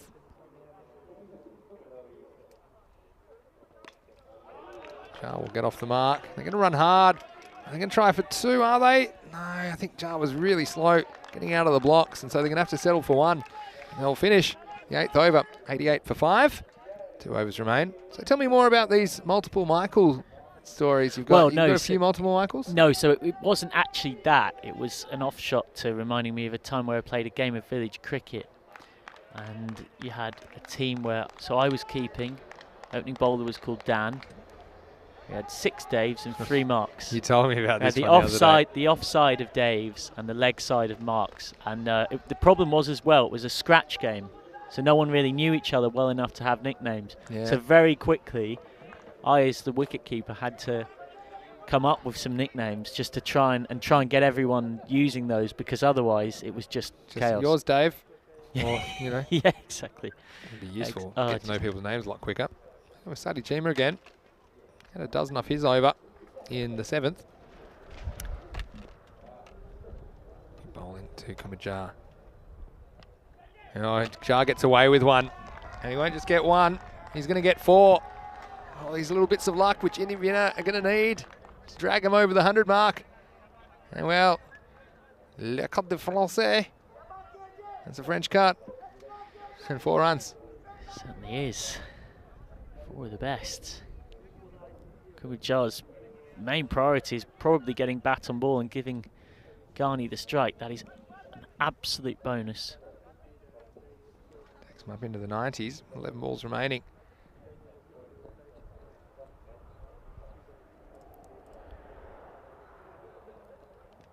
Oh, he's done it again.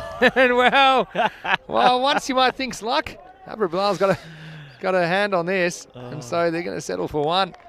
That's actually a really good bit of keeping for Bilal to get down, at least take enough off this to stop it going from the boundary. Yeah, you're right. It's just that left glove, isn't it? And that is the difference between back-to-back boundaries. But this is a great start to the over for Indian Vienna. 4 and a 1. And now the big hit in Ghani is on strike. He could be the difference between 100, say, and 115. Let's see what Chima's tactics are here to Ghani. Well, maybe just don't bowl the ball. That's one way you can't get hit. Yeah, it's interesting because Chima generally likes to go full and straight and get Yorkers in, but if he misses his Yorker, Ghani likes the full ball and isn't afraid to drive powerfully through the offside or straight down the ground. Will he try him out with a short ball? That's length delivery and he hasn't quite got it, and it's a catching opportunity and it's taken by Balwinder Singh. So at the end of Ahmed Ghani, it's another player that makes the start but can't go on with it. He goes for 22. And in the 9th over, it's 93 for 6. It's a good contribution from Ahmed Ghani. It is his second high score of the tournament so far, but they just needed him to, and he got in, got his eye in, go on a touch further than he managed to do. So Kumajar needs a new partner. And that man is Gosvak Sandhu. Sandhu, who yesterday hit 25 not out of 15 balls against the side who Indian Vienna could meet in the final, Vienna Afghan. So can contribute with the bat. Hasn't got long, he's at the non-strikers. Chima, the successful bowler. Just has a single off the next ball. Also want to mention that it's May the 1st today is May Day. It's a Labour Day here in holiday in Austria. Also, and in many European countries and cultures, it's celebrated the first Monday of May. Coming up on, in some places it's first Monday of May, other places it's always May 1, International Workers' Day as well. And so, great, we've got the final on May Day. This one sneaks inside for a dot ball. And so if you are from a part of the world that celebrates May Day, let us know what kind of festivities you generally get up to. You see that one just keeping within the tram line. That was the perfect wide Yorker from Chima, who's got better as the tournament's gone on. This is driven down the ground, and it'll be fielded by Zahid Khan. He'll probably hold on to the ball and get ready for the 10th over, because that's the end of the 9th. It's 95 for 6 with an over remaining here in eliminator number 2. Match 46 for a chance to make the final against Vienna Afghan. Yeah, very much at the tail end of this India-Vienna batting lineup. It's kind of about what they can scramble together from here. Getting to 3 figures will be the first thing. Neither of these two particularly known for their ability with the bat. Sandhu is the one that is slightly better at batting time and occupying the crease. Jar, slightly better hitter, but both of them, well, without me to sound too cruel, they don't bat in the top 7 for a reason. Here's the first ball of the final over. Sandhu attempts to pull, but just gets the bottom edge. It'll be a single. So I think it's important you just score off as many of these balls as possible. That's probably the number one thing. You don't want top balls at this stage. Just want to say hello to Kerno, who's back, as well as Luke Belgium and PC Durham, who's looking good with a spanner. And PC Durham said just arrived. Luke Belgium's given up on guesses today. He said, no, he's had enough. Some nasty comments coming to Luke Belgium. So yeah, fair enough. It's your prerogative. Good slower ball. And this is a dot ball. Yeah, I mean, I'm sure many people have seen the boycott going on this weekend of social media. I think for many excellent and honourable reasons. It's something I've joined in with, and it's stuff like that that makes you hard to understand. People can get so angry about something. Well, I probably don't go on social media enough to realise that there's a boycott going on. Well, no, so what happened? It's a very it's something I'm fully behind, and so many people have big football clubs, sports clubs, cricket clubs, and it's it's a wider societal thing, just about the amount of pretty horrific racism, sexism, homophobia, etc. on social media, a way of making a stand by coming off these platforms for a weekend. I agree with that 100%. We're going nowhere. Well, someone. What's happened here? Oh, could he be out for obstructing the field? I don't think this is intentional. We'll have to have a look. Yeah. I mean, it comes down to, it's not the outcome, because this looks like it's a certain run out. But you see here, Sandhu, it's straight at him, and well, it's an interesting one for me, isn't it? It's a judgment call. It's about the batter's line of running. That's what's critical. Yeah, but he didn't change his line of running. Oh, didn't he? Like, definitely has a good look at the ball. I reckon there's a good case there. Umpires have been very, very giving him the benefit of the doubt, put it that way. He didn't change it that much. But anyway, his reward. But the point is that he's not obliged to move out of the way of the ball. Yeah, but he didn't. He took a half step sideways to get in the way of the ball. That's the thing. Anyway, from one Sandhu to another, good sneakiness. He's on strike now, and he'll get a run. And well, we've already seen one obstructing the field this year. I think if, again, you only see it once, and so we've got the replay, so we can see that subtle change, which wouldn't be obvious to the standing umpires in the play. So we can understand why they allowed play to continue. Last ball of the innings, 98 the score. And they swing and miss. It's going to be all over. Sandhu will be run out this time.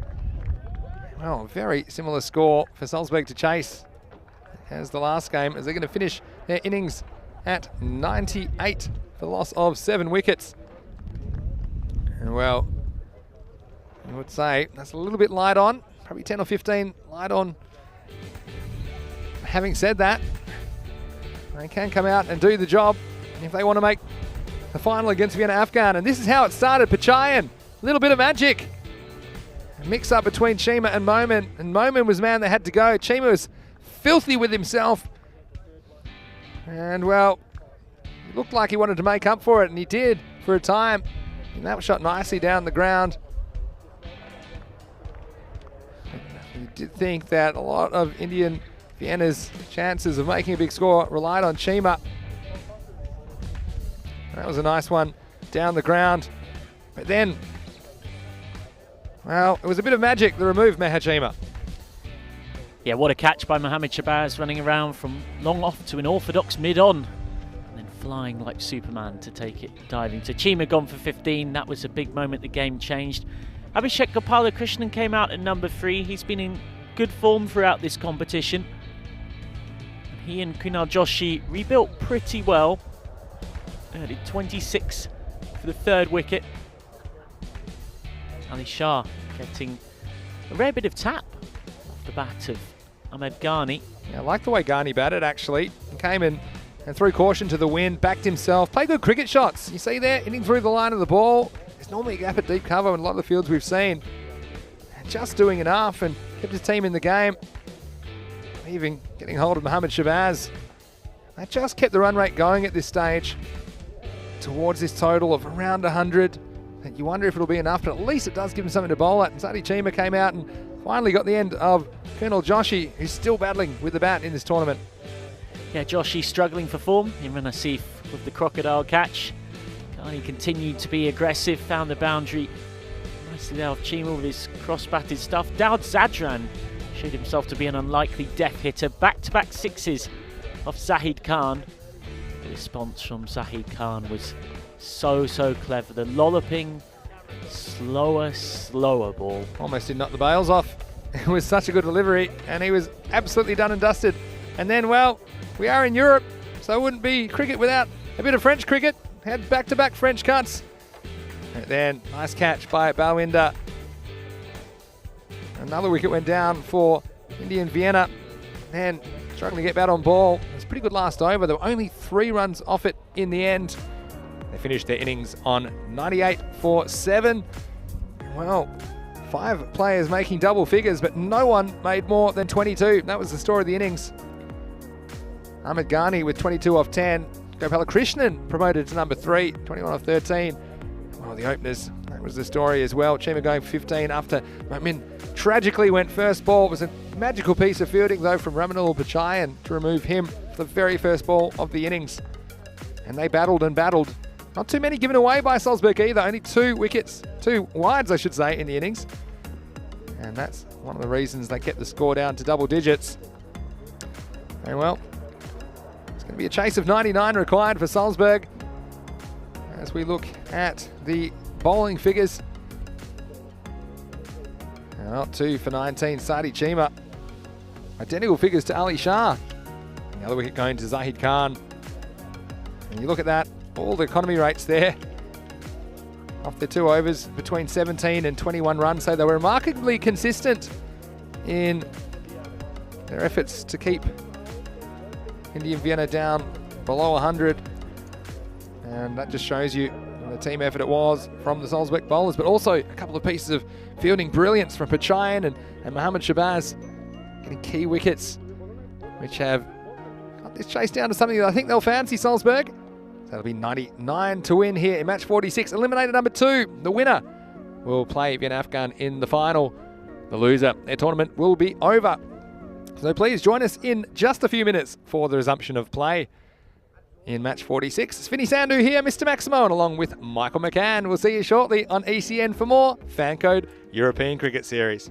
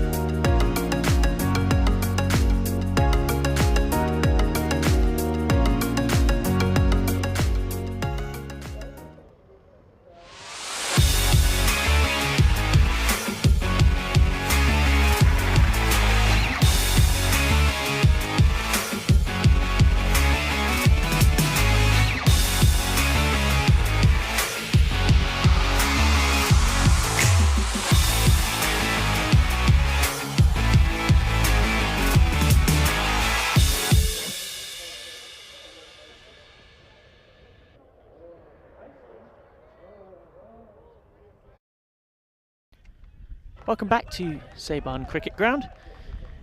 For this, the run chase in the semi-final or second eliminator final, depending on what you prefer to call it. Point being, this is a fight for the right to meet Vienna Afghan in the final of this FanCode European Cricket Series Austria. When 500 years ago, Balthasar Hübner was accused of starting riots in this very town. He was imprisoned in the Kreuzenstein Castle. It is off in the distance that you may have seen on our coverage this week.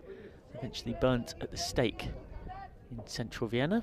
Fortunately these days for us, the men of Moravia settled their differences in a far more civilised fashion by trying to hit a ball over a rope with a small stick. And 46 games of that has brought us to this point, where 99 runs are required by Salzburg to win.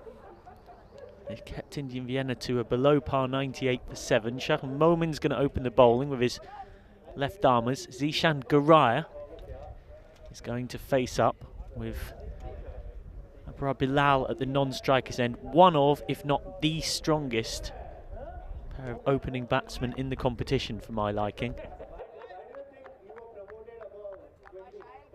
And that is not just conjecture, because Garaya is the highest run scorer in the entire competition so far. Indian Vienna, though, are a much stronger bowling and fielding side generally throughout the competition than they have been with bat in hand. So they'll still feel like with a good start they can defend this. It's a power-packed Salzburg batting lineup. So I'm joined once again by Vinny Sandhu as we take you through this semi-final eliminator. Thanks, Michael. In a moment, he'll be hoping for a bit more of a pleasant start to this innings than the last one, as he was run out without facing a ball. The first ball of the Indian Vienna innings. Here he is on the first ball of the reply. Oh, this one's edged onto Chima, and we almost had a comical run out. Oh, and well, this has got a bit of everything. Yeah, the most eventful dot ball you'll see in a long time, folks. Let's have a look at what happened here. It's Abrar Bilal, who's at the non-strikers end. It's been an exciting first ball of innings for non-strikers. This one, first it bounces on Chima's foot on the full, and then, well, if that's not fumbled, it could have easily been a run out. And yeah, also the ball being edged onto the keeper's foot, that could have easily bounced up for a catch. So shaky start for Garaya, and you would say that Garaya and Abrar Bilal at crease, 2 huge wickets. Indian Vienna are going to defend this total of 98. Well bowled by Moment. Just want to say hello to Wazza, who I just spotted in the chat, as well as Lily Panda. Rami's Rather, he's in there, as well as Nicolo Fernando from Pinoro back in week 2 of Italy. Nice to see you with us for finals day. Oh, this is a really good piece of bowling. It was the dip here from Momin that caused the problem. And see here, oh, and he just got that foot back in time, and he's lucky he did. Just watch his last little bit of deception from Shahil Moment. Pushes this one in. Yeah, it's been a very cautious start. And we've seen Garaya fire hasn't always been burning in this tournament. And well, 99, you would fancy them to get it, but it's not a sure thing by any means. Goes after it this time, and he gets enough of it.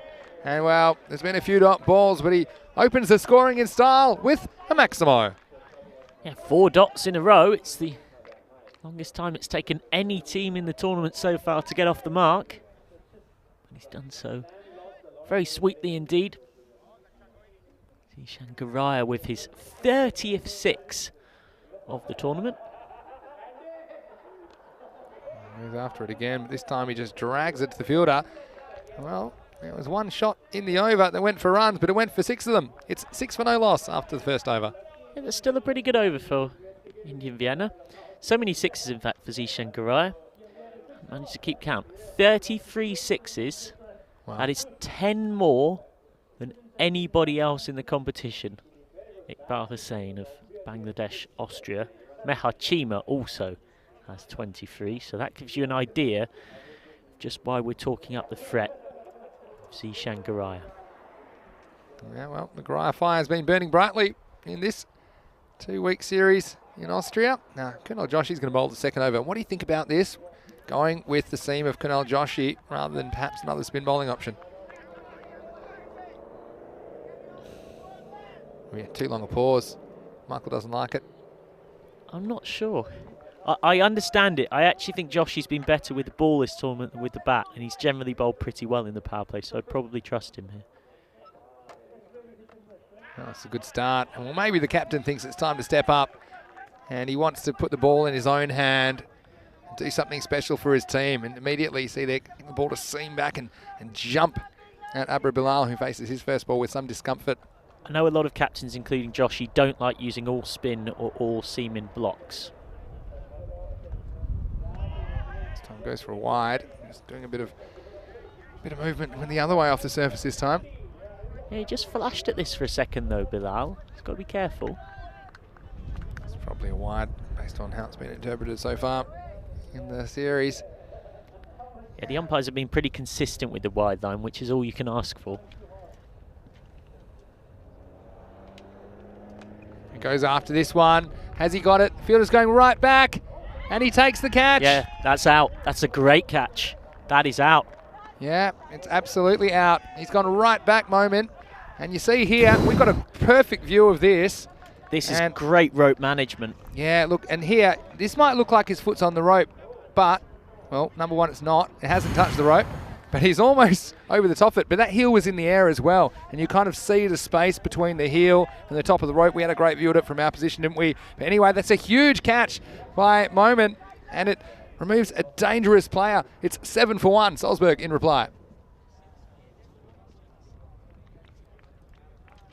It's a phrase I coined at the 2019 European Cricket League, rope management. And a lot of people said to me, what is this? I and still don't think it's a thing. Well, a few people are starting to understand. Now that is rope management. Yeah. That is absolutely superb. Yeah. He's found a way to just boundary, about stay rope in. management. But you're not really managing the rope, are you? You're managing, I guess you're managing not to touch the rope. That's a skill. Knowing where you are, I suppose. But Awareness. it is easier said than done when you're out there. That was a really good catch from Shahal Momin. He got run out without facing, and it would have been easy to stay despondent after that. But the first chance he's got in the field, it's not an easy one, and he's taken it now. Here is another big fish that they're going to have to try and ensnare in their net, Indian Vienna. Imran Asif.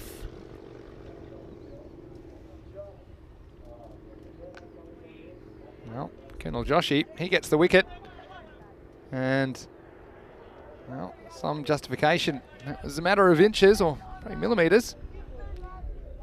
But, wow. These are two batsmen of the crease also who contributed in the previous match for Salzburg. I want to see the back of, particularly Garaya, who's on straight now to Kunal Joshi. Have a slower ball. This will be a dot. So, yeah, just when I think back of some of the games we've seen within Vienna and even some other teams, sometimes there's one or two really terrible overs which can ruin a defence of a total around 100 that go for 20 or something like that. I think we even saw a 30. But if you can avoid that and keep the overs down to single figures, then you're on your way to making that total look defendable. So far it's been a good start from Indian Vienna. Yeah, and viewers will also notice that key figure at the bottom of your screen, just above Asif's run tally, RPO, runs required per over, and that is ticking up. It is already at 11.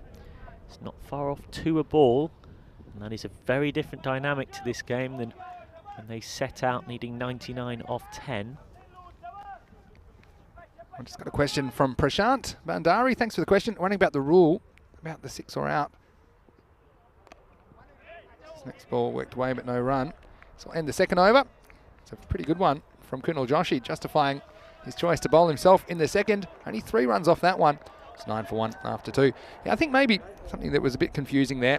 He did actually take a step off behind the line, but then he came back and re-established himself in the field of play before he took the catch. And so that's why it didn't matter that he had stepped over the line, because he did come back in the field of play and got both feet down, even if he got 1 foot down.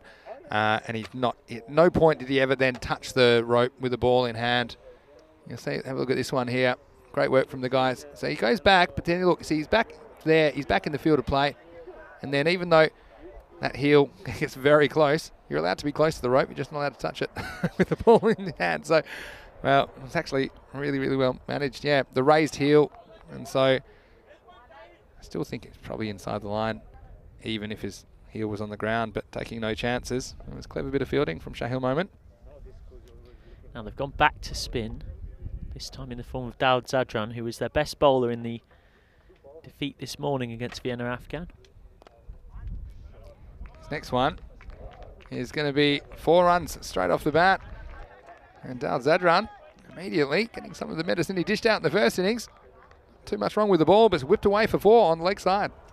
Oh, I'm not sure I'd necessarily agree. It was a bit over-pitched, maybe. Straight. If you miss it, you're out.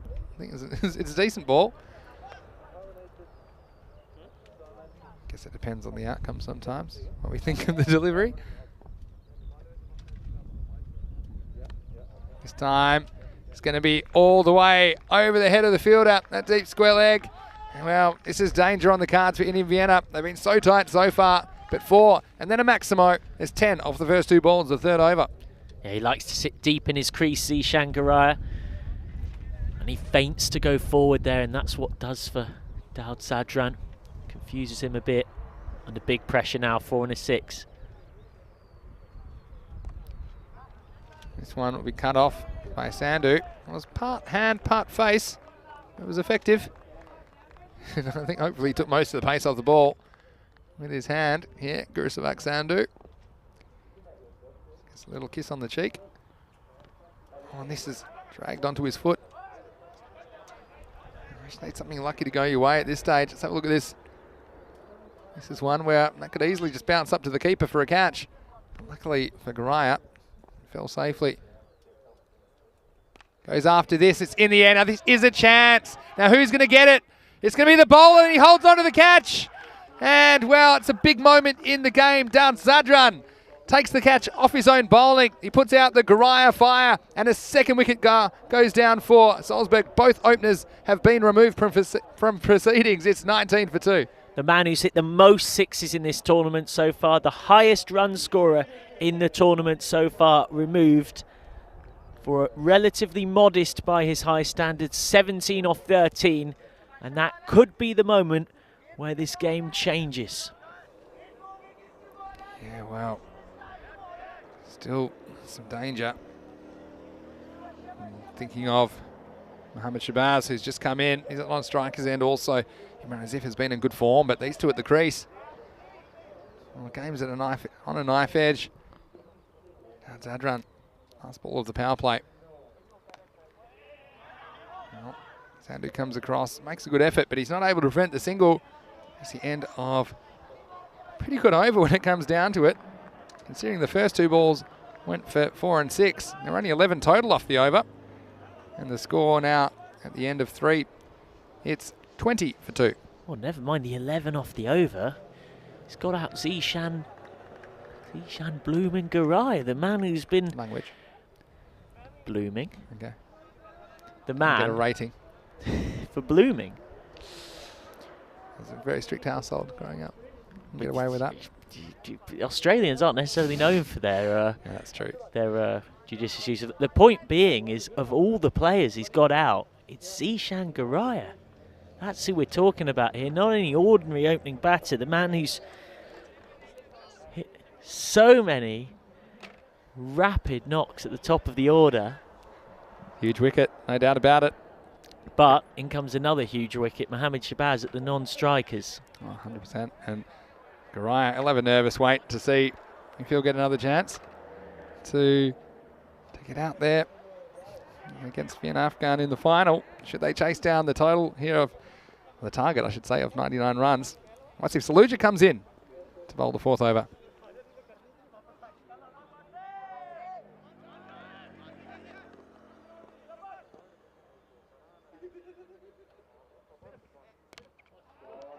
Oh, this one. Welcome, Saluja. And, well, open sesame. Maximo, 6 runs. And Imran Azif, he's been in good form. And he dismissed this ball over long on boundary. Off Wasif Saluja. Yeah, it's a floaty swinger. It's outside off stump, but he's just not scared of whacking it through the line to see if it's over pitched. Well, this one's a really good stop by Chima. It's going to be a wide, but even though it might not have been the most prettiest week of wicket keeping, it was effective because he anticipated it, got down there. And well, they're not particularly well padded, the keeping pads, but he probably saved 4 runs for his team right there. That'll be re-bowled. And this time, another good bit of work by Chima down leg side. But Saluja not quite getting the swing, losing couple down leg side. Now we all know what a mental test cricket can be, and this is a big one for the second oldest player in the tournament. Normally such a cool customer. Went for 37 off his 2 overs this morning, and he's under the pump here. Gets this one right. Can be pushed away for a single. Yeah, but we've seen some let's just say less than ideal starts of overs.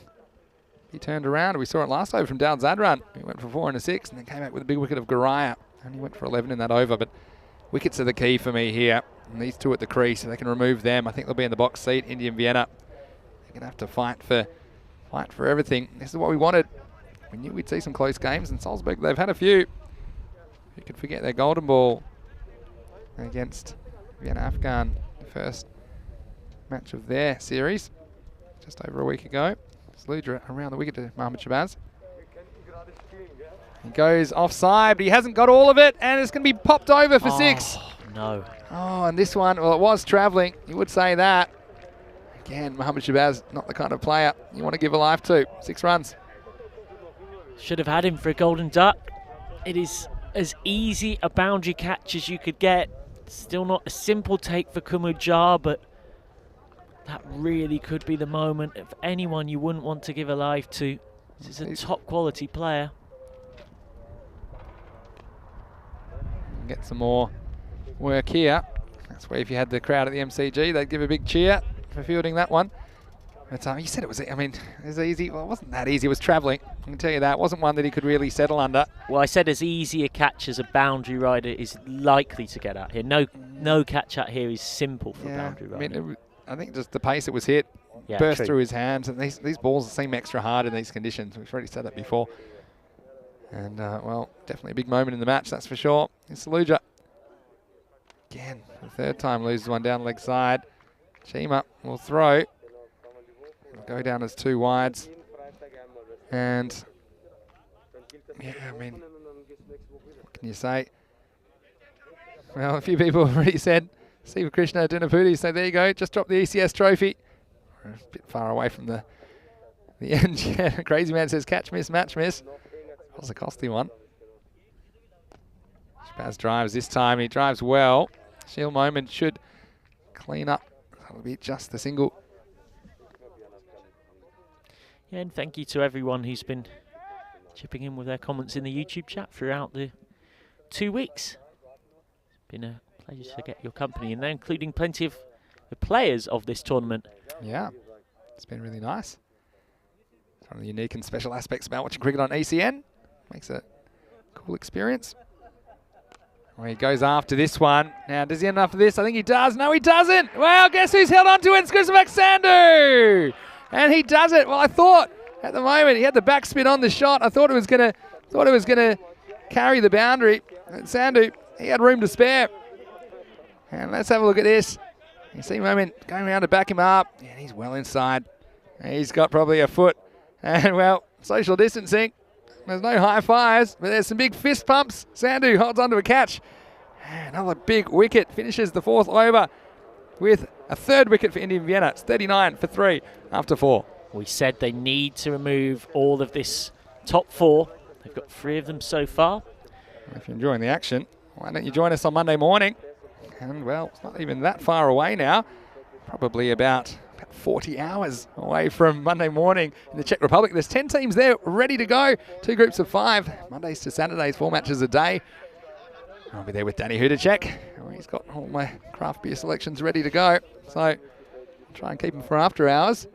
But we hope you can join us on Monday morning for the next series in the Czech Republic over the next 2 weeks. And then we'll be in Germany after that, which will be wonderful to get to Germany as well. So the adventure of the FanCode European Cricket Series continues, and we plan to bring over 1,000 matches on ECN this year. Daud Zadran continues. Oh, a lot of chat, and we've mentioned there's no spectators at the grounds at the moment, but geez, they're making enough noise. There could be thousands of people here. To be honest, I think Meha Chima on his own is making enough noise. Goes after this again, but this is in the air. Now it's going to be a long chase. Oh, and it just falls between them. That was a good effort. We thought for a second we might have a collision. Ahmed Ghani and Shahil Momin, they converged, and in the end, both made a decent effort. It just fell perfectly in the middle of the two boundary fielders. Yeah, I think if Ivor had managed to dive and catch this, it would have been catch of the 2 weeks so far, really. I was conscious of the man coming towards him, and you can understand that. Yeah, we've seen some nasty collisions at all levels of cricket, really. But still, just shows you the pressure's building. Still 2 players at the crease for Salzburg who can really bat those. Balvinder Singh smacked 44 off 17 against the side waiting in the final, Vienna Afghan. Not coming on Thursday afternoon, and we all know about the big hitting lefty on strike. Mohammad Shabazz, he's already got a life. Wow, this is in full, but I think he's got an inside edge on this one that saved him, Mohammad Shabazz. Otherwise, I think he might have been in some serious trouble. Let's have a look on the replay. Yeah, well, he did. And lucky he did get some bat on it. Otherwise, it would have been curtains for Mohammad Shabazz. Daud Zadran. Let's push through a little bit shorter, whipped away. Just a single. Well, how's the tension here? It's just knockout cricket, isn't it? It just has a different vibe. It's all on these 31 deliveries. Salzburg a touch behind where they need, but still 2 power-packed batters at the crease. I don't think this will be out. He missed out on the sweep there, Mohammad Shabazz. I think it's probably pitched outside leg stump. We'll have a look on the replay. Yeah, it does, and regardless, probably doing too much, maybe going over the top, missing off stump, but regardless, it'll actually be a run to finish the over, and a pretty good one for Indian Vienna. There were only 6 runs off that over. It's 45 for 3 at the halfway point. So that's how the batting card looks. Zishan Garaya with 17 off 13, but this is an unusual scenario for Salzburg because all 3 of that ever-reliable top 3 have gone inside the first half of the innings. So Mohammad Shabazz carries a lot more pressure on his shoulders and his wicket. Questions for Indian Vienna about where they're going to go now. Zadran's bowled out. Joshi and Momin come back for a second. Saluja got whacked from his first. They also have Ahmed Ghani, who would be their 5th frontline bowler, who they normally use at the death. Now, Kunal Joshi, I think, is having a chat with Ghani, and he's trusting him with this 6th over. Yeah, it's a big over for me as well, because he does put some pace on the ball. Mohammad Shabazz wasn't particularly comfortable against the spin, you'd have to say. I think he does like the ball coming on, but having said that, Ahmed Ghani, a reliable seam bowler for Indian Vienna, and you see had the 1 big over from Saluja, the moment that went for 19. But apart from that, we've had overs of 6, 3, 11 and 6. So this is all really important now. The rate required, 10.8 and over. Well, how's the tension? Wherever you're watching this game around the world, we certainly hope you're enjoying it today on ECN. It's what we've come to expect in the FanCode European Cricket Series. Here's Ahmed Ghani. He goes after this one straight away. Mohammad Shabazz not waiting to have a look around. He misses out. Yeah, Mohammad Shabazz's style isn't really waiting to have a look around. Remember, he was dropped on the point boundary over the rope for 6 by Kumudjar when he was on naught. He's passed 150 runs for the tournament in this knock at just shy of 2 a ball.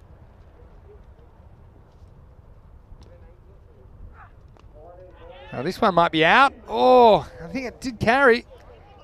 dug it out on the full. And Sandu again was in the game. This time he's in the circle. And he looked to just seem to lose his footing at the last moment. See, he just bunts it out uppishly. And Sandu, I think he just slipped as he went to dive. You can't quite see, but he slipped at the worst possible time. Little half chance. This is going to go down to the wire. I can feel it. 53 off 28.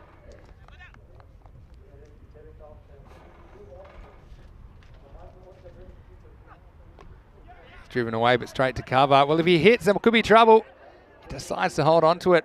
There's no one backing up. The fielder's coming in off the boundary on the leg side because there's no one in the circle in front of point.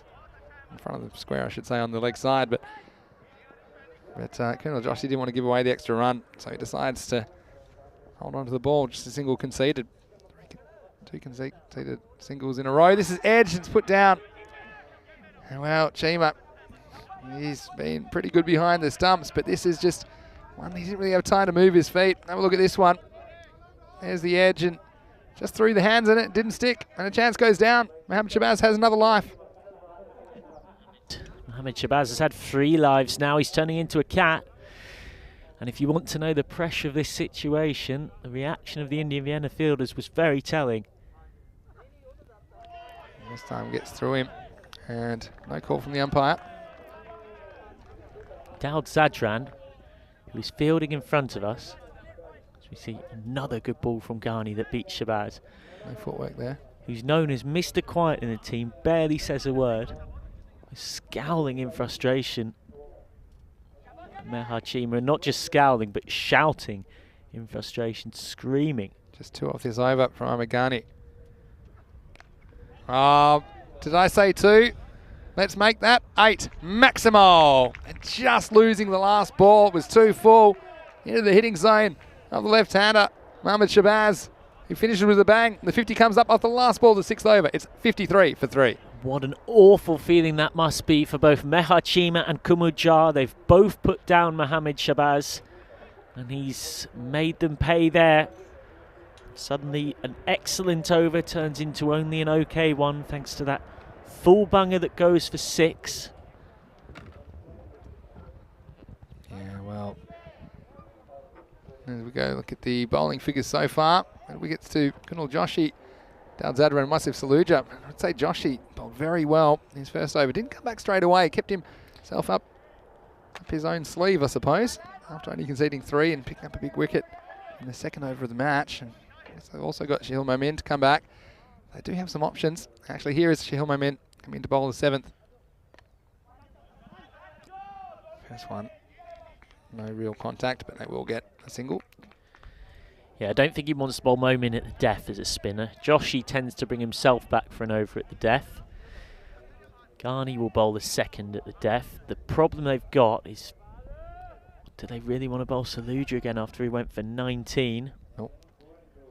I mean, it's a hard one. They've got Saluja's consistent, but that's also his Achilles heel because he's fairly predictable.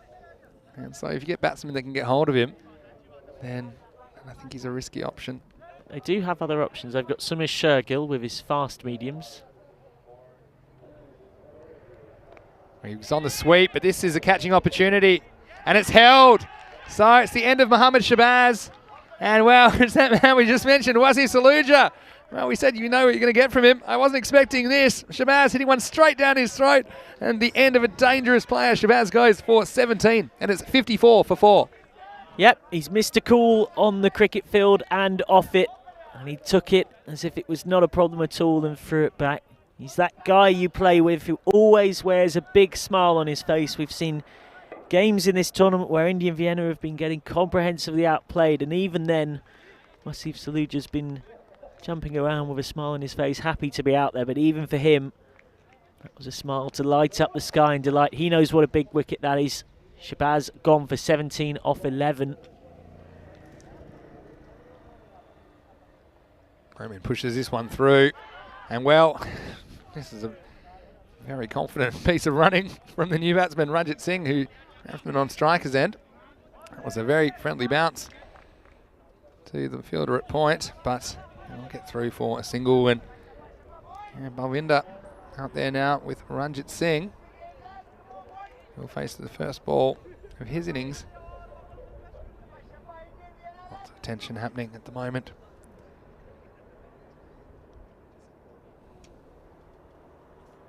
Oh, big appeal and he's gone.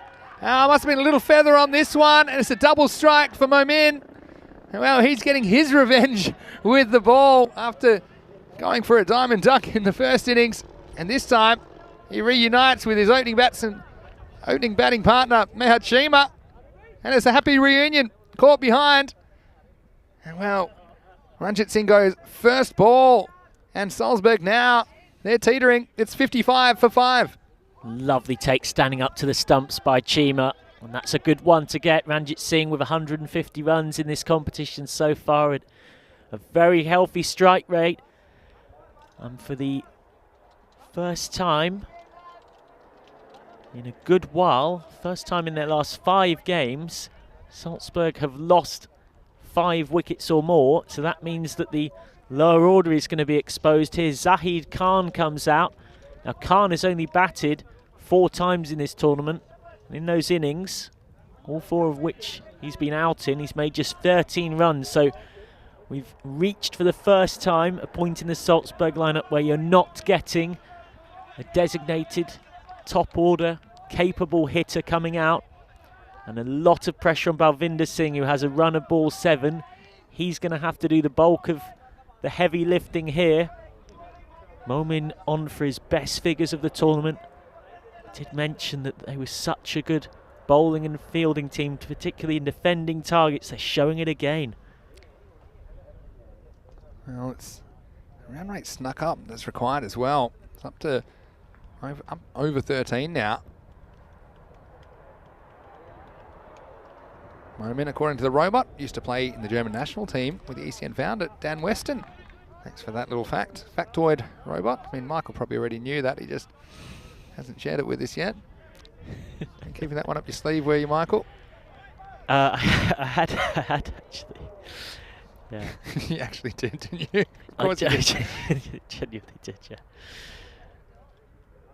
He has bowled brilliantly, Momin. He's batted well too. Didn't get the chance to do it in this game, but when he has been available in this tournament, he's added some strength to them. Shahil Momin, who's just over 30, whilst we are on that subject, played 5 matches for Germany, all in June and September 2017. Took 3 wickets across those 5 games. Struggled with the bat, only made 4 single-figure scores. Best of 8 not out against Vanuatu. Yeah, there's a place you want to play cricket. Oh yeah, You've been to Vanuatu? and Jersey as well. I've been to Jersey. Vanuatu. Vanuatu's pretty good. That game was in Benoni.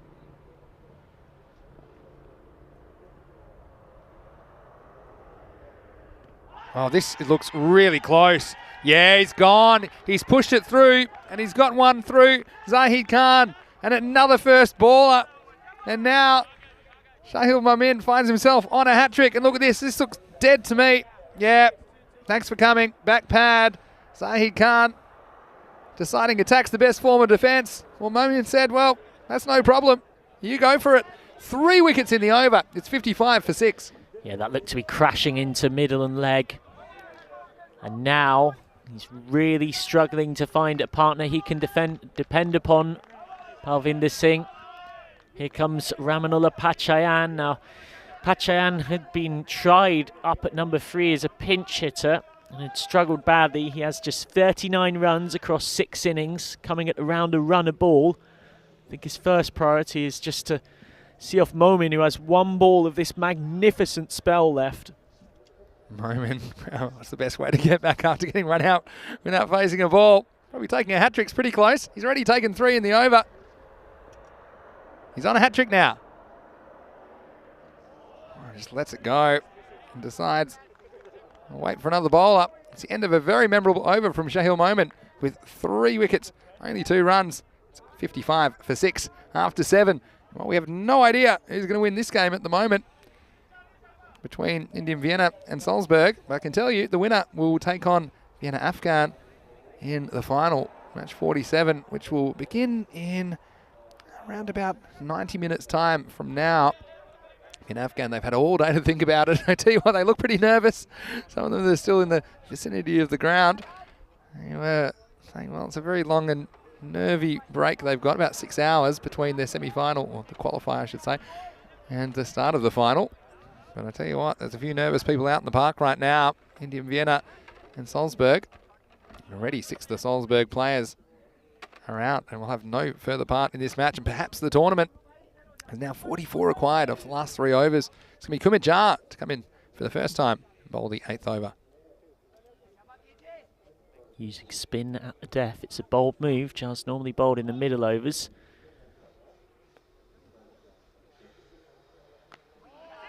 It's worked away, and this is the thing now. Singles really aren't the friend of Salzburg right now because that run rate's going to be pushed up. It's about 2.5 a ball currently. Every time you get a 1 or even a 2, that run rate required is going to rise. Even Lily, who hates umpiring, said she was positive that one smashing into the stumps. Good call, Lily. Goes after this one, gets it into the gap, and feel like this will run away for 4. Actually, I think he might have kept this in. We'll have a look at this on the replay. Has he? Oh. And we'll just have a look. We'll just have a look on the replay before we get confirmation of what happened here. Now, where's his last step? This is the question. Where's his last step? I think it was behind. Yeah. Yeah, that'll be 4. And it was a great effort from Shahil Moment.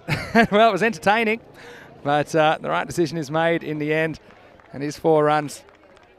And well, yeah, and until a change in the law a few years ago, that would have been okay. I don't think that was ever okay. I think if your last step's over the line, otherwise you can just stay in row 13 and just jump up and pull it back. The first point of contact.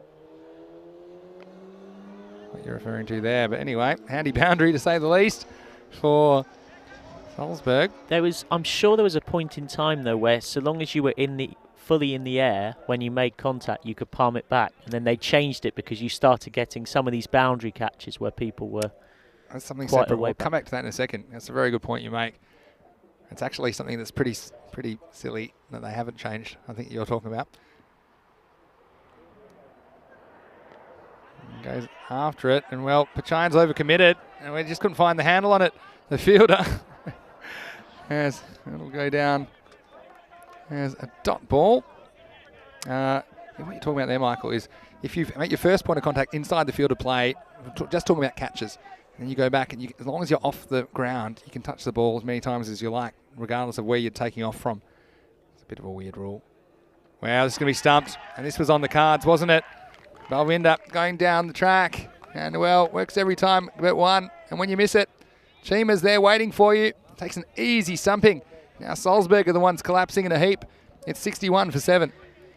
Yep, the stumping to go with his catch, and this is a proper collapso from Salzburg. They were 54 for 3. They are now 61 for 7, so they have lost 8. In fact, they've lost, 4 wickets for the addition of 8 runs, and all of the registered batters and their big hitters in that power pack top 7 that have got them to this point in the tournament are out, and they're going to need someone to do something extraordinary. Yeah, exactly right. And well, we're running out of time now. It's getting to the point where they need a magical over, and that's with lower order batsmen, although Pachayan has batted up the order, but he hasn't really shown too many attacking shots during this tournament. Kumar getting the wicket. Now, this could have been another one as it hit straight back at Kumar. He puts it down. Sadi Chima survives. Well, more than a scare. There's one you think should have been taken. Well, it's a second drop catch in the innings from Jar, who'll be mightily relieved that India Vienna look on course for winning, because you'll remember that the big hitter Shabazz was dropped over the rope for 6 from the very first ball that he faced. Yeah, well, 62 for 7 after 8 overs. And just to tell you guys, you never know what's going on until it's over. You see the Worms in some serious trouble there. It was ahead for a little while. but it's heading south. And runs on the board. They're good runs in a final in Salzburg. Difficult to consistently chase down scores in finals because if it starts to go wrong, it puts a lot of pressure on the lower order and the middle order. Now they're in a situation where they need 37 runs off the last 12 balls of this match. Well, what it comes back down to is it's the fact that none of that top 5 have fired, and normally at least 2 of them have. Joshi comes back into the attack. No call from the umpire. Yeah, well, it's going to make it really tough now. They need a magical over from somewhere. And this one, well, judge for yourself on that one, as Rico would say. Seen them given, seen them not given. That's also, it's not going for you when you're not getting those calls as a batting team. Sun's in the block hole. Well, Saluja will do the fielding. And, well, now, there was that question, wasn't it, about who would bowl Saluja's other over? But right now, seems they've got enough runs to play with that probably shouldn't matter. You'd like to think so. Remember as well that Jar's the 6th bowling option, so they do have that extra over covered. Ghani can come back.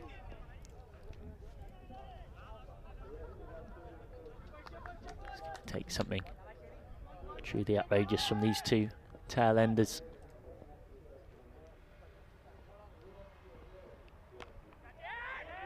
Well, this is up in the air, and who's under this? Somebody's under it.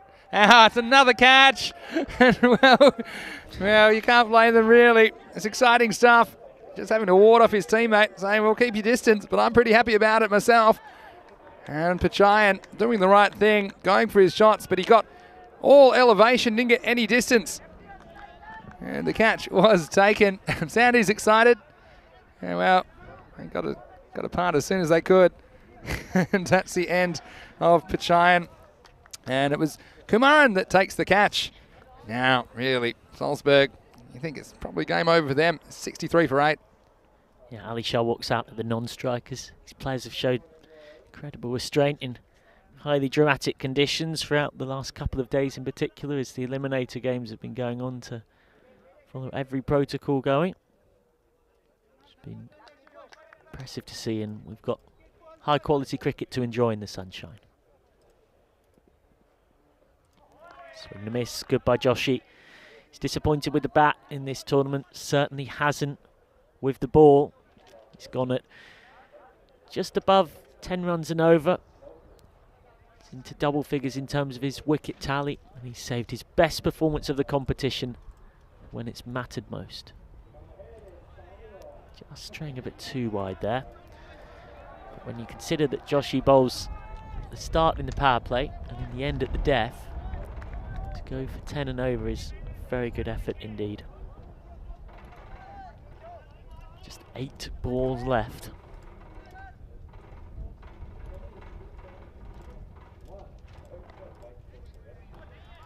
Whipped away nicely by Sadi Chima. He'll get 4.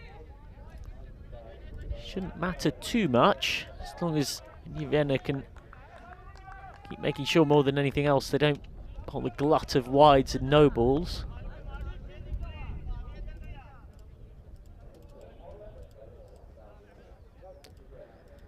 So assuming India and Vienna do close this out, it's going to be the 4th match of the tournament between Vienna Afghan and India Vienna. They've met in all 3 phases of the competition so far.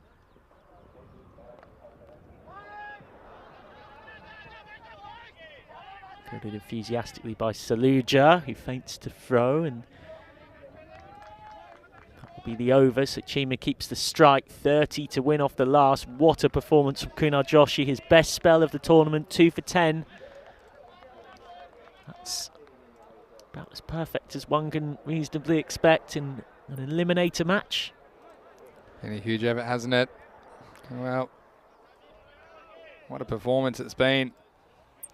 Well, it's going to be the rematch of the rematch between Vienna Afghan and, well, the rematch of the rematch of the rematch. In fact, it really is. So far it is 2-1 to Vienna Afghan. India and Vienna with one victory. Vienna Afghan beaten them twice, including today. Here's Ghani to finish off. And that's going to carry to the outfielder. It's still, they need a supersonic finish. If they're going to do that, and with 8 wickets down, I can't see it happening. It's really been all heart from India and Vienna here against Salzburg. But their run looks like it's coming to an end. They needed to win 5 straight from yesterday morning. And they've won the first 3, but they're falling at the 4th hurdle. Nice looking shot this time. Downside runs there.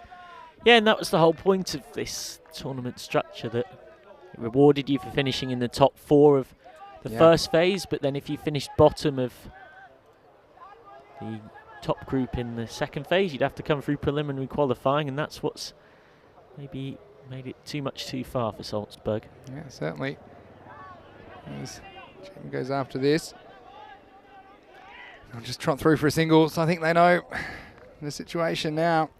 Yeah, and it's going to be really galling for Salzburg, because remember, here last August, they needed 123 to win in the ECS Vienna final against Pakistan CC. They reached 66 inside the 4th over, had a huge batting collapse and lost by just 2 runs.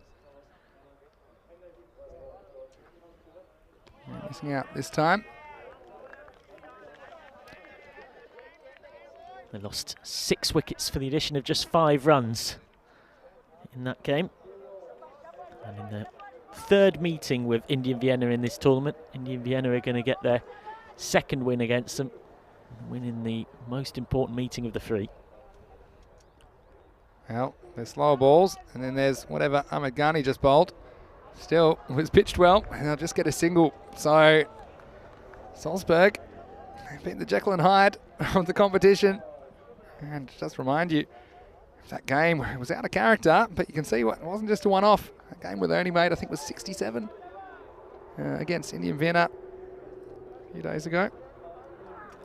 Not making too many more here in this crucial sudden death match, as the game's going to come to an end, and it's going to be 74, the final score for Salzburg, and that means they will finish in 3rd place in this year's FanCode European Cricket Series. They're going to finish on 74 for 8, and it's going to be 24 runs the margin of victory, as India and Vienna, they're through to the final against Vienna Afghan. It'll be a rematch of earlier in the day.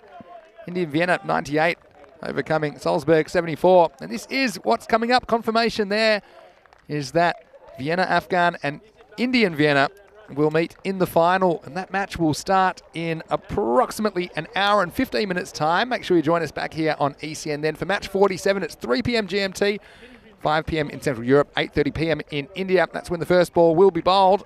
We have 2 teams that, well, they already locked horns once today. It was a comprehensive win to Vienna Afghan. The toss is all important. That'll be coming to you shortly. We'll have the result in the live chat as well as on our website, europeancricket.com, as we look at the highlights.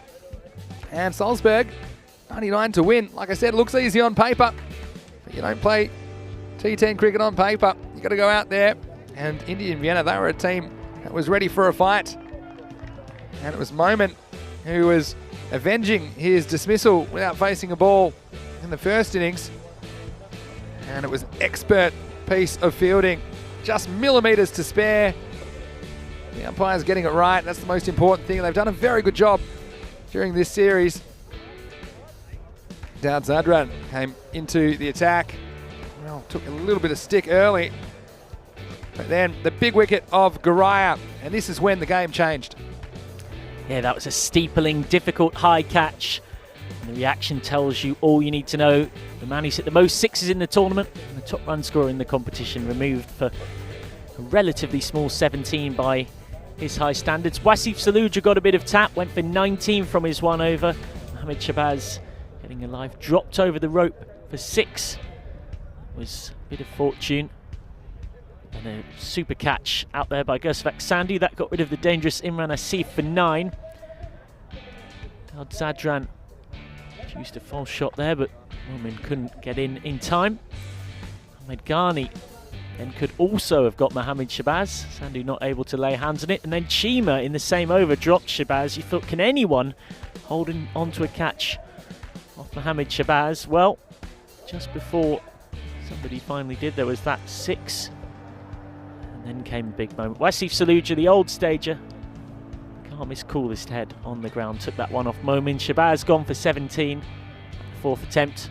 Little snick behind. Got rid of Ranjit Singh for a golden duck. And Shahul Momin was on a hat-trick here. And that was Plum LBW. Zahid gone also for a golden duck. Mujah emphatically celebrating as he removed Balvinder Singh. At this point, the wickets were just tumbling and tumbling. Yeah, and Salzburg finding out runs on the board in finals. Gave me an advantage. No one can take them away from you once you make them. And Bajayan, he came out a bit lower than usual, doing the right thing, trying to go for it. And then, well, yeah, just doing our best to keep the players apart, but natural motion taking over there. In the end, it was inconsequential as Indian Vienna ran out winners 98-74 here in match 46, the eliminator number 2. And that has eliminated Salzburg in 3rd place from the FanCode European Cricket Series, Austria. And, well, they've certainly provided a lot of memories, and thanks so much to the guys from Salzburg.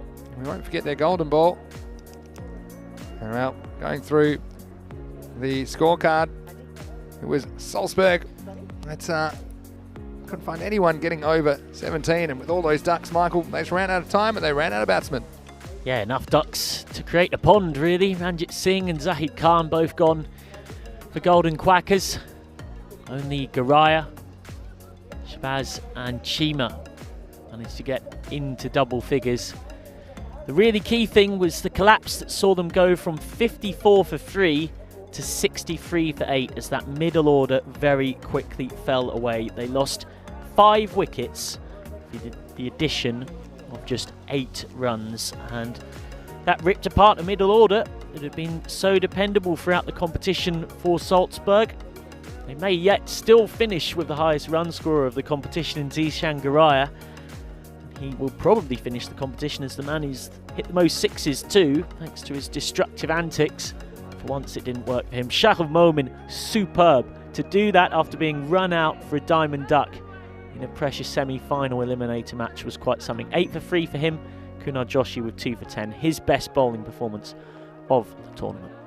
So, it is a 24-run win for Indian Vienna against Salzburg. The final is a repeat of the match we saw this morning. Vienna Afghan against Indian Vienna. That was, of course, a double chance game because of both teams' excellent form in the competition so far. They knew that if they lost, they get an opportunity to right that wrong. That is exactly what Indian Vienna have done. They like to bat first. They're a team that is good at defending a target, tenacious in the field, and better with the ball in hand than when wielding the willow. And so it proved here. Shahul Momin, superb, as was Kunal Joshi. They were key in ripping apart the Salzburg middle order. So that's your match summary. It's been fantastic to have your company for this game.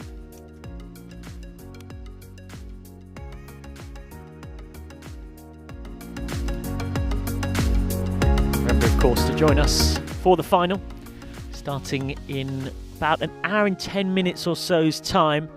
It's Indian Vienna versus Vienna Afghan. I'm Michael McCann. Vinny Sandhu has been alongside me. To my pleasure for this eliminator match. Wherever you're joining across the world, it is great to have your company. Go to EuropeanCricket.com for all your previews, stats, everything in between as we build up to the big one, the one we've all been waiting for. Match 47 here at Sabang Cricket Ground. Make sure to join us in just over an hour. For now, it's goodbye. You are listening to the European Cricket Network.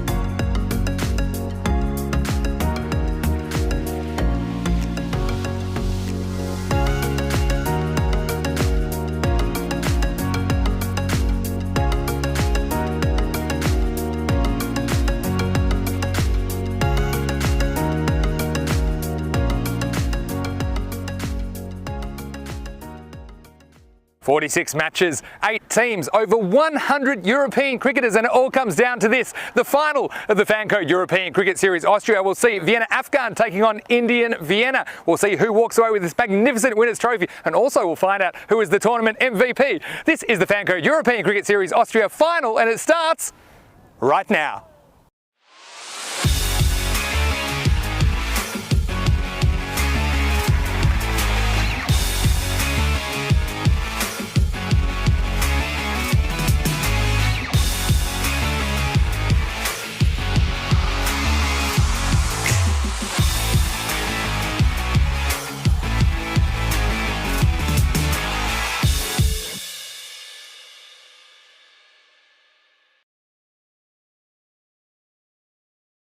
Hello and welcome back for the final time today to the Sabang Cricket Ground in Vienna, Austria. It's time for the big one, the final match 47 between Vienna Afghan and Indian Vienna, and this is what they're playing for, the FanCode European Cricket Series trophy, thanks to Local Lifestyle. Well, what a magnificent piece of silverware it is, but only one of these captains will be holding it aloft after this match. It's 10 overs aside, and let's go over to the match referee. It's with the two captains for the all-important coin toss.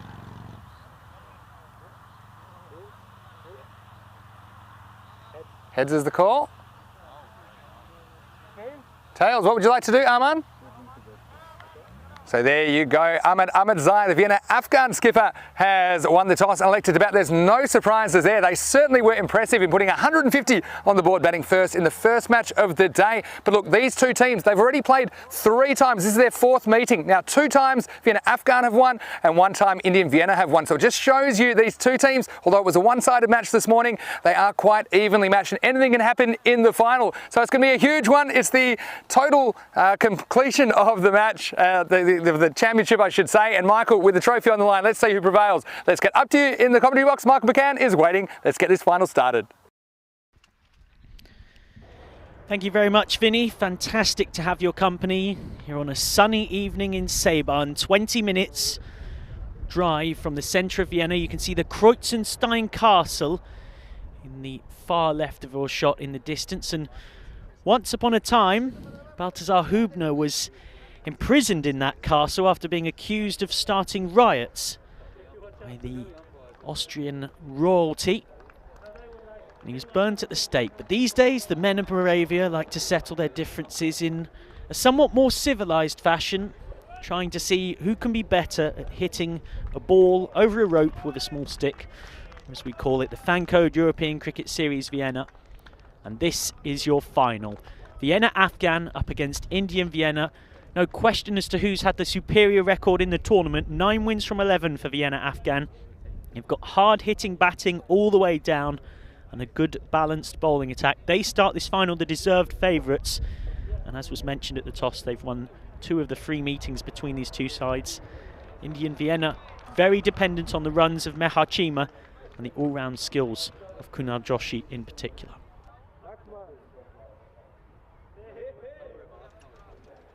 Absolutely lovely day for it. And this is the game we've been waiting for. 47 games. This is what we've got to. Do join us in YouTube live chat. Great to get your contributions and thoughts in there. Your umpires for this final are Kumar Rajinda and Alala Santosh on field, with Aravind De Silva, 3rd umpire. Vienna Afghan preferring to win the toss and bat. That's not surprising. Teams batting first have won 65% of the games in the competition so far. And for Vienna Afghan, this formula has worked particularly well.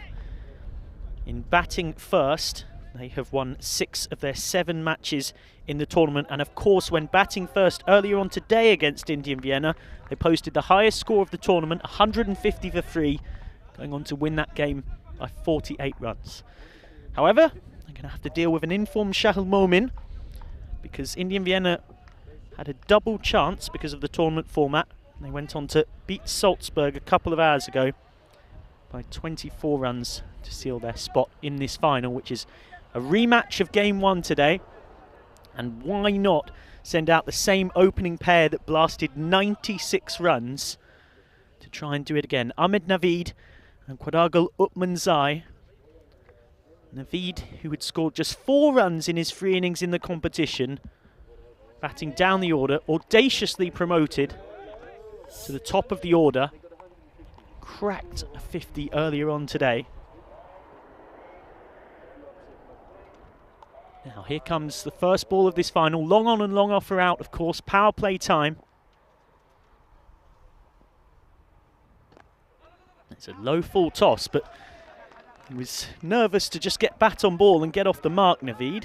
So he just prods it for 1. I think if he was in and going, this ball might well have disappeared.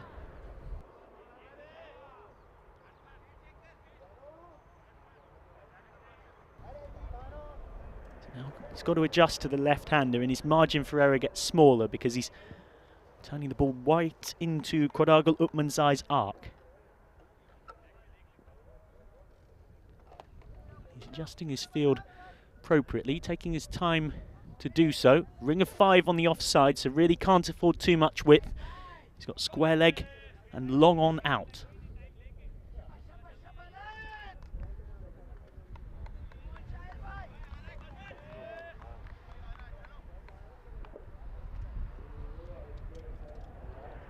It's good flight from Momin, and it was almost chipped back to him by Quadagul. Clever stuff from a very wily operator. He's not been available for a third of the games in this tournament, and when he's played, he makes such a difference to this Indian Vienna side. As that's good again.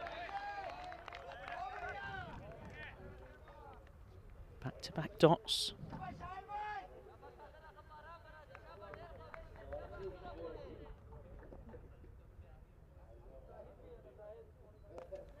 That's really teasing stuff from Shahil Momin.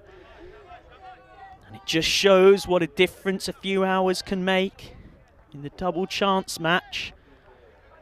Momin was thumped for 30 off his 2 overs. Came back with 3 for 8 against Salzburg. Concede a single there. Just seems to be running a bit gingerly, Ahmed Naveed. Doesn't seem to be really getting through those quick singles with much enthusiasm. 5 balls gone. Just 2 runs scored. A good start to this final for Indian Vienna. And again, he can't be short. He's got protection out straight at long on and long off. Played inside out by Naveed. And that is a great finish to a great over. Shahil Momin concedes just 2 from it. And at the end of the first over, both openers off the strike, off the mark I should say, in singles.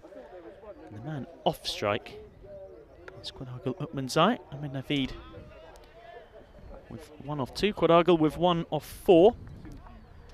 That is a fantastic way to start the final. And the man joining me for this one, back from the toss, is Vinny Sandhu. Thanks, Michael.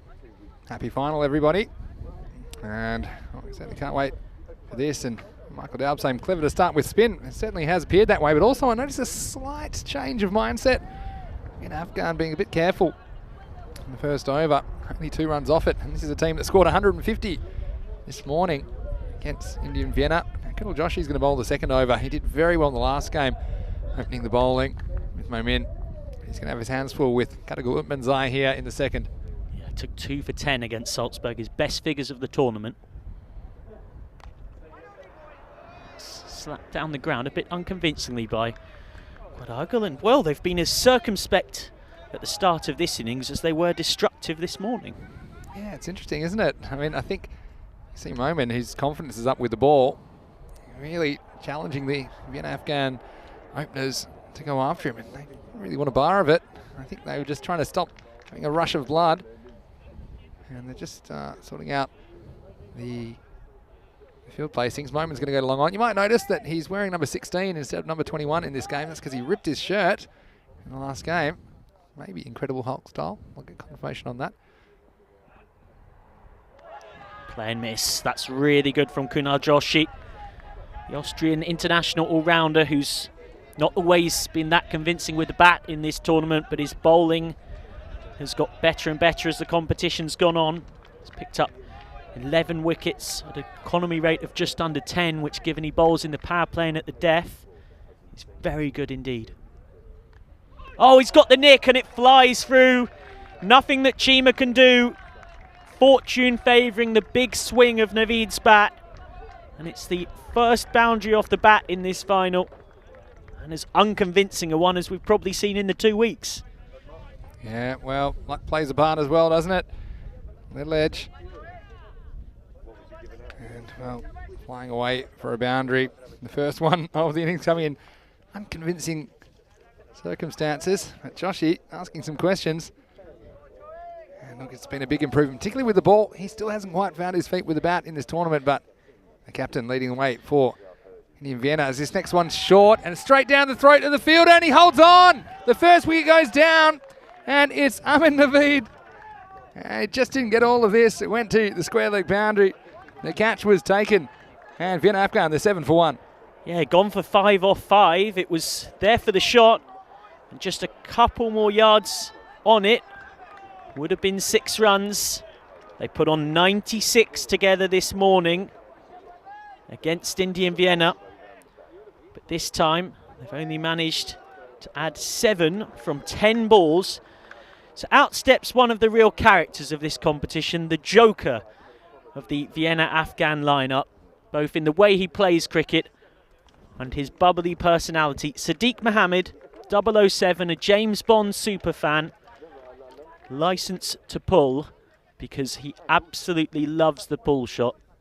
You could bowl the ball off the strip outside the off stump, and this has genuinely happened this week, folks, and he will still try to pull the ball through square leg. And amazingly, it is still a very effective strategy. There he goes, as advertised in the brochure.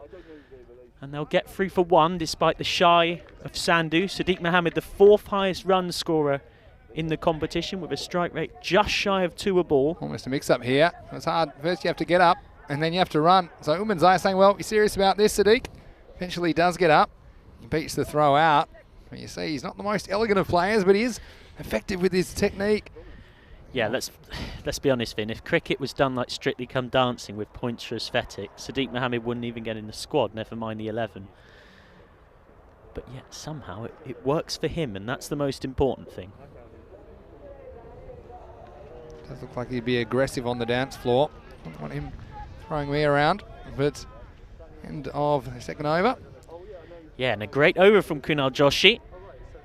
He's appealing for a wide from that last ball, Quadra Lukman but the wind took it in, and it meant that pretty filthy delivery managed to get away with a dot. So 2 overs gone, 8 for 1, just 1 boundary so far, and what a difference a few hours makes. Same opposition, same scenario, Vienna Afghan batting first, but struggling to get hold of it as per their plans throughout the tournament so far. Daud Zadran's going to bowl the third.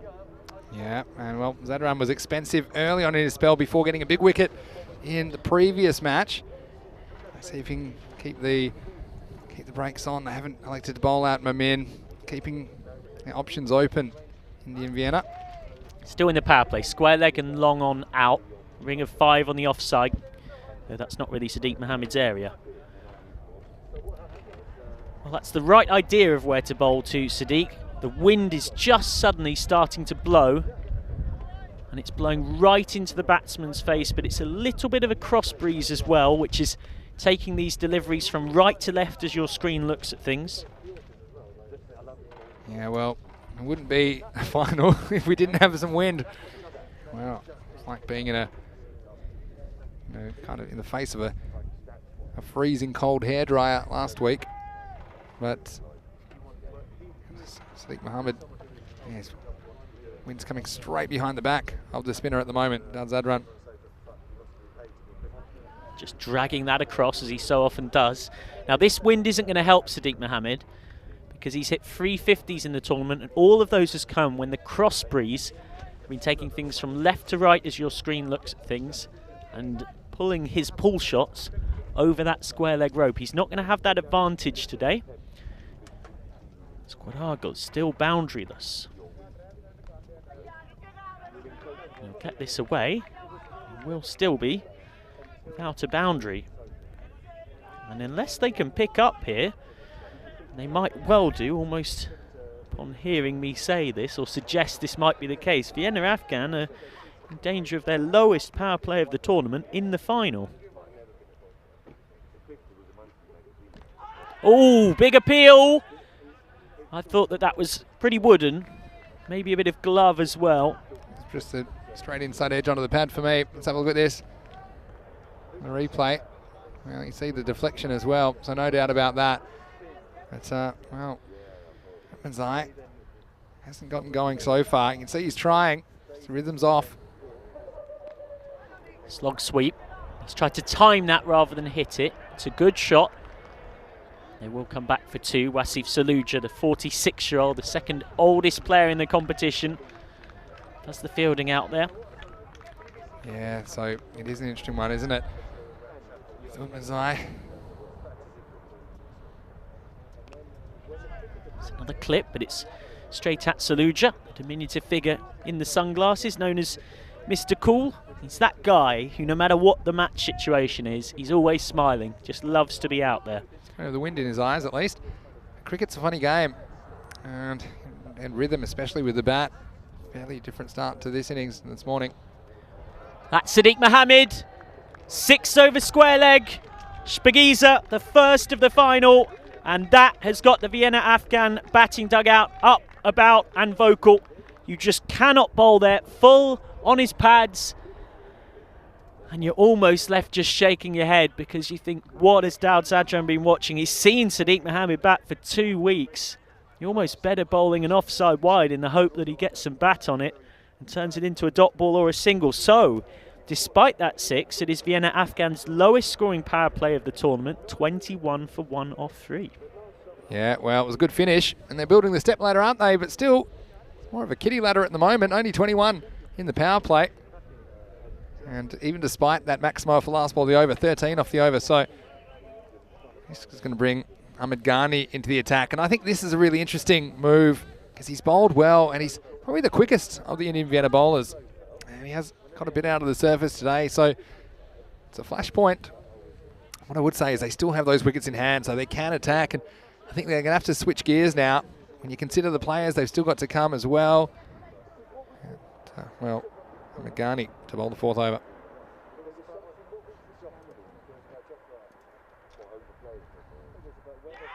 That's a great start from Ghani, who is something of a gamble because he's been the most expensive bowler in the tournament so far for Indian Vienna. He's gone at 13 and over.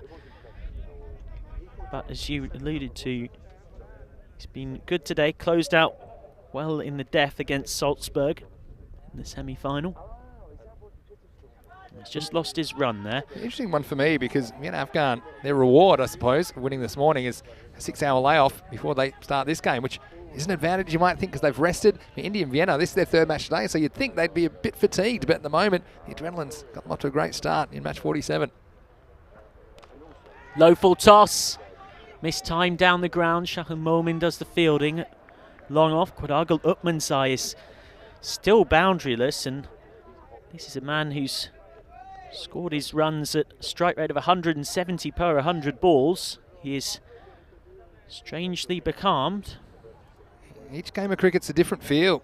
You know, and at the moment, Utmanzai's timing's out. We're talking about microseconds as well when we're talking about timing and things like that. So it does affect your mindset. And when you're going, you're going. He was in the zone this morning, wasn't he? But at the moment, he's well out of the zone. And see if Sadiq Mohammed can get going.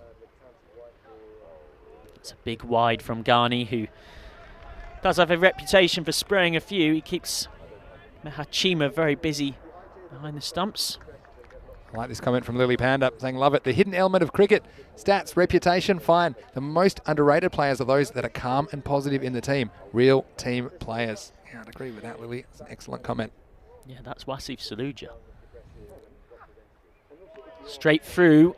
Now that is as good a ball as I've seen bowled to Sadiq Mohammed all week in terms of exposing his weakness. Yeah, that's exactly right, Michael.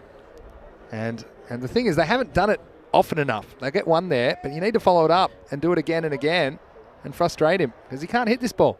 He literally, with his technique, cannot access that. And that goes to prove my point. It's a wide outside of Ghani's able to laugh about it. It just looks so funny to see back on a replay. Desperately trying to hoik it through mid-wicket. I don't mind that. I mean, you might give away a wide or two, but I think if you get it wrong, you're going to go for half a dozen. So, Amagani, he's definitely in a thinking battle at the moment with Sadiq Mohammed.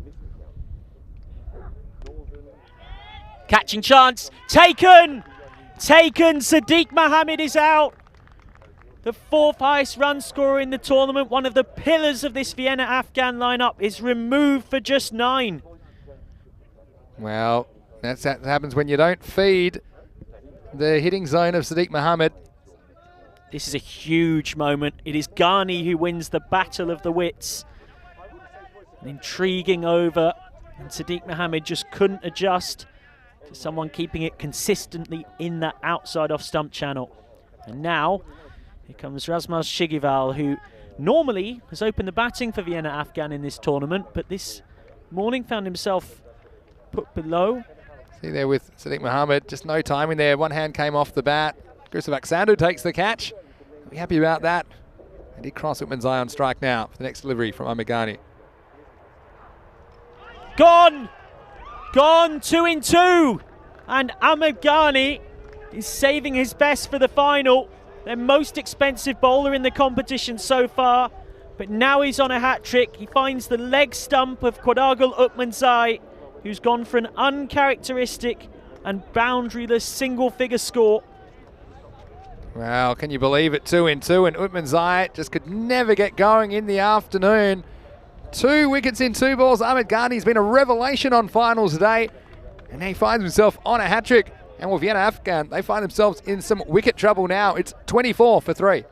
Well, by this point, first time around, when these teams met earlier on today, Vienna Afghan were cruising towards being 66 without loss off 4. Instead, here comes Noor Ahmedzai, who has hit more sixes for Vienna Afghan than any of their other players in this competition. 21 sixes. This guy has scored 66% of his runs in sixes. He does not mess about. Hold on to your hats. This is going to be a lot of fun. Right. He hit a 16-ball 50 yesterday, and this morning he came out and hit 39 off 14. This is a huge moment in the game for me. Noor Ahmedzai is the one they really want. He's the player in form. He's facing a hat-trick ball. Inside out, and that's how he deals with a hat-trick ball.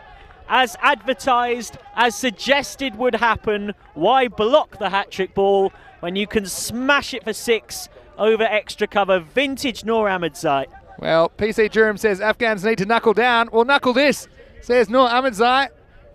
He says hat-trick this. He's out of there well into the 4th over. It's 30 for 3.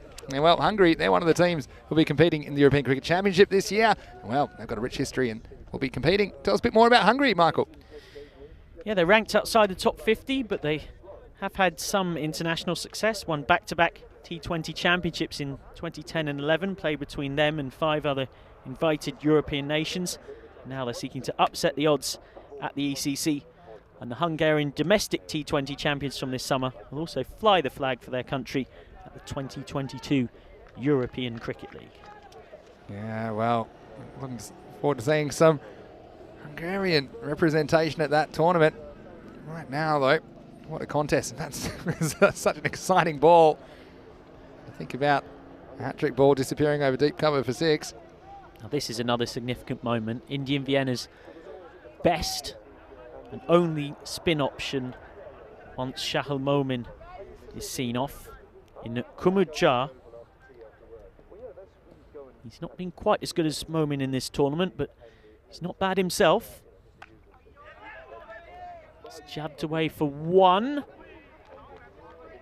And no overthrows, which can be a bit of an ECS trademark. So Kumudjar so far has been actually slightly more economical than Momin. He's gone for just over 8 and over. Hasn't picked up quite as many wickets, but he's a good defensive spinner. He's just playing on the ego. He's making Noor Ahmedzai put all of the pace on it himself.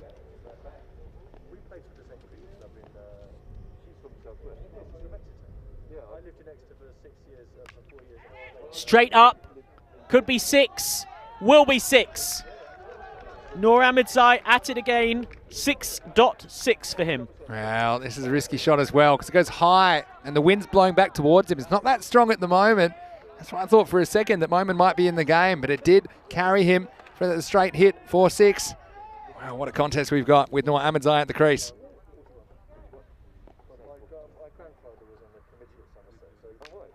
Held back again, but Noor's got hold of this. Yet again, the same result. It bounces just next to our scaffolding.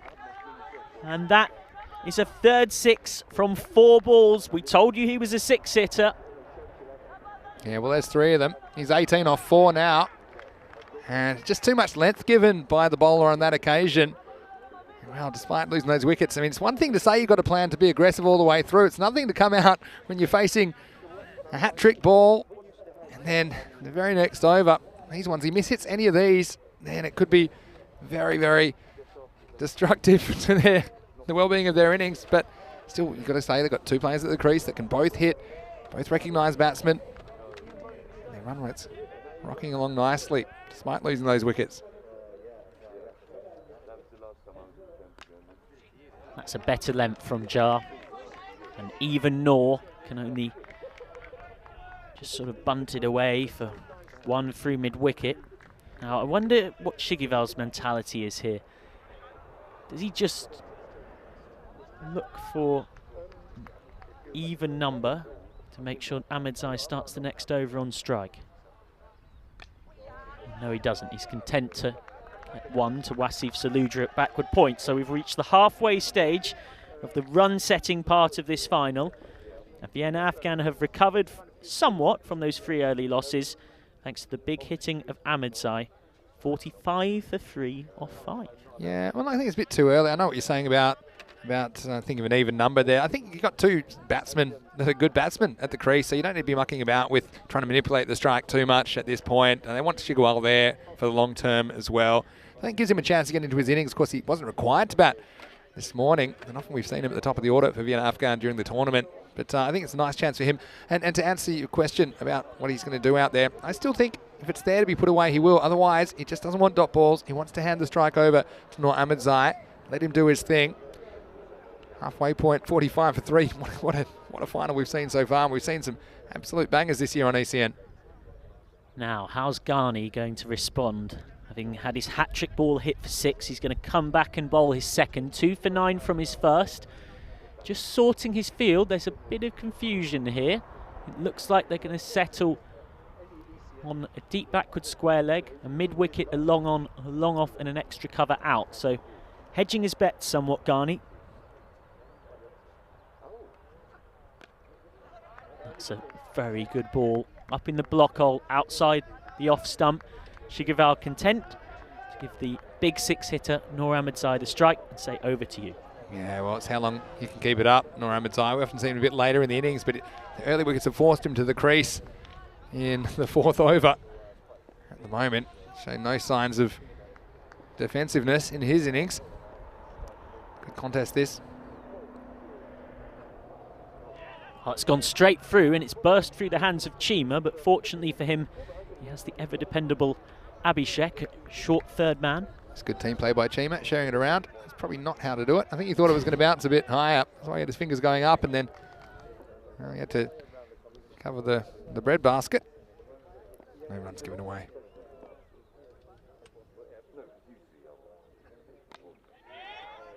Just chipped round the corner. It's gone in between the 2 sweepers, 4 through square leg. Well, Noor Ahmedzai not really getting all of this, and maybe a touch fortunate that he's lifted it into the gap. Yeah, it was more luck than anything that it went in that gap. I think went in front of square.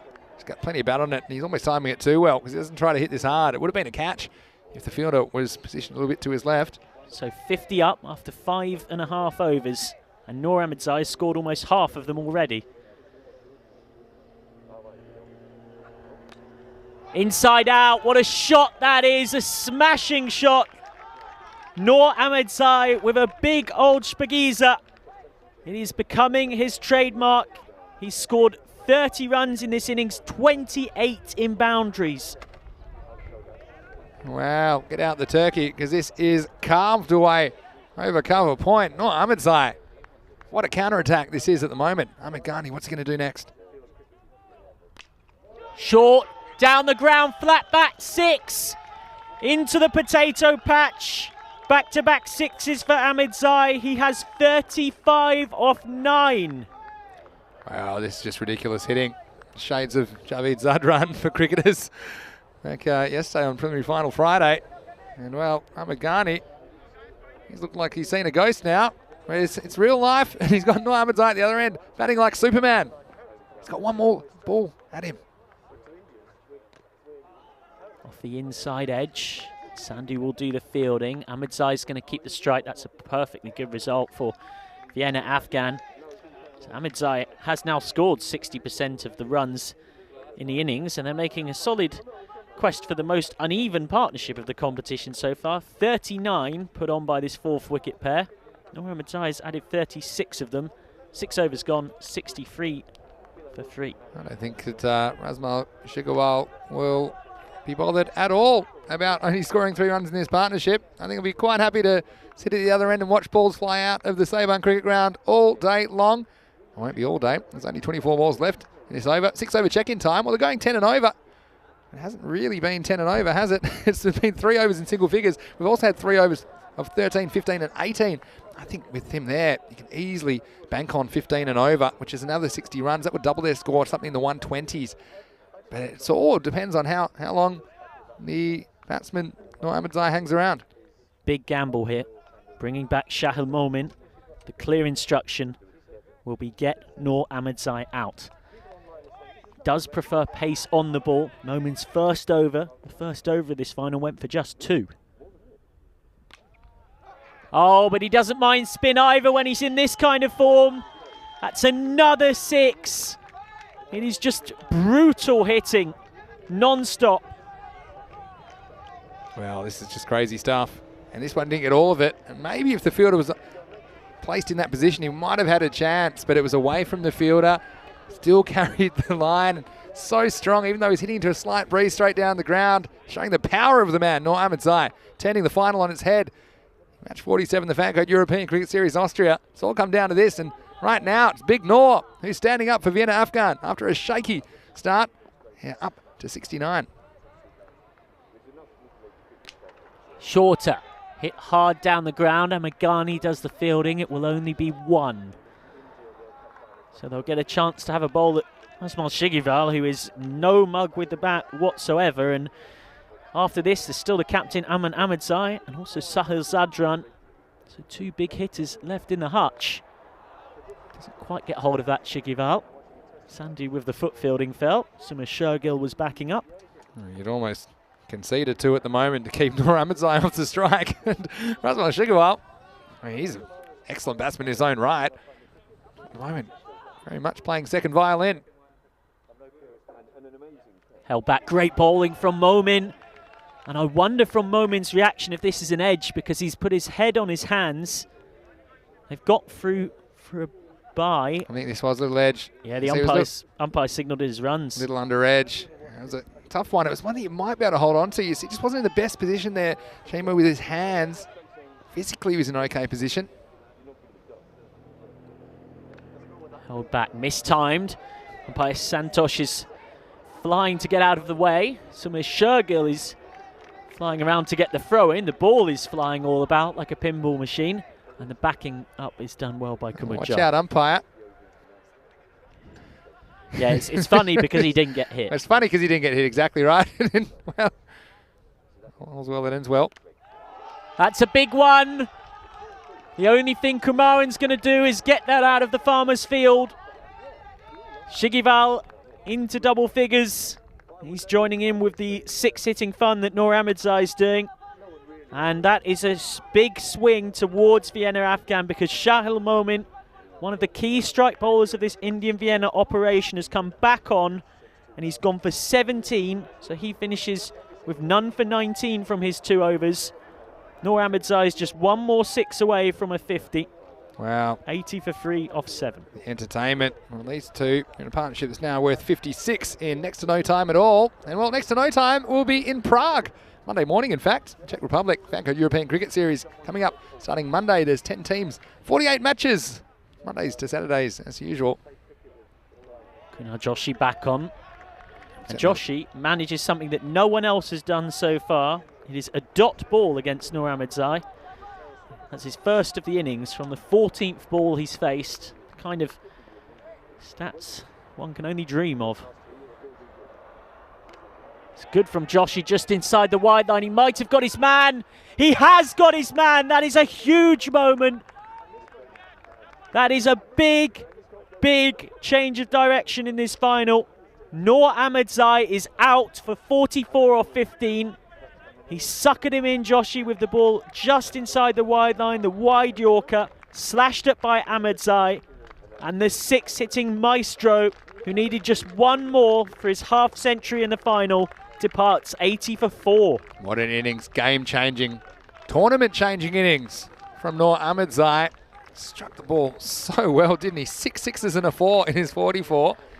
And how's the pressure on Gopala Krishna? He held his nerve, and don't you worry about it. This game is still right in the balance.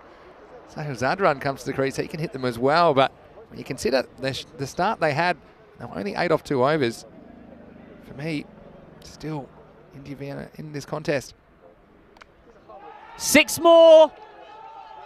Through backward square leg. What a shot that is. They'd crossed, so it's Shigival on strike, and he's taking on the senior mantle. Joshi drops short and pays the price. Well, it's a gamble with a short ball, and sometimes when you gamble, you lose. And that's what happened to Kunal Joshi on that occasion. Shigival right at the middle of the bat, and they're not large boundaries square of the wicket. That one's going to take some finding. And you mentioned those 6 sixes, so that takes Noor Ahmedzai up to 27 sixes in the tournament. He finishes second only in terms of 6-hitting prowess to Salzburg's Zishan Garaya. So 86 for 4.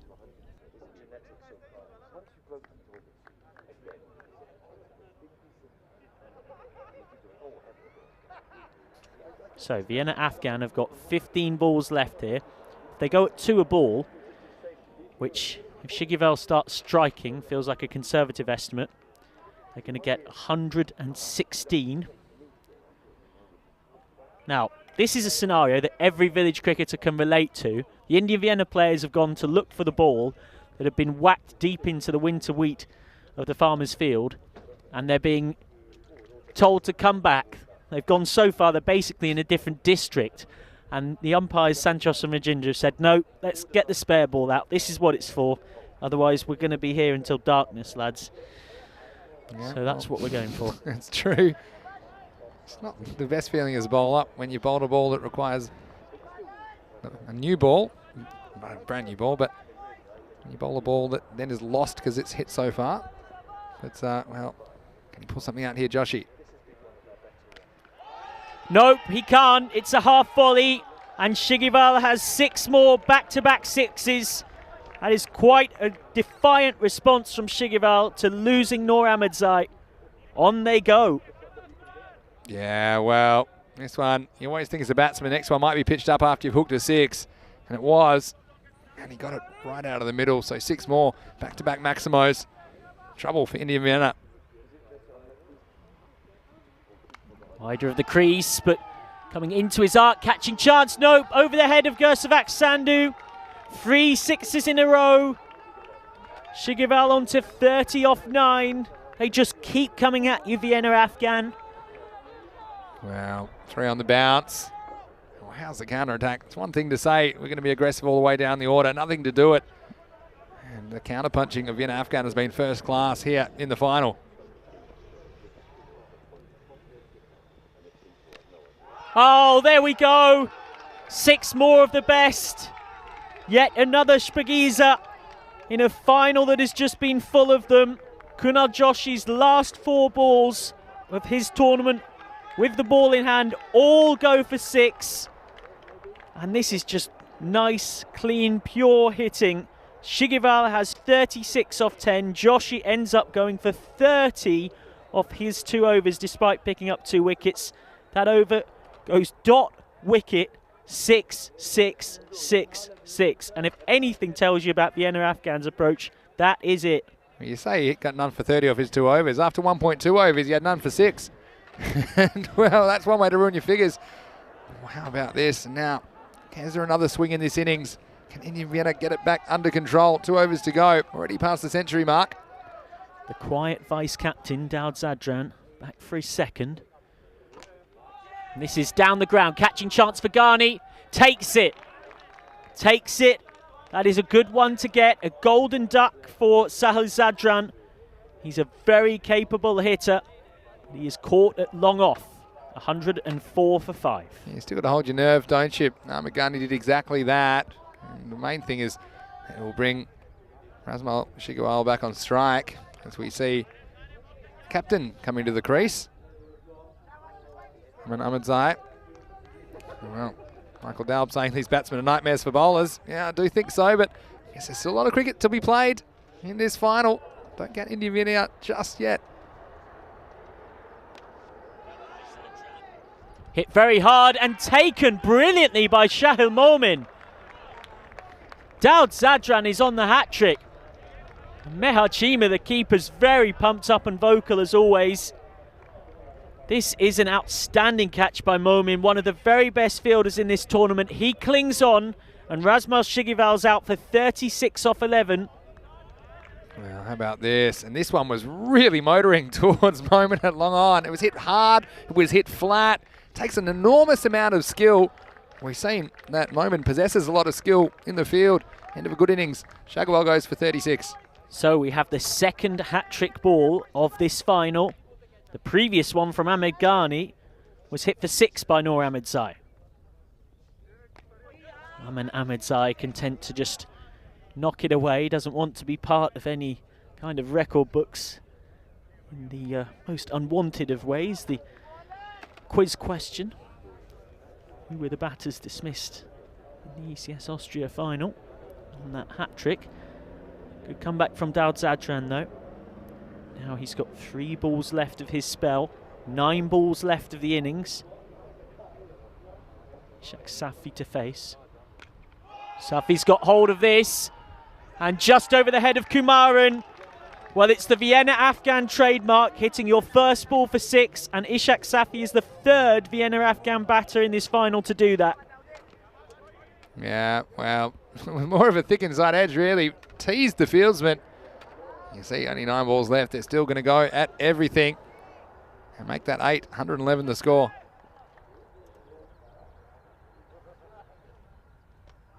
Got him. Full and straight. Ishak Safi out. 6 and out. So, just 7 balls left of the innings now. Zadran has his 3rd.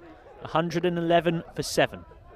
Yeah, well, this is all he can do really as a bowler. If they miss, you got to hit. And that's exactly what Daud Zadran does on this occasion. It's his 3rd wicket. It's now 111 for 7. 7 balls left in the innings. And we're just coming back now to Indian Vienna. And we told you, don't get too carried away when you see, well, you can get carried away, but don't get carried away thinking you can call the result so early in the game, because there's a lot of cricket still to be played. This will bring Zabi Ibrahim to the crease to face the last ball of the 9th over. Yeah, Zabi Ibrahim, who's only played 3 innings in the tournament, 2 ducks and a single. So, you remember that guy at your cricket club who is very reluctant to bat, doesn't really fancy it, and he's the last to have a bat at nets if people really make him? Well, I'm reliably informed that is Zabi Ibrahim here at Vienna Afghan, but he's got to come out at number 9. And he's actually got a bit of time here because they've lost these wickets in such a big clump. They've just lost 3 wickets for the addition of only 7 runs. Zadran, Shigival and Safi. Oh, what a shot from Zabi Ibrahim. Well, where has that come from? Not known for his batting, just clears his front leg and smears it away. 6 more. Well, what do you mean he doesn't like batting? He wouldn't like that. Well, he's feeling it right now, and he even gets the change of over to go to the other end and just think about it for a little while. Zabi Ibrahim. Wow. 107 after 9, and his score is still climbing despite the wickets tumbling. Yeah, 117 for 7. Daud Zadran has 3 for 26 from his pair of overs. He's bowled out now. And the responsibility, oh, now this is a big decision. Kumudjar's gone for 15 from his 1 over, so they need someone to fill in the last over of the innings. And it's going to be Wasif Saluja, the old stager, the coolest man in town, the 46-year-old, second oldest player at this tournament. He's got a lot of tap recently in the tournament. Closing the innings out. He makes a good start, though. Gets a miscue. Momin has a go. If he'd have hit, I think that was out. Has he hit? Be out anyway. Has he hit at the keeper's end? This would be truly extraordinary.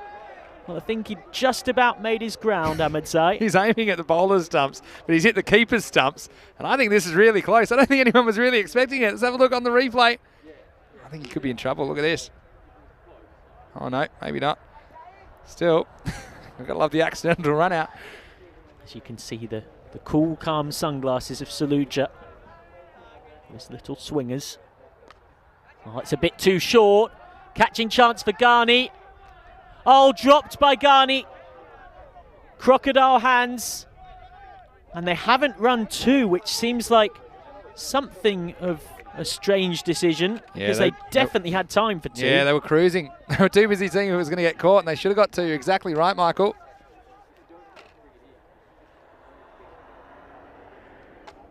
Really held that one back outside off. Chima's running, and in the end reluctantly accepts that they've got a single. That's not a bad result, though, at the death for Indian Vienna. And remember, at one point they'd have definitely had some nightmares thinking that Vienna Afghan were going to get 150 like they did this morning. They're not going to get anything quite like that. Yeah, Chima just eating it in the end, conceding the 1 run. Well, it would have been a wide, but it's been fetched through the mid-wicket region.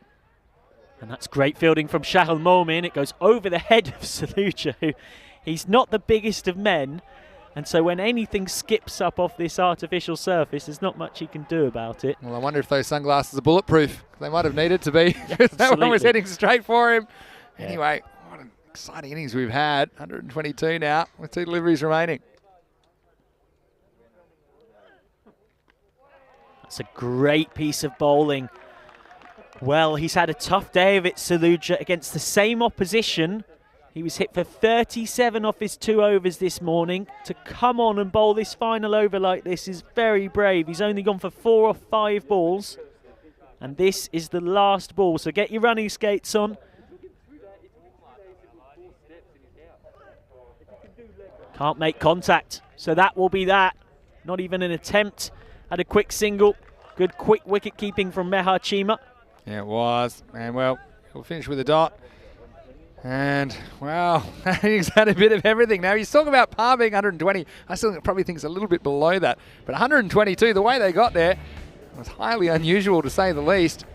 And, well, as we go back to the highlights of the first innings of this, match 47, the FanCode European Cricket Series Austria final.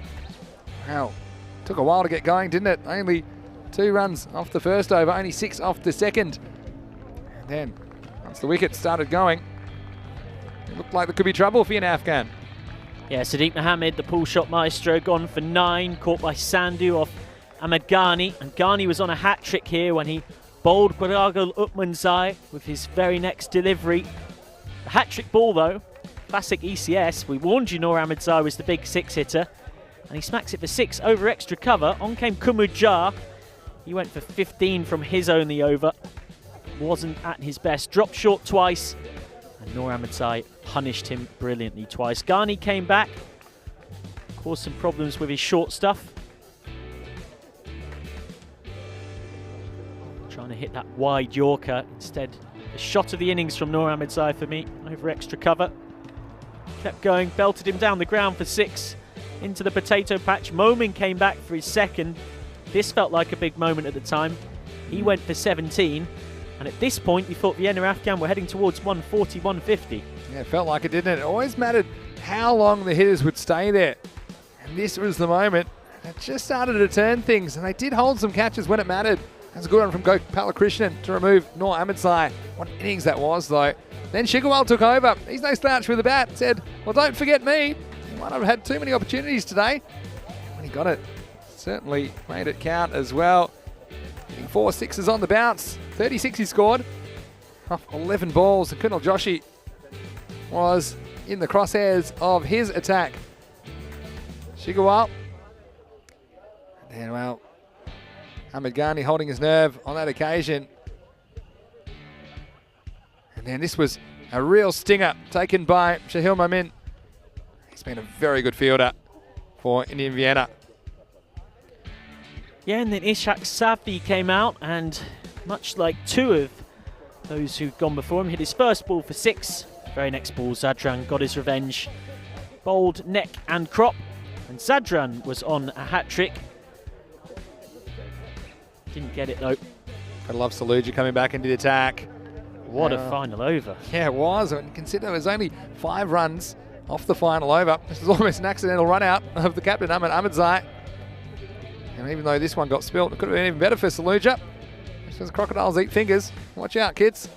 Ahmed Ghani spilt that one, but in the end, well, it just keeps him in the game. They'll win if they're good enough. Indian Vienna, it will not be easy for me. With that total of 122, Vienna Afghan are on top. It'll be 123 for Indian Vienna to win the final. So an exciting, training and ever swinging first innings of this final comes to a conclusion. 122 for 7 put on the board by Vienna Afghan, and this is how they did it. The top 3 all going for single figures. The key men, Razmal Shigival and Noor Ahmedzai. Despite Shigival coming in first, it was Ahmedzai who did his hitting first. 6 sixes in his 44 of 15. Then Shigival took over once Ahmedzai had got out. Nobody else got into double figures. Pretty good tight stuff from Indian Vienna. Just 4 extras. Yeah, look, it was that partnership coming together at 24 for 3, 56 runs off 21 balls, that counter-attack which just changed the game. And we look at the bowling figures there. Down Zadran had the figures, 3 for 26 off his 2 overs. On 2 wickets each for Kunal Joshi and Ahmed Ghani. Kunal Joshi's figures though, 2 for 30, 24 of those runs coming off the last 4 balls that he delivered. And Wasif Saluja, 4 off the bat in the last over. That could be significant if this game goes down to the wire. And you see there, the top and tails, the innings was pretty thin, but the middle, that's when Noor Ahmedzai and Razmal Shigwal got going on the way to this score of 122. Well, don't go anywhere. I'm sure you're already on the edge of your seat. Join us in just a few minutes for the reply. It's Indian Vienna requiring 123 for victory. See you shortly. We'll see who will raise the trophy in Austria.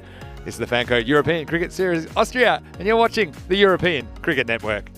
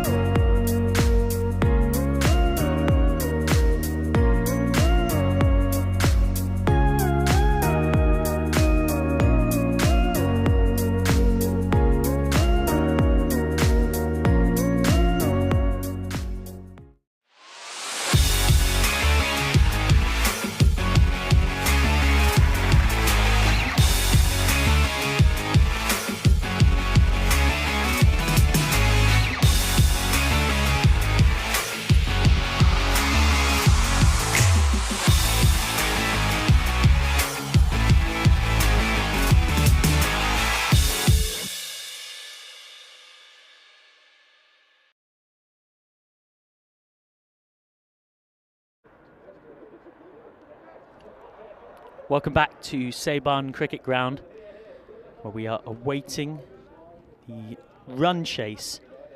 The one we've all been waiting for. 47 games across 2 weeks of T10 cricket.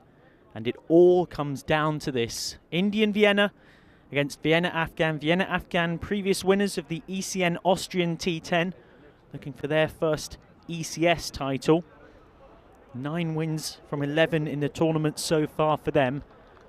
And they've put up a score marginally above par, we reckon, of 122 for 7, batting first.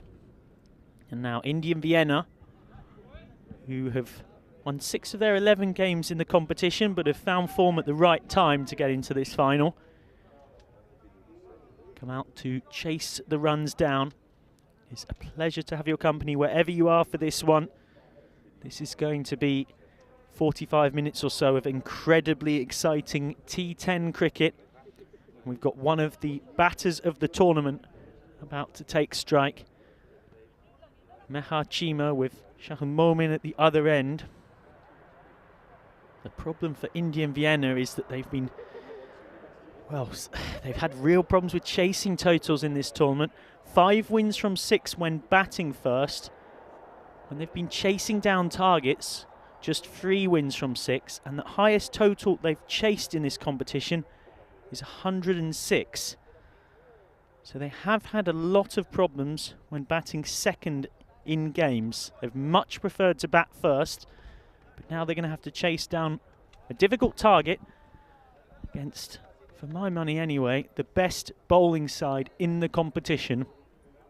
And if they're going to do it, they're going to need a lot of runs out of the man on strike. Mehar Chima, who has 300 runs across the competition already and climbing.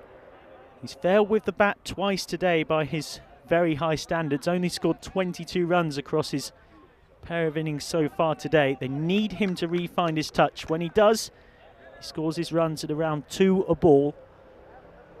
Michael McCann, and joining me, the exciting conclusion to this FanCode European Cricket Series Austria, is Vinny Sand. Certainly is exciting. And well, it's a big score. But again, just requires 1 or 2 big performances from the Indian Vienna batsmen to get them across the line. Here's the first ball of the reply, Zaid Mohammed. Short, and that is hit Chima on the shoulder. Just looked to be through this pull shot a bit too early, Mehar Chima. Yeah, he probably was. Again, not easy to play the crossbat shot straight away. And one of the things we'll probably think about as well is the award for MVP of the tournament. If you've been watching, let us know in the live chat who your vote goes for in the MVP. And there's quite a few contenders as well, aren't there, Michael, when we think about the tournament MVP? Yeah, there's a very good field. Chima's got to be in the conversation with his good batting and work behind the stumps with the gloves.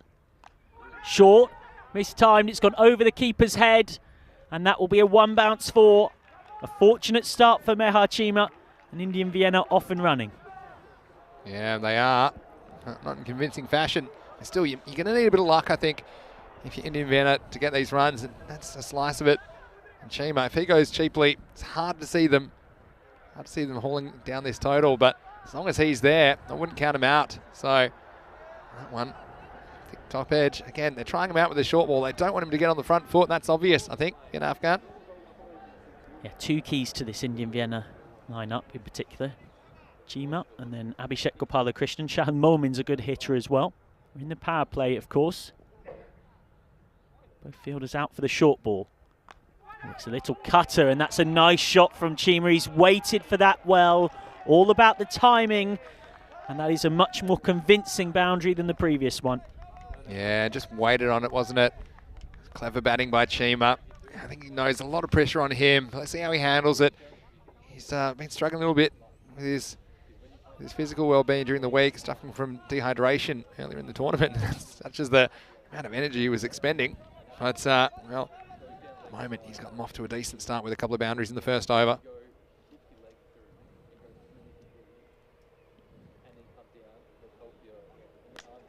Down the ground from Chima, 1 bounce. Straight to Shigival. You know what I was thinking then? Do you remember what happened in the previous game between these two? When he ran out, Shahal Momin. And luckily, that time there was no indecision. Shahal Momin still picked up the Player of the Match award despite getting run out without facing. He redeemed himself with 3 for 8 against Salzburg with the ball to win that semi-final. Short hit very high, big chance. The big wicket of Chima, taken by Shigival. Vienna Afghan know what it means. That is the big man in this Indian Vienna lineup. One of the very best batters in the tournament, gone. And Mehar Chima, having been so excellent throughout this competition, fails 3 times on finals day. Huge wicket, huge moment as well for Shigival under that ball. That was steepling, it went so high in the air. Chima not handling the short stuff. Saw him get away with the top edge. This time, went pretty much straight up in the air. Probably half a dozen of them could have caught it. It was Shigival who was the man. And he held on. So the big moments being won at the moment by Vienna Afghan. And a huge early wicket to say the least. And it'll bring the captain, Kunal Joshi, to the crease. And is this the moment that he can break out? But right now it'll be Moment on strike to face the first ball of Zain Mohammed's first over. So Zain Mohammed, 1 ball left. That is the big scout. Shahal Momin batting out of his crease. So I'll be interested to see if Zain Mohammed decides to bang this one in short as well. The short stuff's working well for him. He's got a deep point out and a long off.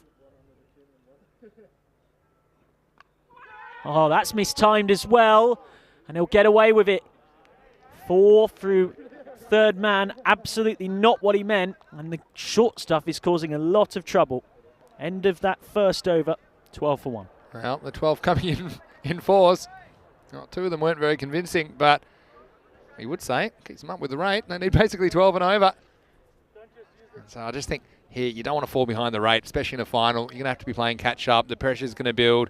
I mean, now's the time that you have to keep being aggressive, especially Joshi, who's, I don't think he's a natural T10 player. You know, he's a national representative, but in longer forms of the game. And he's struggled to adapt with the bat, to be honest, whether to play more of a traditional style or to go for more aggressive shots. And so he's going to have to work out a strategy here.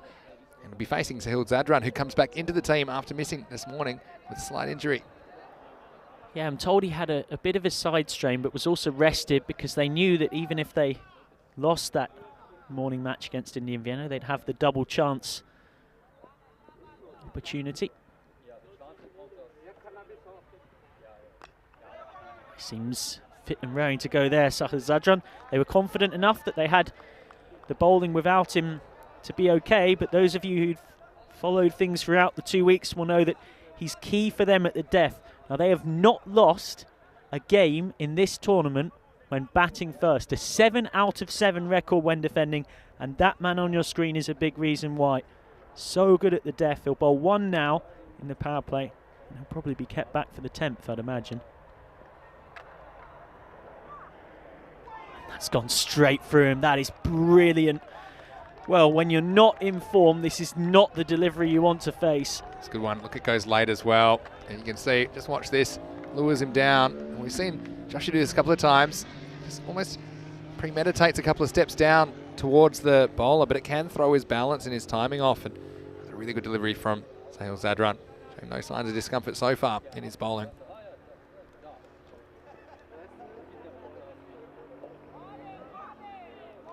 And that's good again from Zadran, just inside the wide line. It's too quick and too good for Kunal Joshi. ... Pressure building. Well, Vienna Afghan are all over him like a rash here.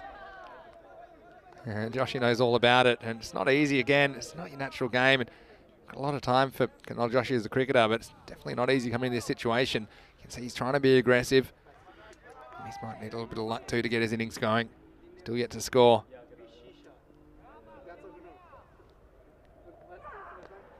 Flicked away by Joshi. Now that's his game, when he's not trying to run up the pitch and premeditatedly smack it, just waits for the ball and times it. And when he does this, he looks like a classy batsman. Yeah, he is. And that's why I think, I think he's a good cricketer. And this time, he's flicking it off the stumps, but he's got a good eye, and I agree. Stay still, play your cricket shot, especially in power play. You get value for your shots. And Again, they want to be around 24 at the end of this over. They're a little bit behind at the moment. Love another boundary here at the end of the second.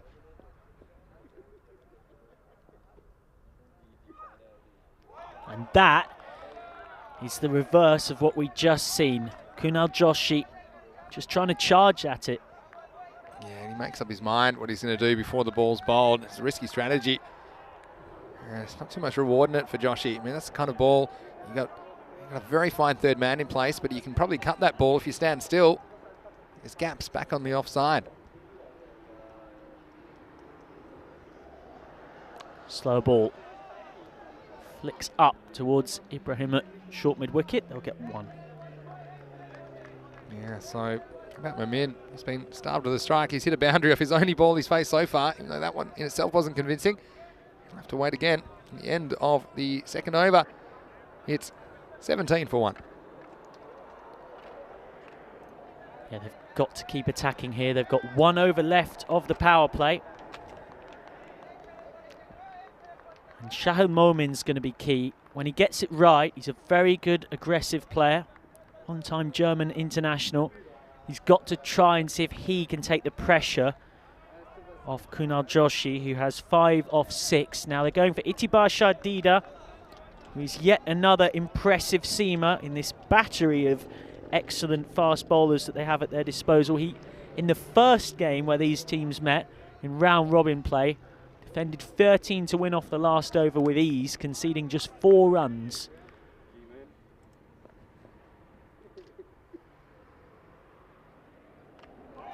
Nothing much Joshi can do with that. Can't even nick a cheeky single. Yeah, it's funny how the game works sometimes. And Momin's only faced 1 delivery in the first 12. Joshi's faced, now after that, it's 7. And Momin's up there to try and score in the power play. And he just can't get on strike at the moment. Now, I've said this before. I don't think Kunal Joshi at 3 is the ticket for Indian Vienna. And I don't think it has been all tournament. Got other bigger hitters who are better placed and in better form to take advantage of these fielding restrictions. Namely Abhishek Gopalakrishnan.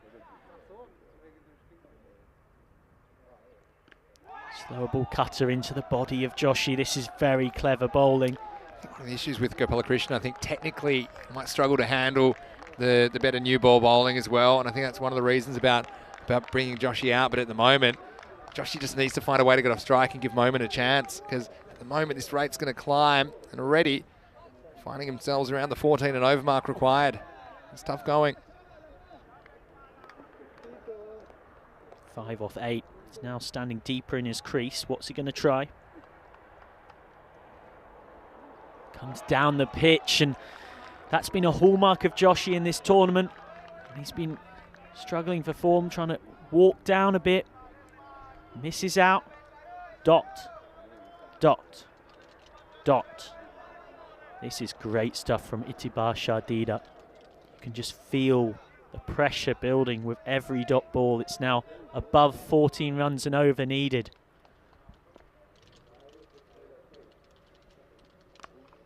Oh, he's got hold of that one, and it's flown away through square legs' hands for 6 runs, desperately needed. And it was too hot for Ahmed Naveed to handle. Well, I reckon if this gets caught, Joshi should just retire from cricket, because your luck's up when you finally nail one in the middle of the bat. This was travelling. You see, it went flat over the line, Maximo time. Just what they needed, though. And when you think they'd want to be around 36 to be up with the rate, if they do fall a little bit behind, that's one thing, but it's not going to be easy against strong Vienna Afghan bowling lineup. We've all been there in village cricket. It happened to Indian Vienna earlier on. I think it's happening to Vienna Afghan here. They're going for a proper search of the ball in the farmers' field. 3 of them in there. We've got a search and rescue team who are heading across to help out as well. I've got a feeling this is going to end with umpires Santos and Rajinder saying, look, we've got a dinner reservation to get to, lads. We can't be here all night. I know that you can relate to that, because in the game last night, you spent about 5 minutes looking for a ball, didn't you, Michael? I can't relate to it because I'm out there in the middle, normally behind the stumps. Oh, well, Sahil Zadran's found it. Credit to him. Well, he's one person I want at my Easter egg hunt. Absolutely, yeah. So, Kunal Joshi is at least getting runs above balls faced. 11 off 10 still isn't the ticket. Maybe that 6 can just give him the confidence he needs to go now. This game is by no means beyond Indian Vienna, but it's at a crucial stage. But Momin's still only faced one ball, and there's only 2 left in the power play. He's not going to face this one. And yeah, just kind of circumstances conspiring against Indian Vienna. Oh, that's a great strike from Joshi. 6 over long on and into the potato patch. Well, that's what he can do when he stays still, gets his timing right. Yeah, he still took a little bit of a step, didn't he? But his head stayed still this timing. That was the key. Well, he certainly got this one out of the middle. Well, what we've seen before from Joshi when he's desperate to make contact is he's running at the bowler before the ball's been bowled. There he waited until the ball had come out of the hand. That was the difference. Wasn't quite so premeditated. Oh, that's big as well. 3 sixes in a row. And Kunal Joshi has burst into life. Maybe just in time for Indian Vienna. 18 of the last 3 balls. A big contrast with the 5 runs he'd scored off his first 10. And at the end of the power play, in the blink of an eye, Indian Vienna are only just behind the rate, 35 for 1. Well, who's this? Who is this that came out the last 3 balls? He's nailed 3 sixes. Well, there you go. Maybe he did have time to get his eye in. Let's even keep it up. Into the power play, though. Still Moment only facing 1 delivery in that power play. And Kunal Joshi's now 23 off 12. Got to go on with it, though. They really do. Pretty much where they need to be at this stage. Losing Chima's a big loss, but Kunal Joshi, if he can keep hitting the ball like that, then they will be right in this game. And it looks like they are going to bowl out Zadran here in the 4th over. And what do you think about this? Bowling him out instead of keeping him for the death? This is a very bold move. I can only think that they're going to turn to Dida at the death, which, given he's just been hit for 3 consecutive sixes, is a big ask for him to come back then, because Zadran and Dida have been their 2 specialist death bowlers throughout the tournament. And remember, we're talking about a team who are top class at defending scores. 7 times they've batted first in this competition, 7 times they've won. And now they're changing from a key part of that strategy that's worked so well. Safwan Zadran onto the left-handed Momin, who, as you can see, is batting a long way out of his crease. Low full toss, and Momin's missed out on that. He was on a bit quicker than he thought. In the end, he finds himself at the other end again with a single. Just want to say hello to you in the YouTube chat with us tonight. And there's interesting comments and questions. Land Rover saying they're looking for Jeffrey. We haven't seen too much of Jeffrey this week. Pretty lush outfield. Have seen the odd Tortuga bounce. And Gurno saying, are they sure it's the right ball? That's actually a good point. But I think hopefully it was. Most of the balls are in similar condition unless they're very new, I suppose. Here's that run. Oh, he stepped away, Joshi, trying to get a bit clever there. This is when I think a very orthodox player like him looks a bit out of sorts. It's not smart footwork for me, because you're limiting your options. Also, you're costing yourself a leg side wide. You can see what he's thinking there. There's a gap at point, but still has a cover point on the boundary. Something that's a low percentage option. He needs to stand still or even give himself a bit of room on the other way.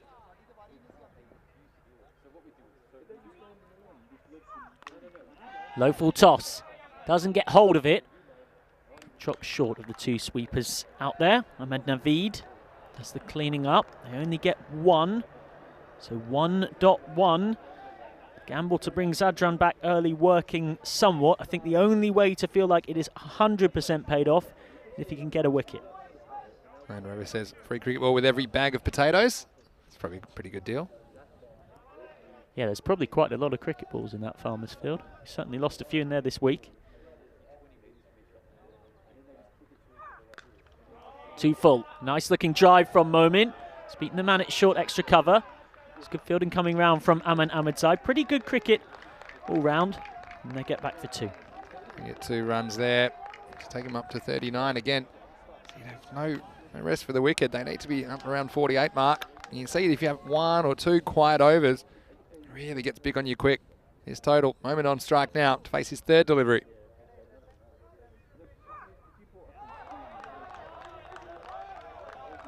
Make that his 4th. And, well, see here, just froze a bit, didn't he? That might be the one for the over, but couldn't think of a shot for it. Didn't want to just dab it down to Don't want to dab it down to Skip Mohammed. But as that side on camera shows, he's not going to get the wide there because he's batting a long way out of his crease, and that height is always done on your natural stance when a yard further back. So low ball toss, it's gone straight through him. There's appeals from wicketkeeper Quaraga Lukmanzai and the bowler Sahil Zadran. It's not out, I'll tell you that much. It's missed it by a mile. Well, yeah. Let's see what, don't know who's looking at it. Bounced after the hit went past the bat anyway. So end of the 4th over. Indian Vienna 39 for 1 and struggling a bit. Let us know what you think of this final and who you think should be the MVP. Speaking of MVPs, I'm talking about Luke Belgium asked, how did the ECN versus Vienna CC game go last night? We had a bit of a modified game. Tell you who the superstars were our Latvian crew. To Andrus and Richards and Dennis. They all picked up wickets. I think, was it Richards picked up 2 wickets? Yeah, Richards picked up. They never even played cricket before. And what was even more funny is because of the phase of the game we were in, they were all against our umpires for this tournament, who were outfoxed by men who'd only just learnt to bowl for the first time. It was quite something to watch. And speaking of things that are quite something to watch, here's Noor Ahmedsai. Well, he's a bit of a wild thing, and he starts with a wide. He was wild with the bat, wasn't he? Yeah, well, Luke, yeah, I got to face my first free hit in a game. That was pretty exciting. The first ball I faced was a free hit. I was drunk with power, the invincibility cloak on. Well, if they ever find that ball, I'll be very happy to keep it as a souvenir. Short, great bouncer. Joshi can't make contact. That is a proper bouncer, and that is not easy for Kunal Joshi. Yeah, Noor Ahmedsai, been the player of the final for me so far. So you can keep it up with the ball. Again, every time it's a dot ball, that rate climbs. It's over 14 and over required at the moment.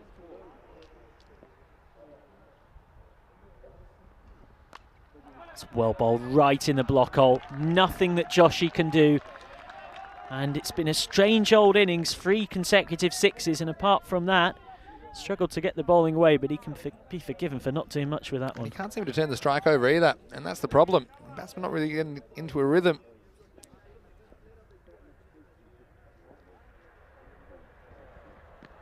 Wider of the crease, spearing into the pads of Joshi.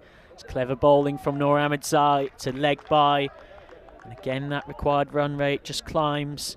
Wide, dot, dot, leg by. A few people in the chat also wondering about cricket on ECN tomorrow. Well, tomorrow's the first day in a long time we haven't had any cricket on ECN, but I can tell you we will be back Monday morning from the Czech Republic with 4 more matches, Mondays to Saturdays, for another 2-week FanCode European Cricket Series. So I don't know what you'll do on your day off. You could use it. If you haven't caught the end of the Portugal T10 final series, that was very good, days 22 and 23. Well, you can always check out our social media and at European Cricket. It's a great place to go. And you can read up, you can study as well for the Czech Republic. That's good use of your time if you're missing the T10 fix.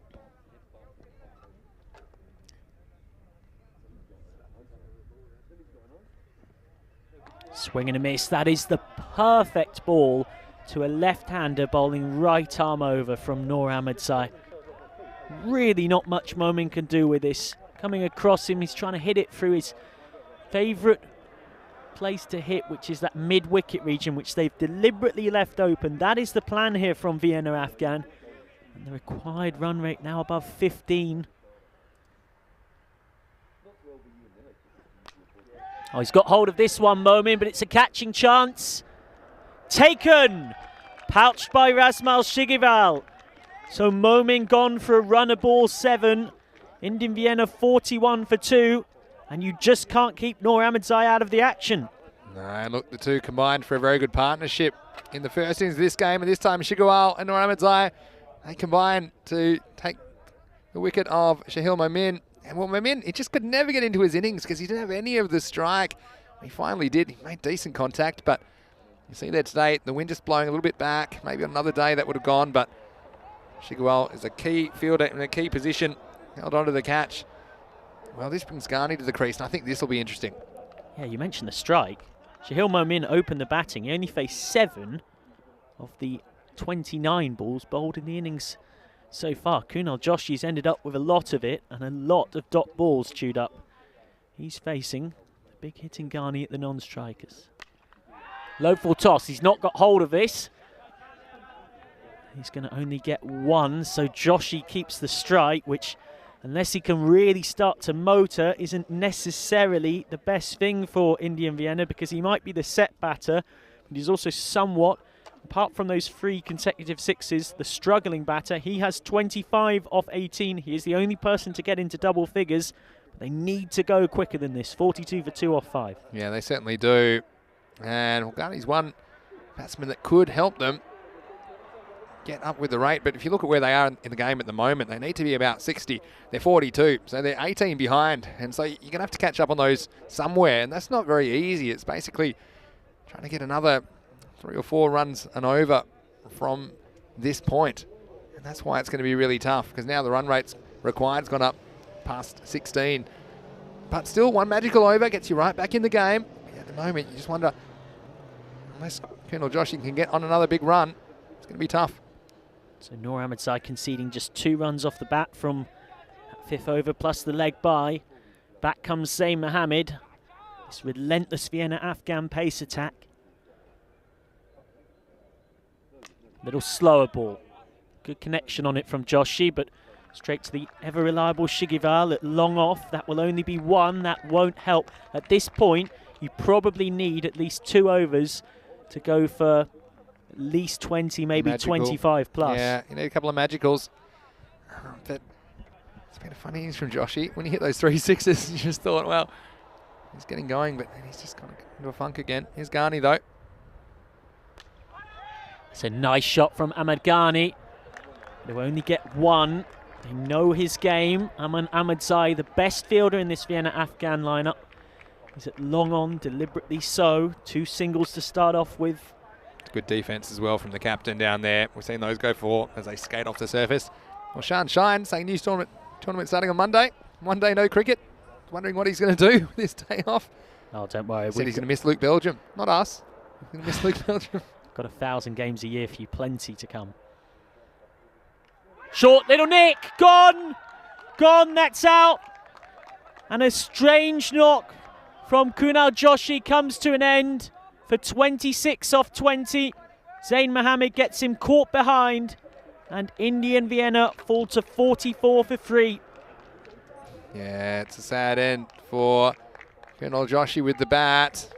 He tried his hardest, he just couldn't really get going. Had those 3 sixes.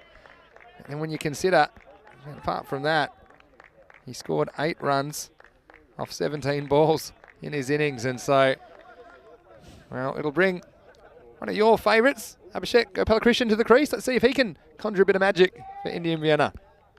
Yes, I do think consistently in this tournament he's batted a bit lower than he should have done, really. And the numbers certainly play that out. The 2nd highest run scorer in Indian Vienna's squad.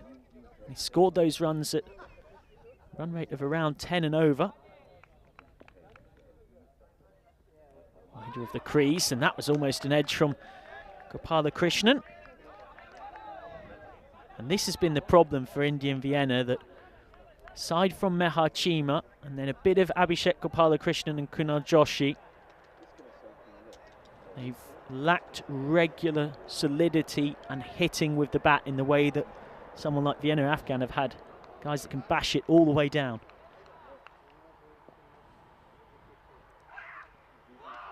Can't make contact here, Gopalakrishnan. What a good over this is. 1 ball left of it. It's conceded just 2 runs. It's removed Joshi. And now we're up past 3 a ball. Well, you think about these overs so far. I'll read them out in a second, but there's 3 sixes consecutively in the 3rd over. But since then, the overs have gone for 4, then 3, and then this one's 2 with the ball to go. So this really shows you how dominant Vienna Afghan have been. Yep, they're sliding away here, Indian Vienna. Got to do something quickly. Everybody out on the leg side.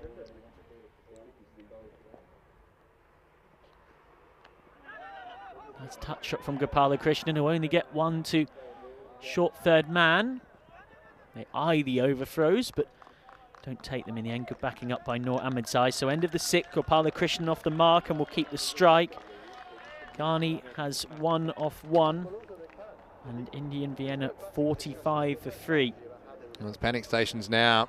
When you consider they need 19.5, that means every time they don't hit a boundary, the rate's going to go up.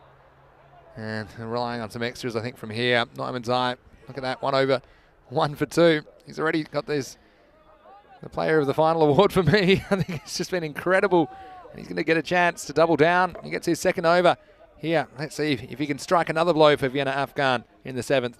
Yeah, and the gamble to bring back Sahil Zadran worked brilliantly. To go for just 9 off 2 overs in a final.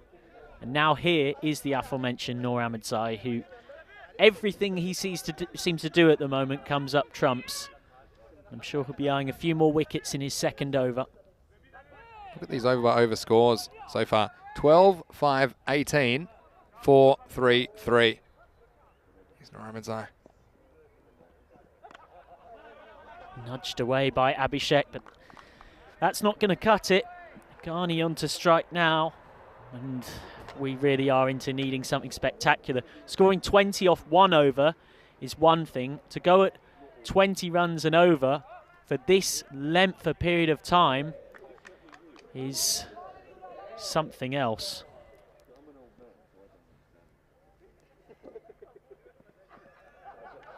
Swing and a miss. It will be a wide. Nor just having that arm not come up straight enough and ending up pushing it just outside the tram line. Yeah, well, need plenty more of these as they're going to come back into the game. We love some 5 wides right now. Vienna Afghan don't look like giving too many of those away. Little chip shot straight at cover. Ahmed Ghani gone. Noor Ahmedzai has his second wicket of this final. He just can't do anything wrong out there, Noor Ahmedzai. Great slower ball. Look at that. Back of the hand. Rotates forwards instead of backwards. Look, he picked it, but he just hit it straight to the fielder, Zain Mohammed. And well, he says that's how you do it. Look at it. Look, take a leaf out of Noor Ahmedzai's book. He's been on fire for Vienna Afghan. Another wicket goes down. It's 47 for 4. Yeah, a bit of a strange reaction from Zain Mohammed. He didn't exactly seem chuffed about taking the catch. It was intense. Yeah, it I was. like that intensity. Smouldering. Yes, Noor, that's how you do it. That is how you do it. Yeah, it was a curious one. So 47 for 4. Noor Ahmedzai has dreamy figures of 2 for 4. And here is Daud Zadran, who has just 16 runs in 4 innings across the tournament. Did hit back-to-back sixes against Salzburg. Well, that's a very speculative LBW appeal. His day's going well. It's not going that well. He's not going to get that one given up. Yeah, well, the fact we could see all 3 stumps as the ball hit it was something of a clue.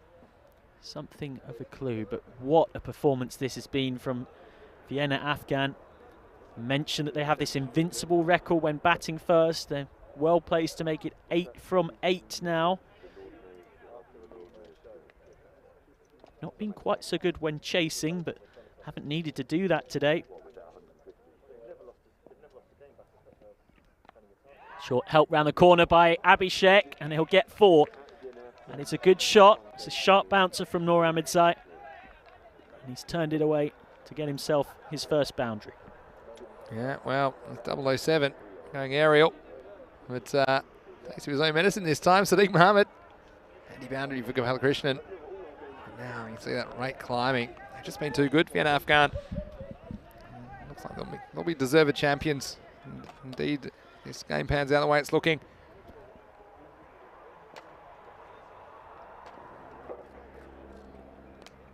Very, almost comically slower ball from Noor Ahmedzai. Very cleverly done. Gopala Krishnan can only chip it away for 1.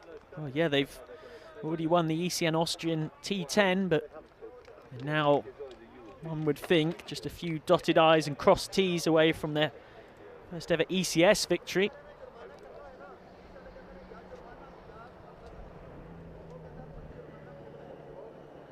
Short and missed by Daud Zadran.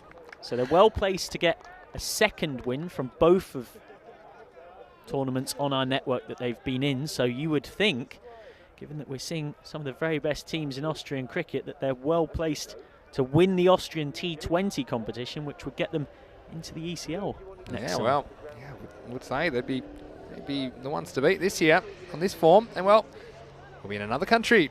I'm catching the train to Prague tomorrow, and I'll see you there for the FanCode European Cricket Series Czech Republic. It's a 2-week series and 10 teams there, 2 groups of 5. 4 matches every day, Mondays to Saturdays on the European Cricket Network, starting every day at the regular time of 7 a.m. GMT, which is 9 o'clock in Central Europe. It's 12:30 p.m. in India, so please join us on ECN on Monday morning. Go find the previews at europeancricket.com to find out everything you need to know. Jeez, we had a bit of cricket as well last year from the Czech Republic. Wonderful place, great people as well. Looking forward to meeting up with them on Monday. Ishak Safi starts the 8th by inducing a full shot, catching chance. Keeper can't get there.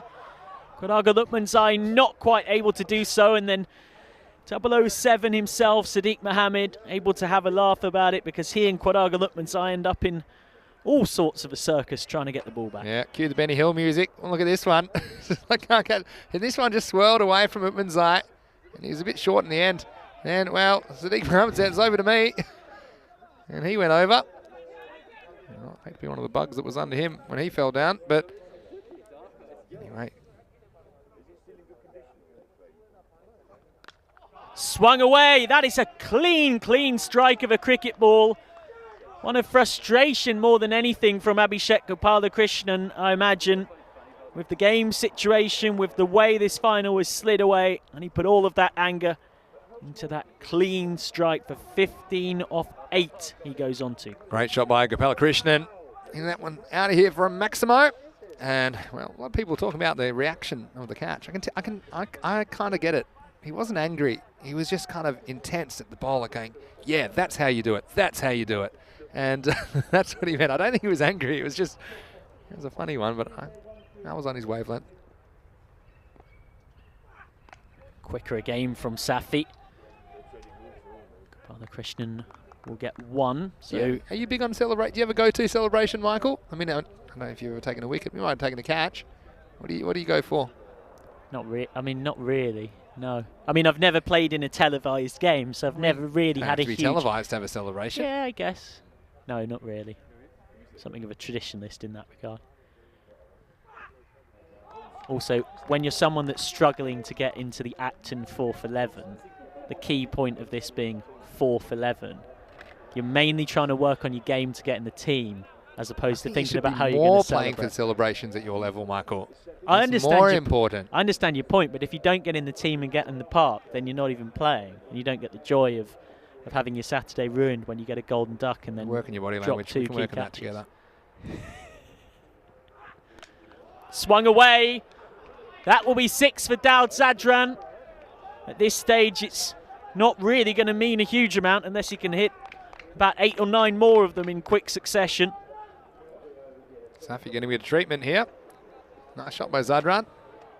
Do you know what my go-to is? Yeah. It's like a nod, like, yep, that's right.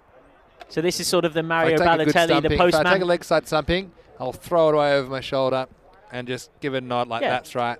That's what I was planning all So it's along. the Mario Balotelli, the postman doesn't deliver when he delivers the post. You know, the sort of, I do this every week. A bit like that. I'm not going to say he stole it off me, but here's last ball of the 8th. It's a proper bouncer. Well, peels Second for the a over. wide, Do we have and one of that over already? has been given as a wide. Daud Zadran appealing for it, which isn't what we like to see, not in the spirit of cricket. By the looks of things from that replay, though, he had a point. I kind of seen a lot of short pitch bowling this over, though. I would have thought they might have already had one for the over anyway. I suppose that's why I should pay attention. Here's the last ball on the 8th. It's a good Yorker. Dug out well by Zadran. He's timed that nicely. He has 7 off 5, 70 for 4 off 8, but in truth, even if we had 2 Andre Russell clones out there, this final would be, well, not quite dead in that scenario, but it's going to take something ridiculous from here. If they're 2 Andre Russell quotes and clones, I'd say the Austrian ladies better watch out. It's the end of the 8th over. Yep. 70 for 4. So they've got to come back and finish things off. Itibasha Dida, he'll bowl the 9th. Went for 18 from his first. Remember when Kunal Joshi hit those 3 big sixes? Apart from that, it's been so quiet for Indian Vienna in this innings. They've struggled to find regular boundaries, needing this above par target, for which they are surely going to fall short. That's a great start from Dida, just inside the wide line. And, well, oh, no, it's given. Well, maybe on the line. The umpires have been pretty consistent this week. We're saying that if it's on the line, it's wide. Fair enough. Yeah, well, PC Durham saying they bowled short mainly. It's worked well. Yeah, I'd agree with that. PC. Slow ball jammed into his pad. Initially reluctant to run to Sadran. He'll get through for the single. No doubt as to who the player of the match for this final is. Sometimes there's cause for debate. People making arguments. If you're the batsman, or if you're a batsman, making an argument for a batter who score runs and vice versa. This is Noor Ahmedzai's game. 44 off 15, those 6 huge sixes to blast the counter-attack.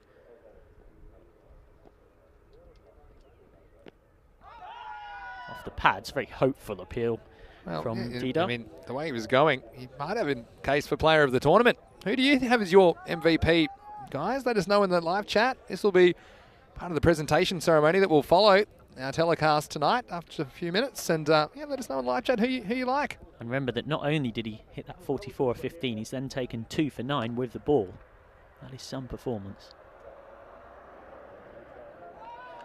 Yeah, I think now's as good a time as any as we go through the last rites of this one to sort of, without revealing who it may or may not be, go through some certainly honourable mentions. 2 names immediately come to mind from Vienna CC, Mark Simpson-Parker and Abdullah Akbarjan.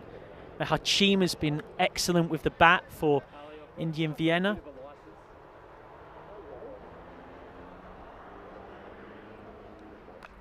You look at Vienna Afghan and they've had batting all the way down. Sadiq Mohammed, the pull shot maestro. Noor Ahmedzai with his all-round play. Those are just some of the first names that come to mind. You call him 007 Sadiq Mohammed, licensed to pull. Do you have a license to pull? You don't even. We got a girlfriend now, Michael, don't you? So interesting choice of nickname, though. I like it. Yeah, it's been a few names there that you mentioned.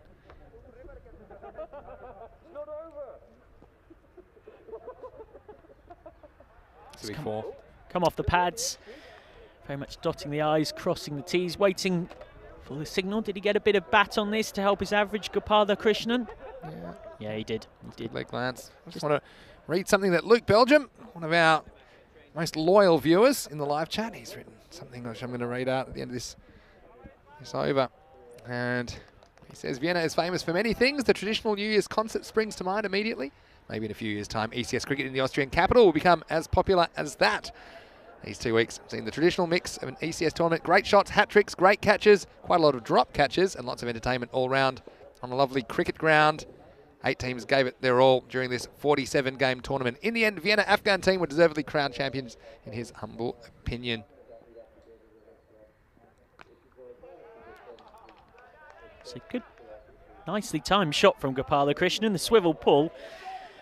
And as you can tell from that, Sadiq Mohammed is that guy at your club who likes to hit boundaries, doesn't really like fielding so much. Yeah, he's not a fan of it, is he? He just jogs after that one. Back-to-back boundaries to finish the 9th over, 82 for 4. Just finishing what Luke Belgium was saying. Said he'd like to thank all the teams for their efforts, their sportsmanship, and the exciting cricket they offered up. So many cricket lovers all over the world. And, well, he says, off here to saying, Zeban, and all the best to Austrian cricket. This has yet again been great promotion for European cricket. Well, here, Luke, thanks for your comments, and thanks again to all of our viewers, whether you've been watching on FanCode in India or whether you're watching on our YouTube channel, ECN European Cricket Network. It's been wonderful to have your company, and wonderful to have your company as well, Michael McCann, back together after a long layoff. See Safi coming in for the last over.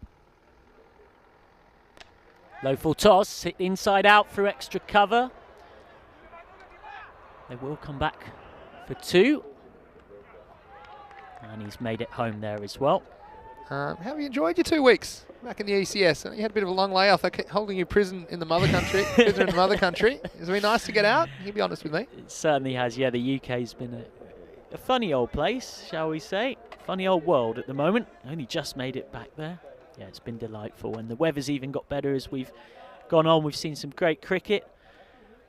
Most of it not played in that ECN versus Vienna CC match. Some terrible cricket last there. night. That was, Latvians brought it though. yeah. Well done, Latvia. Have you guys enjoyed Michael's commentary? Let us know. Honest opinions only.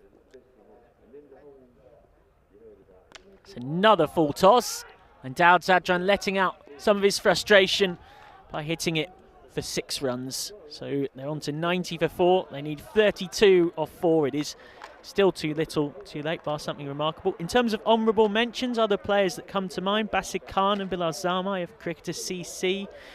Naveed Sadiq, the best fast bowler in the competition, and more wickets than any other fast bowler in the competition.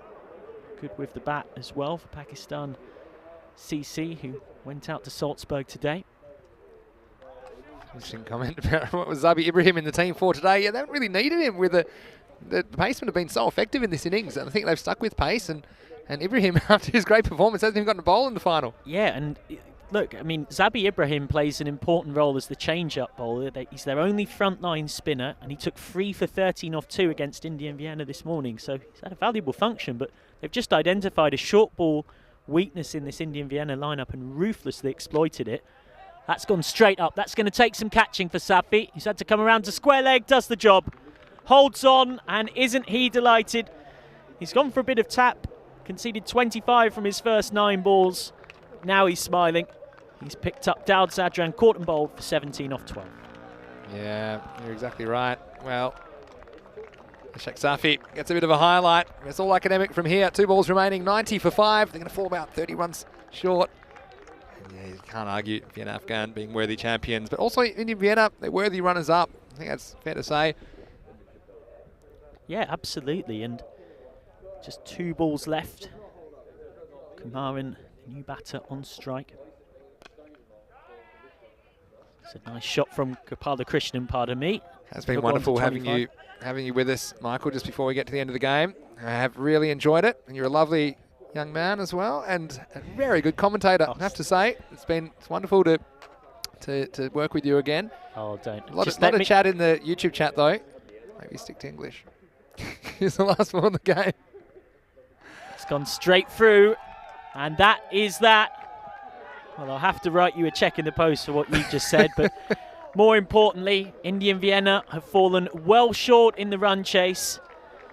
Vienna Afghan, the worthy champions, they've won 10 games from 12 in this tournament, an 8 out of 8 record when they get the chance to bat first. And so they, in addition to their ECN Austrian T10 win last summer, are your FanCode European Cricket Series champions for this tournament in Vienna. Huge credit to Indian Vienna, though, who, remember, before this tournament had only won 3 of their 11 televised matches on our network, but were so much improved this time around, so they'll get the silver medals. Vienna Afghan winning this final by 31 runs. Yeah, it's a big effort, wasn't it? And Vienna Afghan, worthy champions to see here, defending this total of 122. It just didn't really ever let Indian Vienna settle. And, well, Penal Joshi, it was a burst of 3 sixes. Apart from that, really struggled to get going. Yeah, it was a strange old innings, wasn't it? He hit those 3 sixes, and apart from that, it was all dots and singles. Shahan Momin couldn't get much of the strike.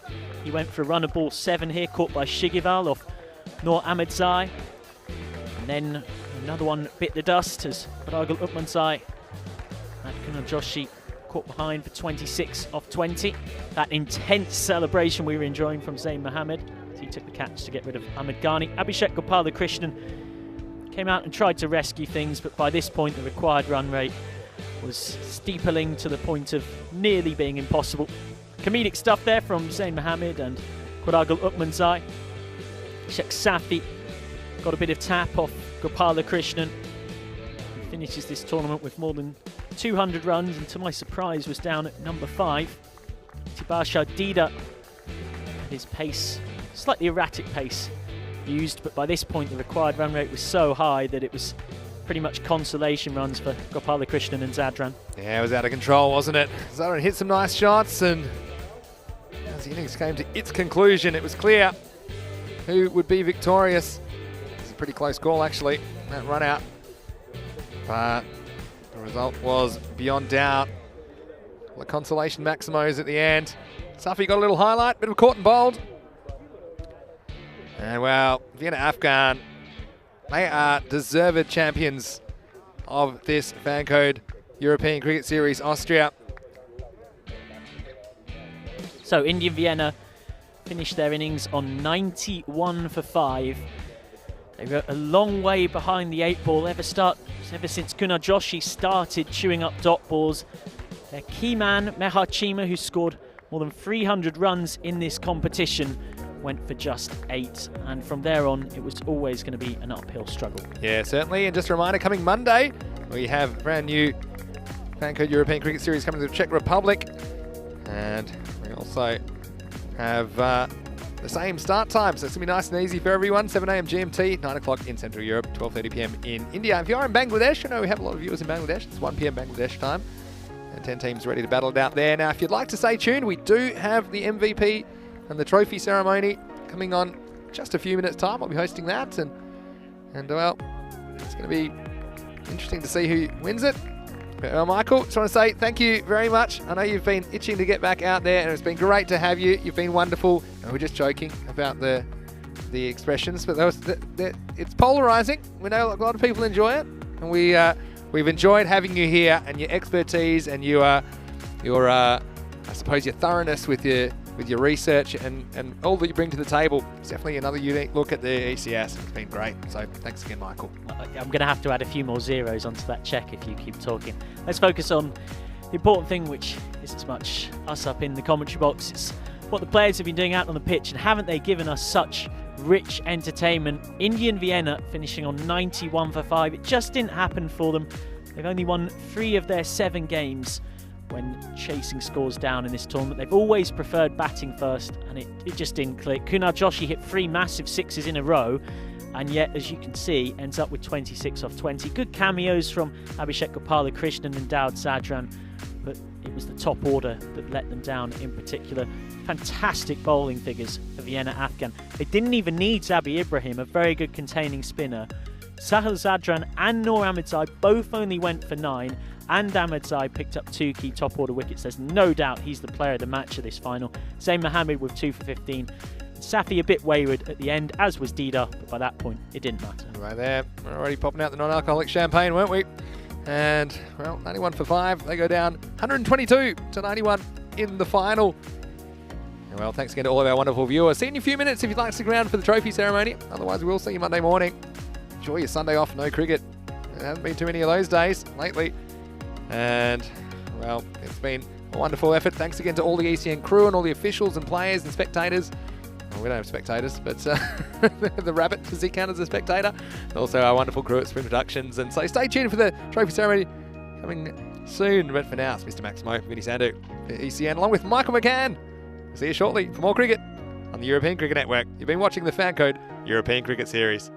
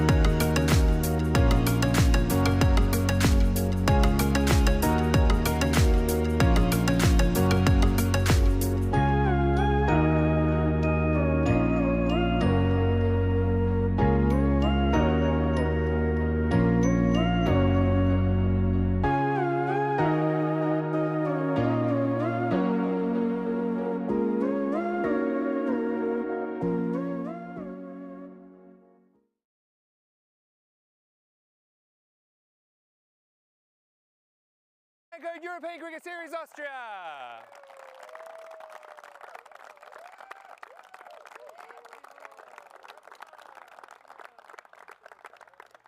Well, as you can hear from all the people around me, the enthusiasm has been infectious, and there's so many people around this country, and look, it's been a very difficult time in Austria, obviously, as well as so many places around the world.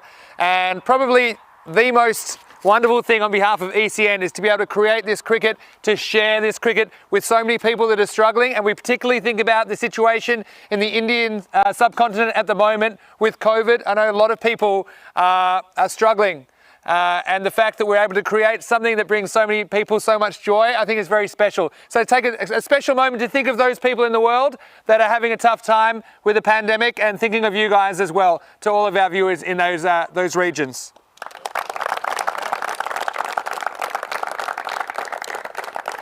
And on behalf of the European Cricket Network, I just want to do a quick thank you to our partners, and they're very important to us in allowing us to do what we do and allowing you to do what you do best on the field. So particularly thanks to Kookaburra, who are our ball sponsor, as well as Bizaway Travel, who take care of all of our travel needs with the ECN crew, as well as Sticky Wicket cricket wickets for those wonderful stumps, which hopefully we still have some of them left after today. And also these wonderful trophies on behalf of Local Lifestyle. So thank you very much to all of our partners that support ECN.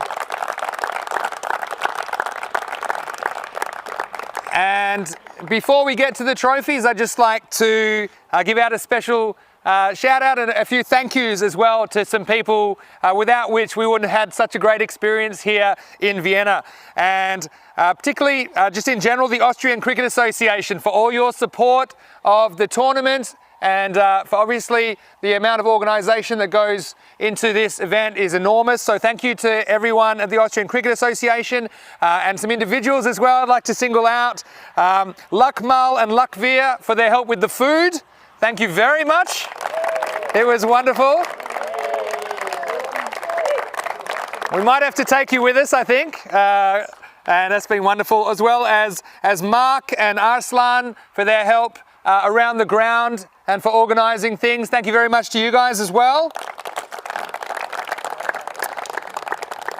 And well, one particular person who you probably know who this person is, and he just seems to do so much stuff.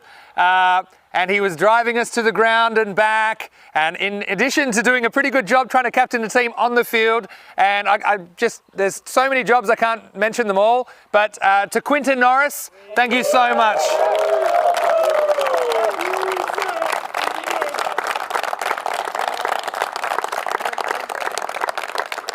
And I tell you what, when you get in the car with a big queue, you really feel it move. And it's been wonderful to have you, to get to know you better as well, for your hospitality. Thanks so much to Quinton and everyone at Vienna CC for such a great job hosting. Also want to mention some individuals, and this to me I think is probably the most difficult job at a cricket match. And some people would have stood in their shoes in the umpiring department, and it's one thing to umpire a cricket match when there's literally millions of people viewing as well. Think about the pressure, and I think they've done a really great job. I think the standard was very high, and the fact there's so many matches, people come back to me and say, what do you think about this or that one? So many matches I really couldn't fault them, to be honest. And so I want to big thank you to Aravind and Santosh, Rajinder and Praveen for your work umpiring. Did a great job. And after seeing you play last night, I think umpiring was a smart choice. And also I got a special shout out for some crew that have been with us over the last few weeks, and these guys are amazing as well. From Spring Production, I just want to give a big thank you to Andres, as well as Dennis, Richards and Kristaps, who was here at the beginning of the week, for their work bringing you the coverage. And I think you'll agree the TV coverage is amazing with the resources that we have. So thank you so much.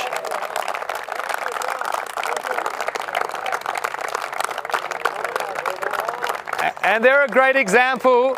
These are people that have fallen in love with cricket, and if you saw last night in the game, they actually got some potential. I think the future of Latvian cricket is strong. So thank you to you guys at Spring Productions for all your support. It's been wonderful working with you, and hopefully work with you again in the future before too long. Okay, so for now, I'm done with the thank yous and I'm going to move along to the trophies.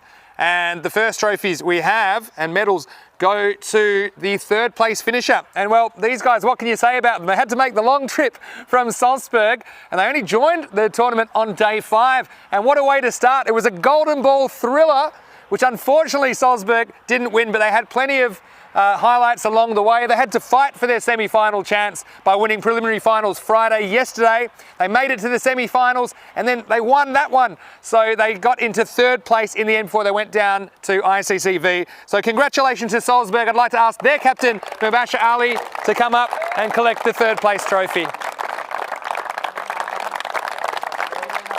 There you go, mate. Congratulations. Thank you, Mubasher.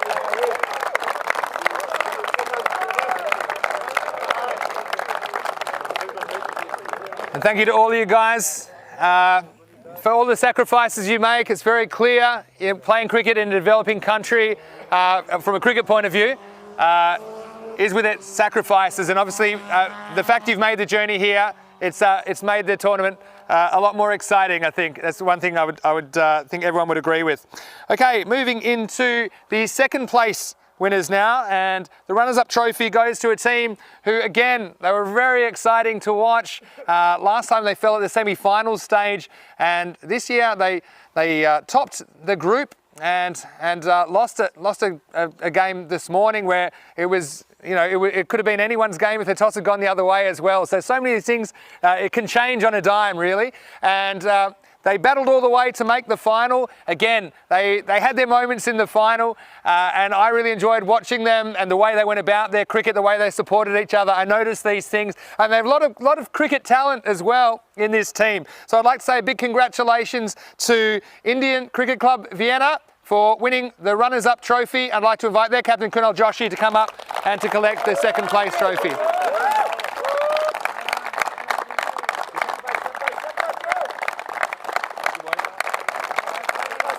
There you go. Thank you, Kunal. Well, it's been a wonderful 2 weeks, and one of the things I love is that in a tournament like this, even a tournament which only had 8 teams, we saw over 100 cricketers, over 100 European cricketers, which I think is just wonderful to give that exposure. And the more eyeballs on it, the more people that are within Austria that might not realise that cricket exists, they realise it exists and it grows the game. And we've seen it. It's a trend which has been happening over the last couple of years, and certainly ECN has accelerated this trend, I suppose.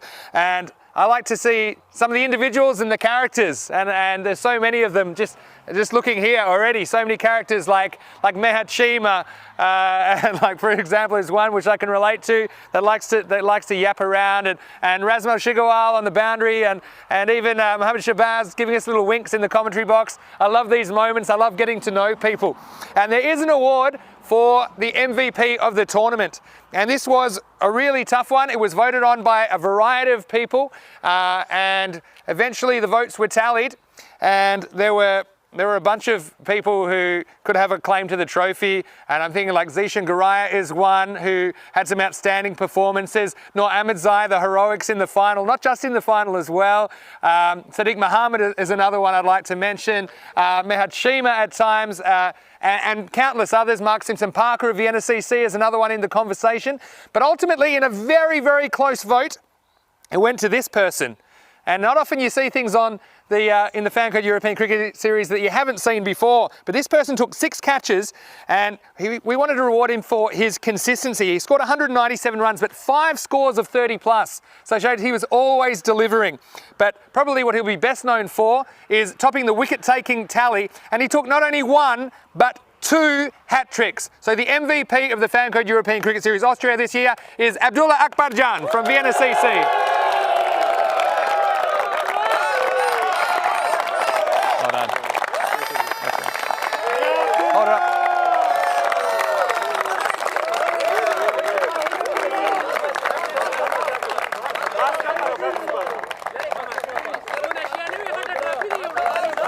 Congratulations, Abdullah.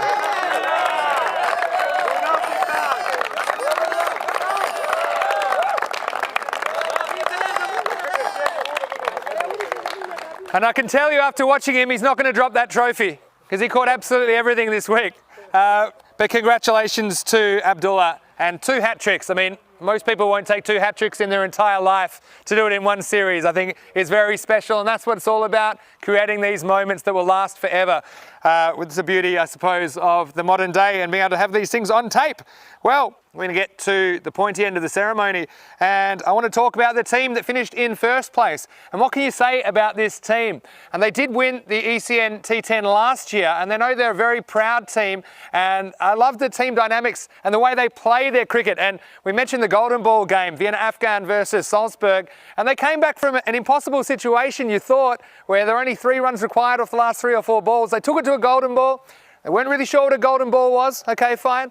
But that's that situation where they had to keep their cool under pressure, and the reactions of the players as they had trampolines in their legs as they won that thrilling game. And that's what it's all about, creating entertainment. And from that moment on as well, I had a soft spot for Vienna Afghan, the way they went about their cricket and the way they made the game so exciting to watch. That it wasn't just 1 or 2 players, it was anyone could come to the crease. And I think that was exemplified in the final when Noor Ahmedzai comes out and the bowler's on a hat trick and he goes for his shots and hits a big 6. And it was a moment that turned the final, quite honestly. And I think that was an amazing performance from Noor in the final. Man of the match in the final for his innings and also his 2 wickets. But not just Noor, but all of the Vienna Afghan guys. You deserve every credit, the way you conducted yourself in the tournament and the success which you thoroughly deserved. So I want to say congratulations, and I'd like to have the players, we'll leave the captain till last, but I'd like the players to come up and please collect your gold medals for winning the FanCode European Cricket Series Austria. Congratulations to Vienna Afghan. And you guys can come up individually. And then you can stand at the back. Yeah, that's right. I think keep them on for this bit, if you can. Yeah. With mask on now. Later you can take it for a photo. If you keep your mask on now for now, boys, we'll take a socially distanced photo at a later time. Okay?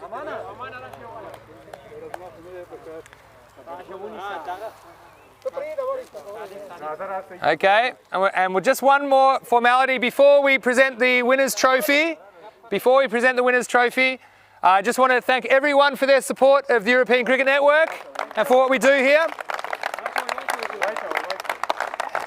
It's been an exciting couple of times. Thanks to all of our guys as well. I know it's a long week, and a big hand for the ECN crew as well for giving you a hard time, probably, as well. But it is wonderful, and look, we do encourage everybody. We have over 1,000 matches of cricket we're broadcasting on ECN this year, so we'd invite you to come in and join us on the journey. We'll be in Prague next week, so anytime you can, you're welcome to come into the live chat and chat to us. And we always love it when the players get involved, and we have literally hundreds of players in every series now joining our family, and we want to invite you into our family and grow the great game of cricket across the continent. So thanks again, and we'll see you on Monday morning in Prague, 7 o'clock AM GMT, 9 o'clock in Central Europe, and 12:30 PM in India. So we'll be there in the Czech Republic for a couple of weeks. But now I'd like to invite the captain of Vienna Afghan, Aman Ahmedzai, to raise the trophy, the champions of the FanCode European Cricket Series Austria, Vienna Afghan.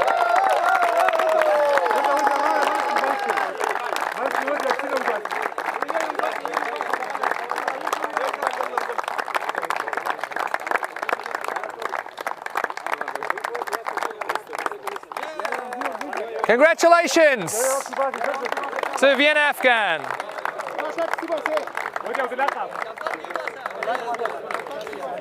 We're going to leave the official part of the ceremony here. Thanks again to all of our wonderful viewers. It's been great to have your company. We'll see you on Monday morning. For now, it's Mr. Maximo, Vinny Sandhu for the European Cricket Network saying have a wonderful Sunday. Enjoy your day off. We'll be back on Monday morning for more FanCode European Cricket Series.